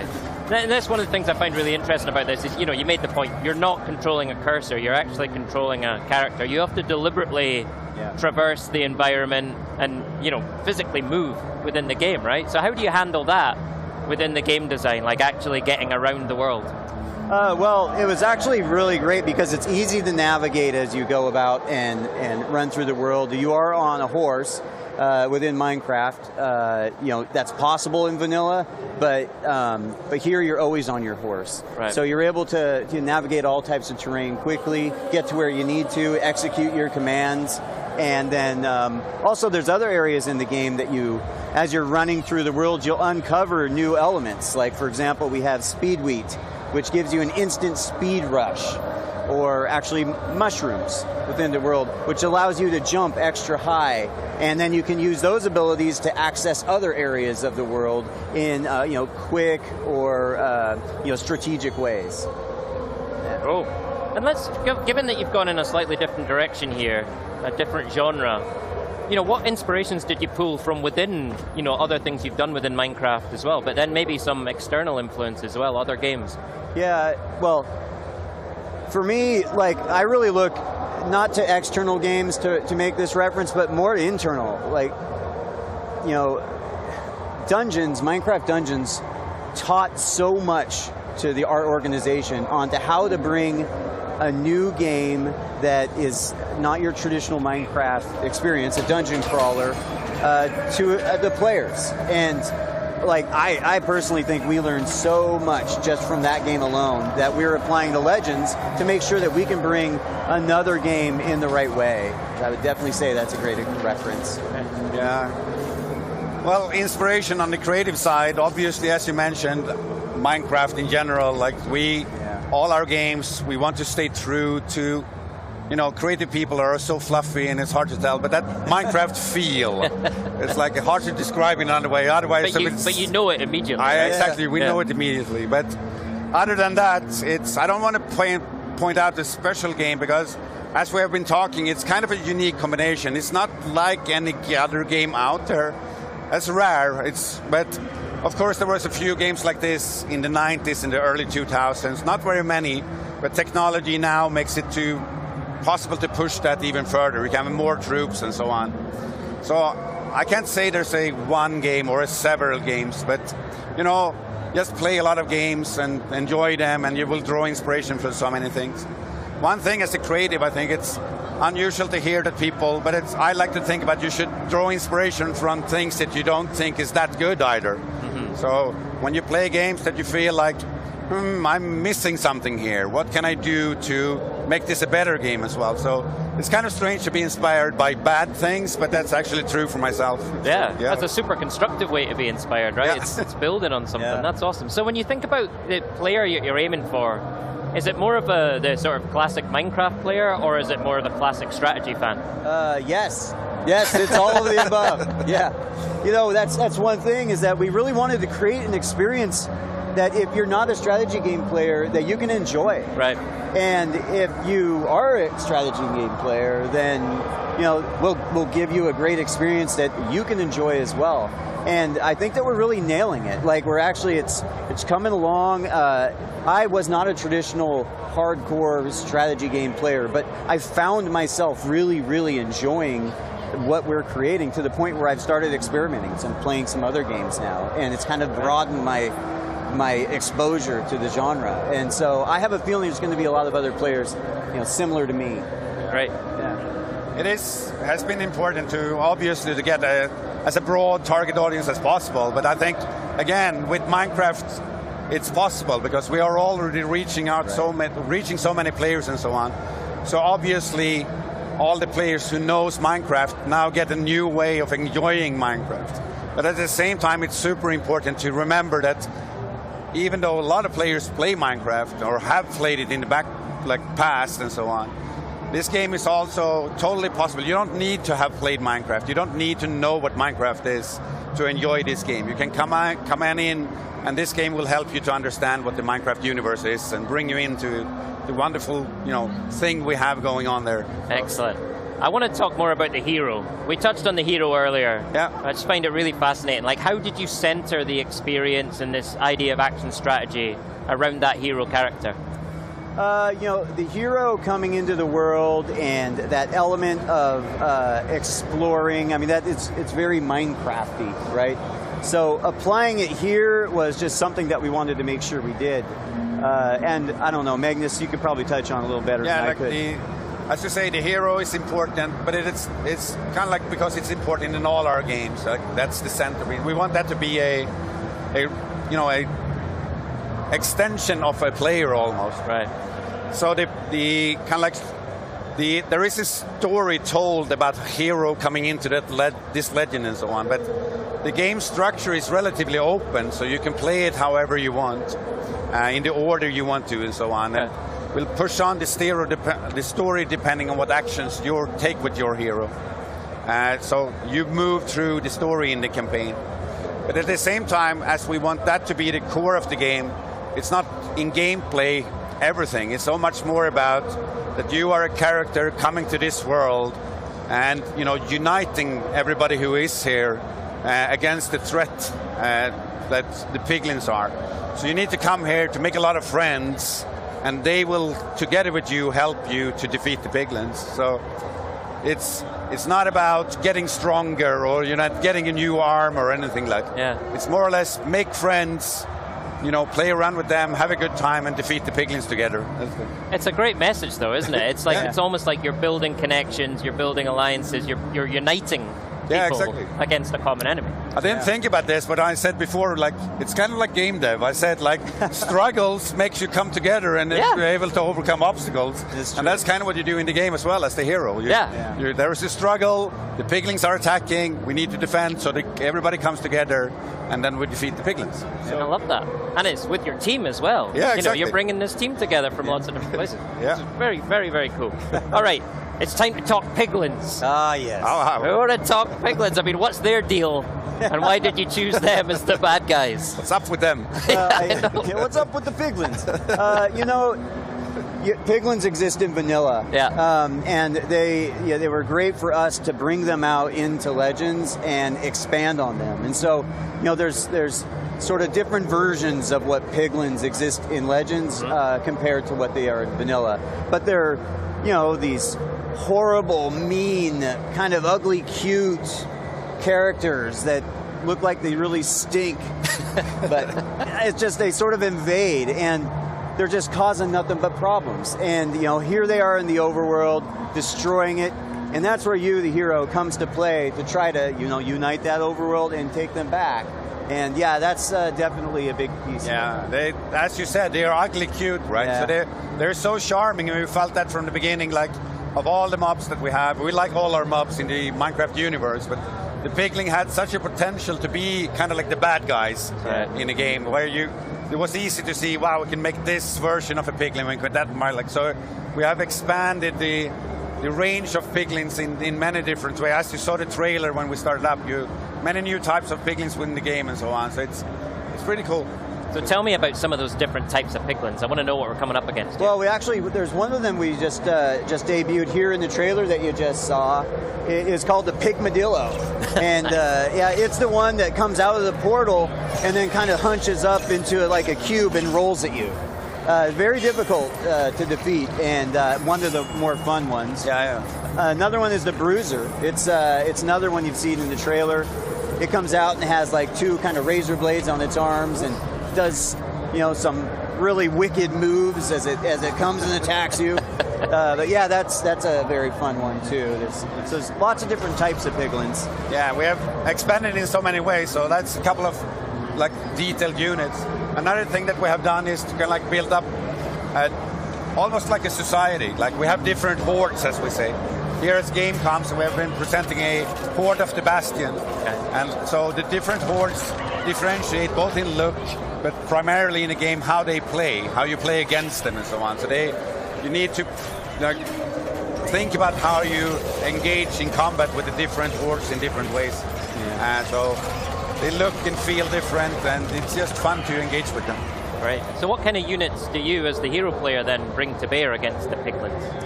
Well, I mean, for example, Magnus referenced how the Horde of the Bastion has a lot of structures. So one of the units you're going to want to use on your side is one called the Cobblestone Golem. That's very good against structures. So you can take the Cobblestone Golems and attack and get a lot more results, a lot better results. Another one is the Plank Golem. You saw a horrible demise of a Plank Golem in the trailer, actually. But that's one of the ranged units. And that's very, very good as you attack to use those in tandem. I don't know, any others you can think of? Well, I'm thinking more about the way that you need to engage with them, because as I said, the hordes are playing differently. The Horde of the Bastion, for example, it's almost hear it at the name, right? They like to build forts, they entrench themselves and so on. So you need to like grind your way into their bases and to defeat the portals at the center of it. While others are more open and so on. So it's how you think about your unit composition, which friends you bring with you in each fight and so on. And also the way you lead them. Like you can lead your friends into battle in so many different ways. Yeah. I love exploring the bases. Yeah. And like get to the high ground, look at the base, and evaluate what is the best way I want to attack this base. Yeah. And then use the tools, your units, as you see fit to go and do the best results possible. Yeah, it's good variation. So a lot of gameplay variation, a lot of different units. We will show more as we go along up until the launch of the game. So it's great. You know, as you're talking through there, it feels like, yes, you're taking the genre in a new direction, but it's also giving you a new direction to talk about the lore of Minecraft world and the mobs that we already know and maybe love, and finding out more about them. Is that right?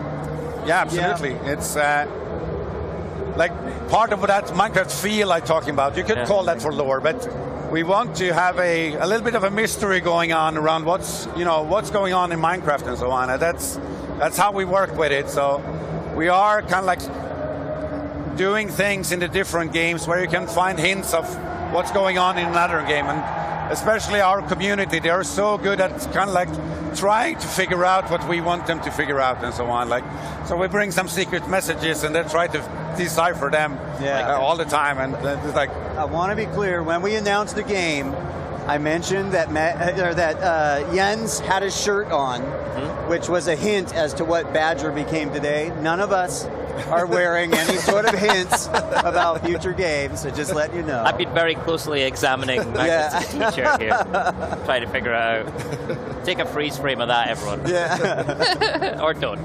Yeah. All right, amazing. Magnus, Dennis, thank you so much for your time. It's been great just to talk about Minecraft Legends. When can we see more? When can we hear more? Well, you can learn more by following us all our social channels, Twitter, so on. You can also at Minecraft.net follow up on a newsletter, so you will get that. Wow, that's loud. Yeah. I don't know. Something exciting happened. Yeah. Minecraft Live. All right, Minecraft Live. Yeah, later this year we will have Minecraft Live. Great, can't wait. We'll come there and tell quite a bit more about the game. So. Okay, more secrets to reveal. More secrets to reveal. Fantastic. Hey, brilliant seeing you both. Welcome back to Gamescom. Thanks. It's been an absolute pleasure. Have a good one, gents. It's excellent. Thank you. Thank you. All right, before we close out the show with learning everything you want to know about Age of Empires, Maxie and I had a bit of fun walking around the booth earlier today. So let's take a look.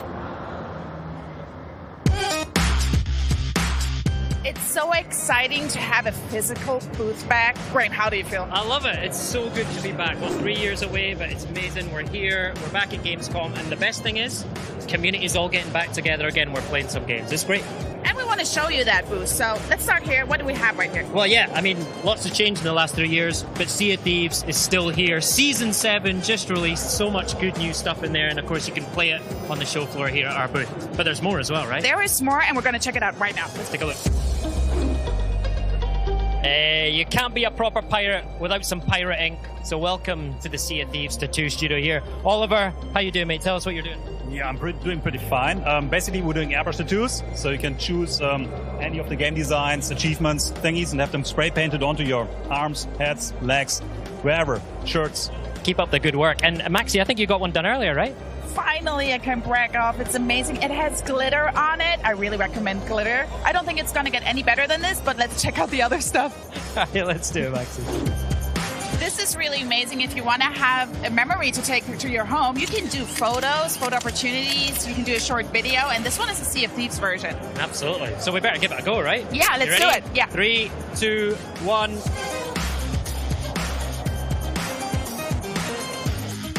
So this is a trigger warning. If you have arachnophobia, close your eyes right now. Absolutely. There's no danger dumplings here, folks. Say hello to the grounded broodmother. These guys don't look too scared, do they? Oh, it's totally fine. It's totally fine. So Grounded 1.0 is going to come out in full campaign mode with the first boss encounter, the Broodmother, on the 27th of September. On Xbox Game Pass, right? Yeah, that's correct. Oh my God, it just touched me. Graham! Come on, let's get out of here. Let's go. I don't like it. Now, one of the most exciting games on the booth, especially for the German crowd, is Pentiment, right, Maxie? Yeah, especially for me because the region is set in Bavaria, and Bavaria is my home state. I live in Munich, and it's Obsidian medieval narrative game, and you play Andreas Mahler over a 25-year lifespan and just solve mysteries. Great. But listen, there's even more to play. Let's take a look. You see? Told you there was more to play. It is. I see you suck at parking, like the Frontier, Planet of Lana, Inculinati. Amazing. It's great, isn't it? And in the 18 plus area over the back, we've got a Plague Tale Requiem, we've got Benedict Fox, and then of course the game that everyone's talking about, Lies of P, and that's coming day 1 to Game Pass, right? But that's not it. We even got more to play, so if you're here, super excited, and let's go on with the stream. It's great to be back, everyone. We'll see you soon.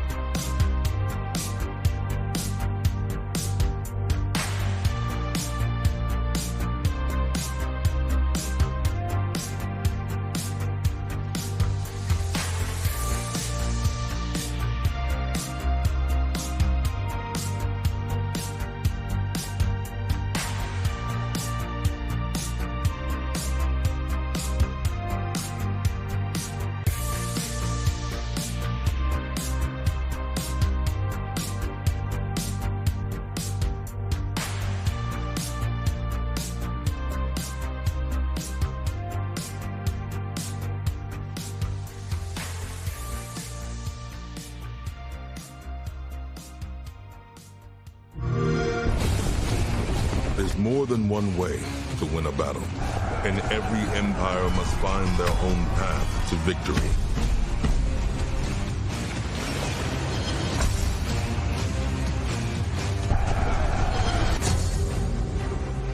Whether you strike from afar or ambush up close, the Malians will use wit and strategy to outmaneuver their opponents and gain the advantage on the battlefield.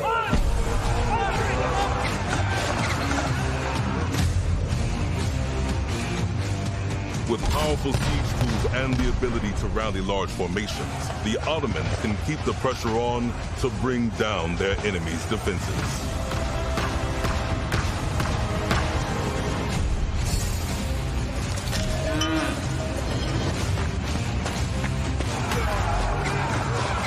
When the drums of war beat, how will you emerge victorious? History is in the making, and your place in it has just begun.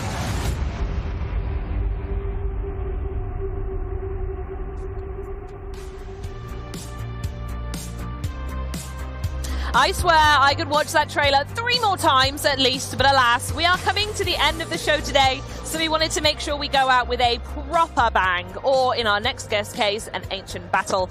And what better way to do that than to talk Ancient Conquest with Bert Beekman, studio head from Forgotten Empires. Hello and welcome, Bert. Hey Charlie, good to be back at Gamescom after all these years with Age of Empires. Absolutely, yeah. And I tell you what, before we dive into anything, I do want to ask you how good it feels to be back with the German fans, because I know how much Age really resonates with them. It is amazing. Yeah. Like, there's such a massive fan base here in Germany. Like, just walking around all the halls with your Age of Empires shirt, people are just stopping you like, wait, Age, where can I play Age? Where can I find Age? And they have stories to tell as well. Like, hey, I played this for years. I played it as a kid. I'm still playing it. It's amazing. It's such an amazing franchise. And I have got to say, we did do Xbox Fan Fest last night, and I was over in the corner playing it for 90 minutes instead of talking to anyone. And I don't regret a second. It feels at home when I'm playing Age, you know? It's just so lovely and warm. A perfect good use of your time, yes. Yeah, that's what I think. Right, okay, let's dive into it and start talking about it from there. So in the trailer we just saw, we saw that there are 2 new civilizations on the way joining Age of Empires 4, and they are the Ottomans and the Malians. So we're going to talk about both of them, but I want to kick things off with the Ottomans. So what have you got to tell us about them?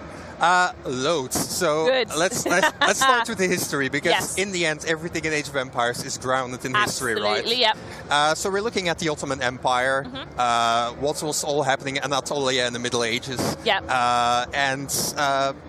If you think about that, it was an empire that lasted a very long time. It was very based on military, very militaristic, very organized, a lot of military science going on, very regimented army that really controlled a massive area in the Middle East for a very, very long time. And then the question was, how do we turn that into a game? How do we turn that into Age of Empires? And it was really like, okay, we have all this military piece. That sounds like something we can translate. And I actually want to dive straight into the gameplay. So, for example, the Ottomans, they have the military school. It's a brand new building. They can build it in the Dark Age. Straight from the beginning? Straight from the beginning. Okay, I don't know what this building does yet, but that sounds like a game changer that it's immediate. It's actually a game changer. Absolutely, absolutely. So you build a military school, and it automatically trains a unit that you select. Like, you have all toggles for all the units in the Ottoman roster. Wow. And you can select which one you want to create for free. I feel like there's a but coming, though, right? There is a but coming. There is a but coming. The Yes. training goes very, very slowly. Okay, but I suppose the sacrifice of a slow training is free armies. You still get a free army. You and still get a especially free for army. those folks who want to go for combat victories, if you're not draining your resources, you can just build this massive empire of meanies to go beat everyone up. Exactly. Yeah. So it's and that's also kind of how the Ottomans play out. Like, you jump into the game as the Ottomans, and it's really all about the military and the military conquest and winning through very military means. That's how you win as the Ottomans. Yes. What's also nice about the Ottomans is, like, the first time I played it, like a pretty advanced version already, it's like you feel straight at home. Like, you have played other Age of Empires 4 civilizations, and they're all quite different from each other. Yeah. But you get the hang of it quite quickly. Yeah. So it really resembles the rest. You feel at home, and So there's not a steep learning curve on it? Not too much, no. Oh, not too okay. Much. So can you tell us any more about any of the military units or any of the buildings that come with the Ottomans? So we had the military school, right? And yes, they can trade all the units, and they have quite a few unique units as well. First, they have the Janissary. A bit of a fan favorite. Like the Janissary was in Age of Empires 2, was in Age of Empires 3. It was always like the way that the Ottomans got their gunpowder earlier than any other civilization in the game. Tactical advantage, yeah. Oh, yes. Yep. And it's the same here in Age of Empires 4, so we're continuing this tradition. Yep. They can build a Janissary. It's a hand cannoneer that they create in the Castle Age, so before anyone else. So yeah, you can rush to your guns. Yeah, they really do. They definitely have that combat edge, right? Oh, yes. Oh, yes, they do. Amazing, amazing. So what I want to know, though, is if I was to go over that booth over there, or when I play it when it comes out, what's the strategy behind them? Is it literally just to build an empire constantly, or is there a pace to it? Like, how would you recommend fans approach it? There's one completely novel thing that the Ottomans have, and it's the Imperial Council. Oh, okay. And that will play a big part into your strategies and how you kind of play the Ottoman civilization. The Imperial Council is kind of, as you build your empire, no matter how, like researching technologies, going to the next age, training units, you kind of gain experience, I say experience points. You get viziers that look at your empire and say like, this has my approval. I shall grant my services to you. Yeah. And those viziers can then say, okay, I'm going to give you tactical advantages. Like, hey, I'm going to make sure that you can conscript some Janissaries from the town centers, and you can use those to your advantage in your next attack. Oh, okay. So it's really like you have to pick, like, do I go for something more military, go something more economical, something more building up? Yeah. A lot of options there. And I know you guys like to do something a bit zany, so is there anything a bit different about the Ottomans? Any other characters we want to talk about? There is definitely one unit that is a bit different from everything else. I hope you're going to say what I think you are. We have the Mechter coming up, and apologies for my Turkish accent there, but it is it's a cavalry unit. Yeah. But he doesn't fight, but he makes sure that people around him fight. So it's a drummer cavalry, and depending on the beats he's drumming, he kind of has an aura around him to improve nearby units. Okay, so if he's doing like metal music or drum and bass, everyone's getting a different vibe and going for it, Yes, exactly. Like, I don't know, with rock music you go faster, with metal music you get a bit angry, I'm not sure. I think so, it'd be like an attack buff, wouldn't it? If you put like some Slipknot drums on or something like that. There we go. Very angry Janissaries next to you, but yes. Very, very good. Okay, wonderful. So we're going to jump from them now to the Malians. Do they have any little drummer boys? But if not, what do they have going for them? They have a lot going for them. Okay. I kind of want to start in the history again. So 100%. We said this is a game about history. Let's always start there. Yes.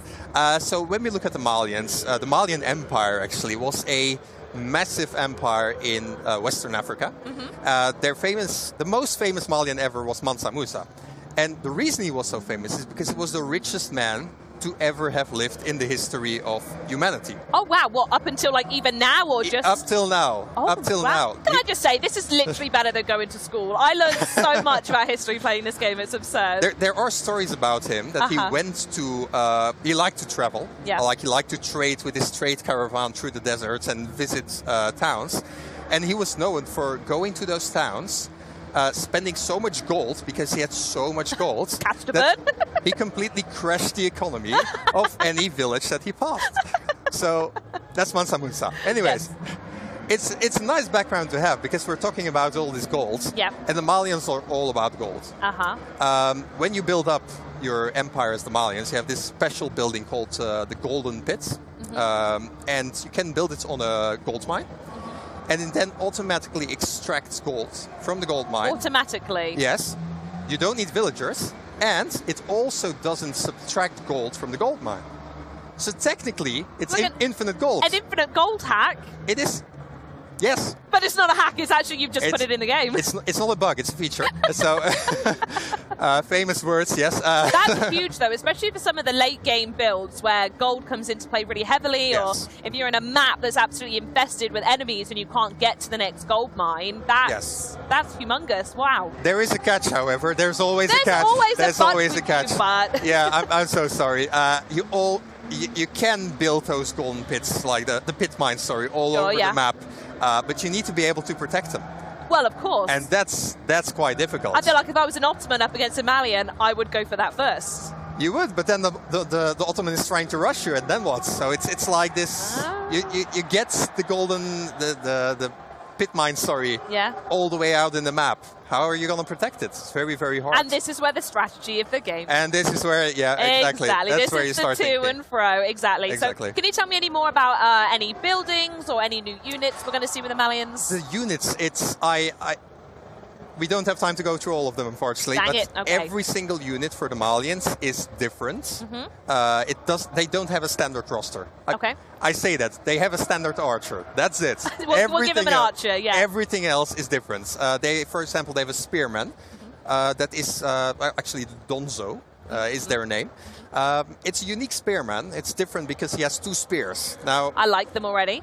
You like them already, but there's more to it. It's not just like he's fighting with 2 spears, but he takes his first spear, throws it. Yeah. So the first ranged attack, and then he can fight the rest of the battle. And there's no animation for him to go pick it up or anything. Unfortunately not. It will be brilliant. I'd love to see that, but... or if he missed and he had to go, oh God, no, let me go get it again. Or if he misses it, like, oh, come on.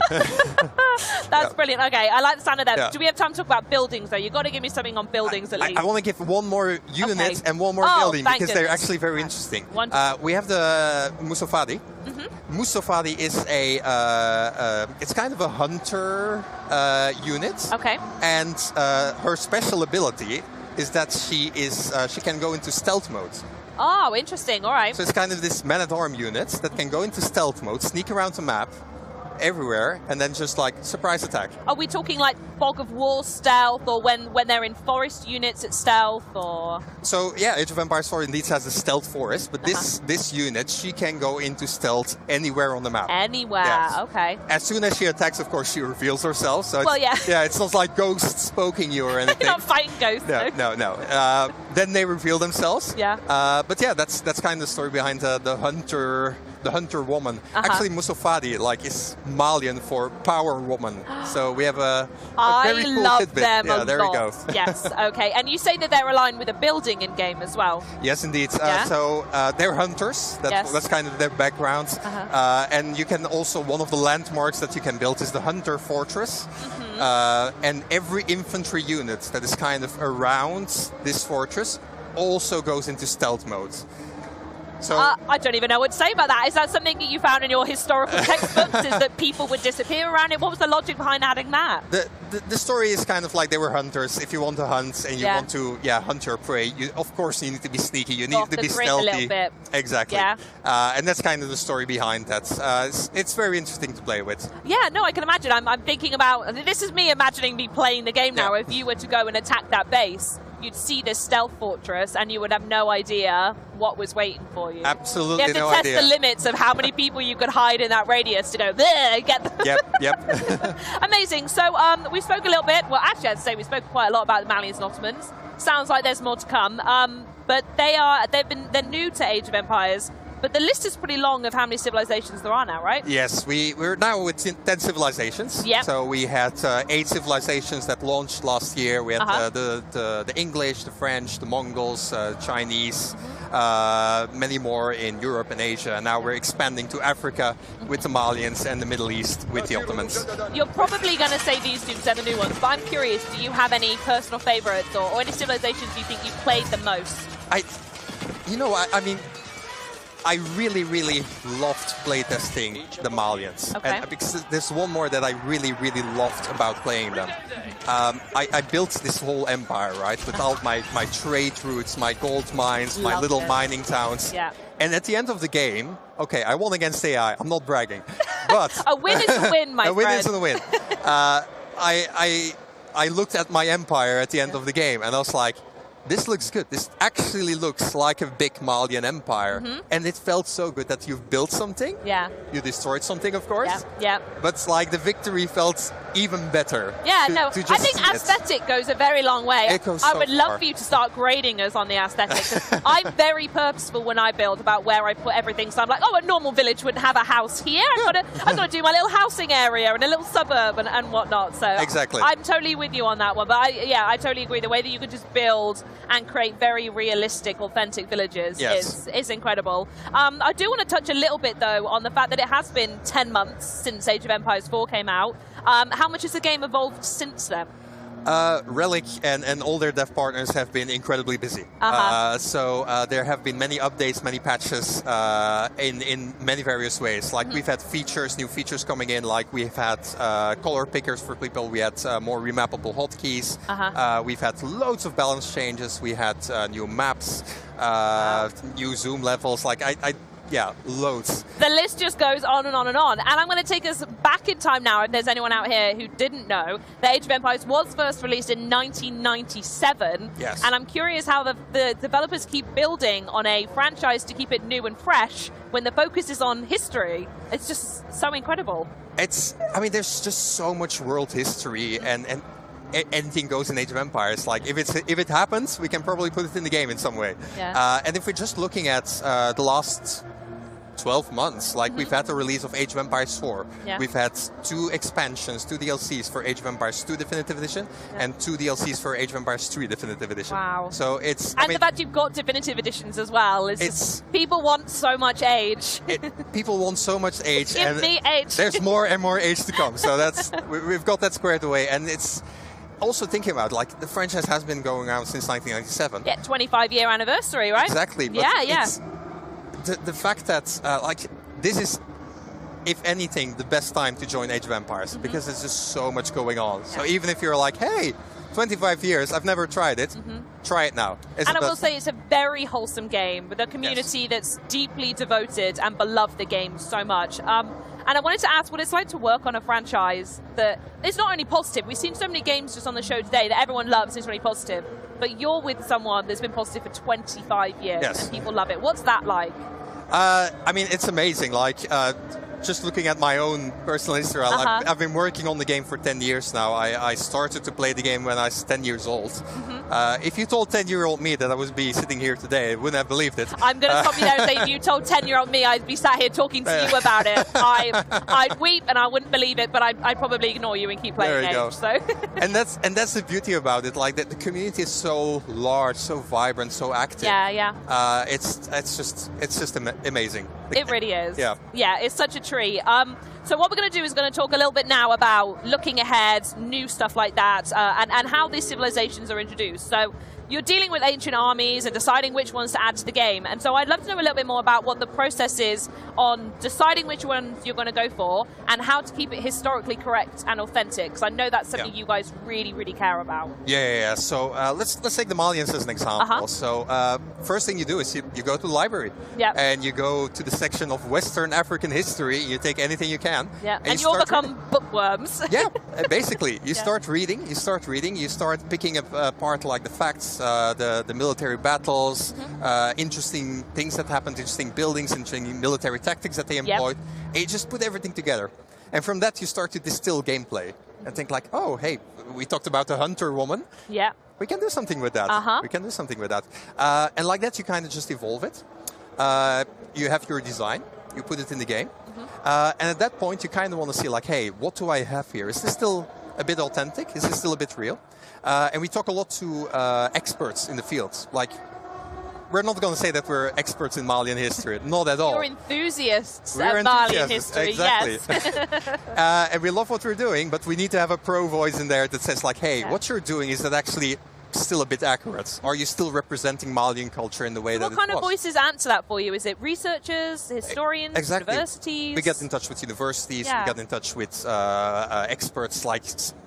There are people who specialize in weaponry of Western Africa. Yeah. Well, you can talk to those people about these specific weapons.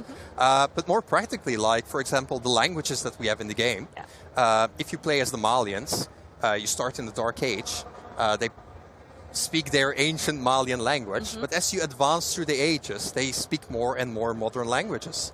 Now, that's a dedication to authenticity that I truly respect. It is amazing. It feels good to just like feel your empire evolve as you're playing. Yes. But again, I don't speak Malian.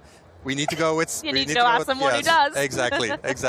And that's kind of the balance we try to find. Because in the end, it's still a video game, right? Yes. It is a video game. It needs to be fun. But we want to make sure that the civilizations that are in the game are represented in a way that is respectful. Absolutely, yeah. Especially when you give that back to the community. And I'd love to talk to them a little bit now, because I've seen how personally committed they are, myself included. I'm part of a group called the Court of Ages, which is a bunch of women who like to play and test, and it's just the most wholesome place ever. And I'm curious to know how the Age of Empires community have actually impacted or helped Age 4 along the way. Loads. Good to know. Yes. Loads. Let's keep it at that. No, yes, so for the longest time, the Age of Empires community has been involved with development. Like, hey, do you like this? Here's a beta. Here's an alpha version. Let's play. Let's develop. Let's give feedback, and let's build a game that we all want to play in the end. And that also continues today. Like, we have the Age of Empires Insiders. You can go to ageofempires.com, sign up as an insider, and just register for future betas. You can go to the Age of Empires forums. Like, all the developers are there. They're just waiting to talk to you. Yeah, we talk there a lot on the forums. And just like, we have Pro Council, we have other councils, we have so many groups of players that just provide feedback.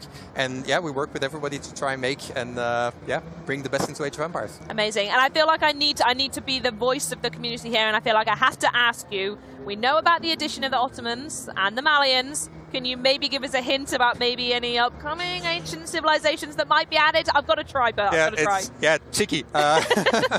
So, first of all, Age of Empires is, of course, more than civilizations. We have more maps coming, more features. Course. Yeah. That is coming later as well with this new civilizations. I can't say more than that, but all I can say, Age of Empires is alive. Yes, and, very much. Yes. Alive, well, and thriving. Yes, absolutely. Absolutely. So I will do then, to say, with it being alive and well, are there any events or updates coming up that we can look forward to instead? Yes. So, first of all, just to rephrase, the 25th of October, the Ottomans and the Malians will be coming for free. Keyword free. Free. Wow. Yes. Okay. To Age of Empires 4. So if you have bought Age of Empires 4 in the past on any platform, you will get the new 2 civilizations for free. And does that include Game Pass as well? Yes, that includes Game Pass. Oh my goodness, I love this conversation. Everybody gets the new civilizations. Yes! Speaking about things that are for free, right now, at this very moment, you can play Age of Empires 4 for free on Steam. Wow, okay. So if you were ever on the fence, like, hey, will I like that game? Go try it out. Go to Steam. Why not? Go to Age of Empires 4. You can try it out. Everything is unlocked, so you can play the whole game till the 29th of October. August. 29th of August. Sorry. Yes. It happens. We're live. It's fine. There's a lot of dates going on in your head. There we go. So you can try it for free, and if you like to buy it and later, it's now on sale as well. 50% off on both the Microsoft Store and Steam. So you can pick it up as well. Opportunity. I'm really looking forward to all of those. I'm curious though, as I've been walking around Gamescom, I've been seeing loads of people repping Age of Empires swag. Yes. Is there anything that you want to maybe showcase what's available online, or maybe for folks while they're here? Well, we have one more announcement, and then it's probably going to be the least sexy thing that we will see in this broadcast. No, I'm sure, but it'll be great. There we go. Where's this going? So we're going to unbutton a bit, and we're going to show... Oh, yes. We are going to be celebrating 25 years of Age of Empires later this year, so the 25th October. It's been 25 years since the original 25 release. 25 and 25. We're going to be celebrating with all the games in the franchise. Everybody's invited. And it's going to be lovely. It's going to be an online global event. There will be more announcements. So I would say as a developer, but also as a fan, like you want to tune in. You don't want to miss it. Absolutely. And you got your Twitter, at Age of Empires to find out more information, website, so on and so forth. Exactly.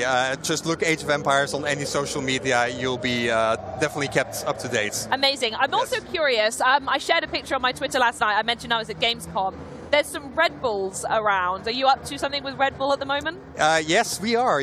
So Red Bull Wololo Legacy is coming up. It's a big tournament where we're covering Age of Empires 1, 2, and 4.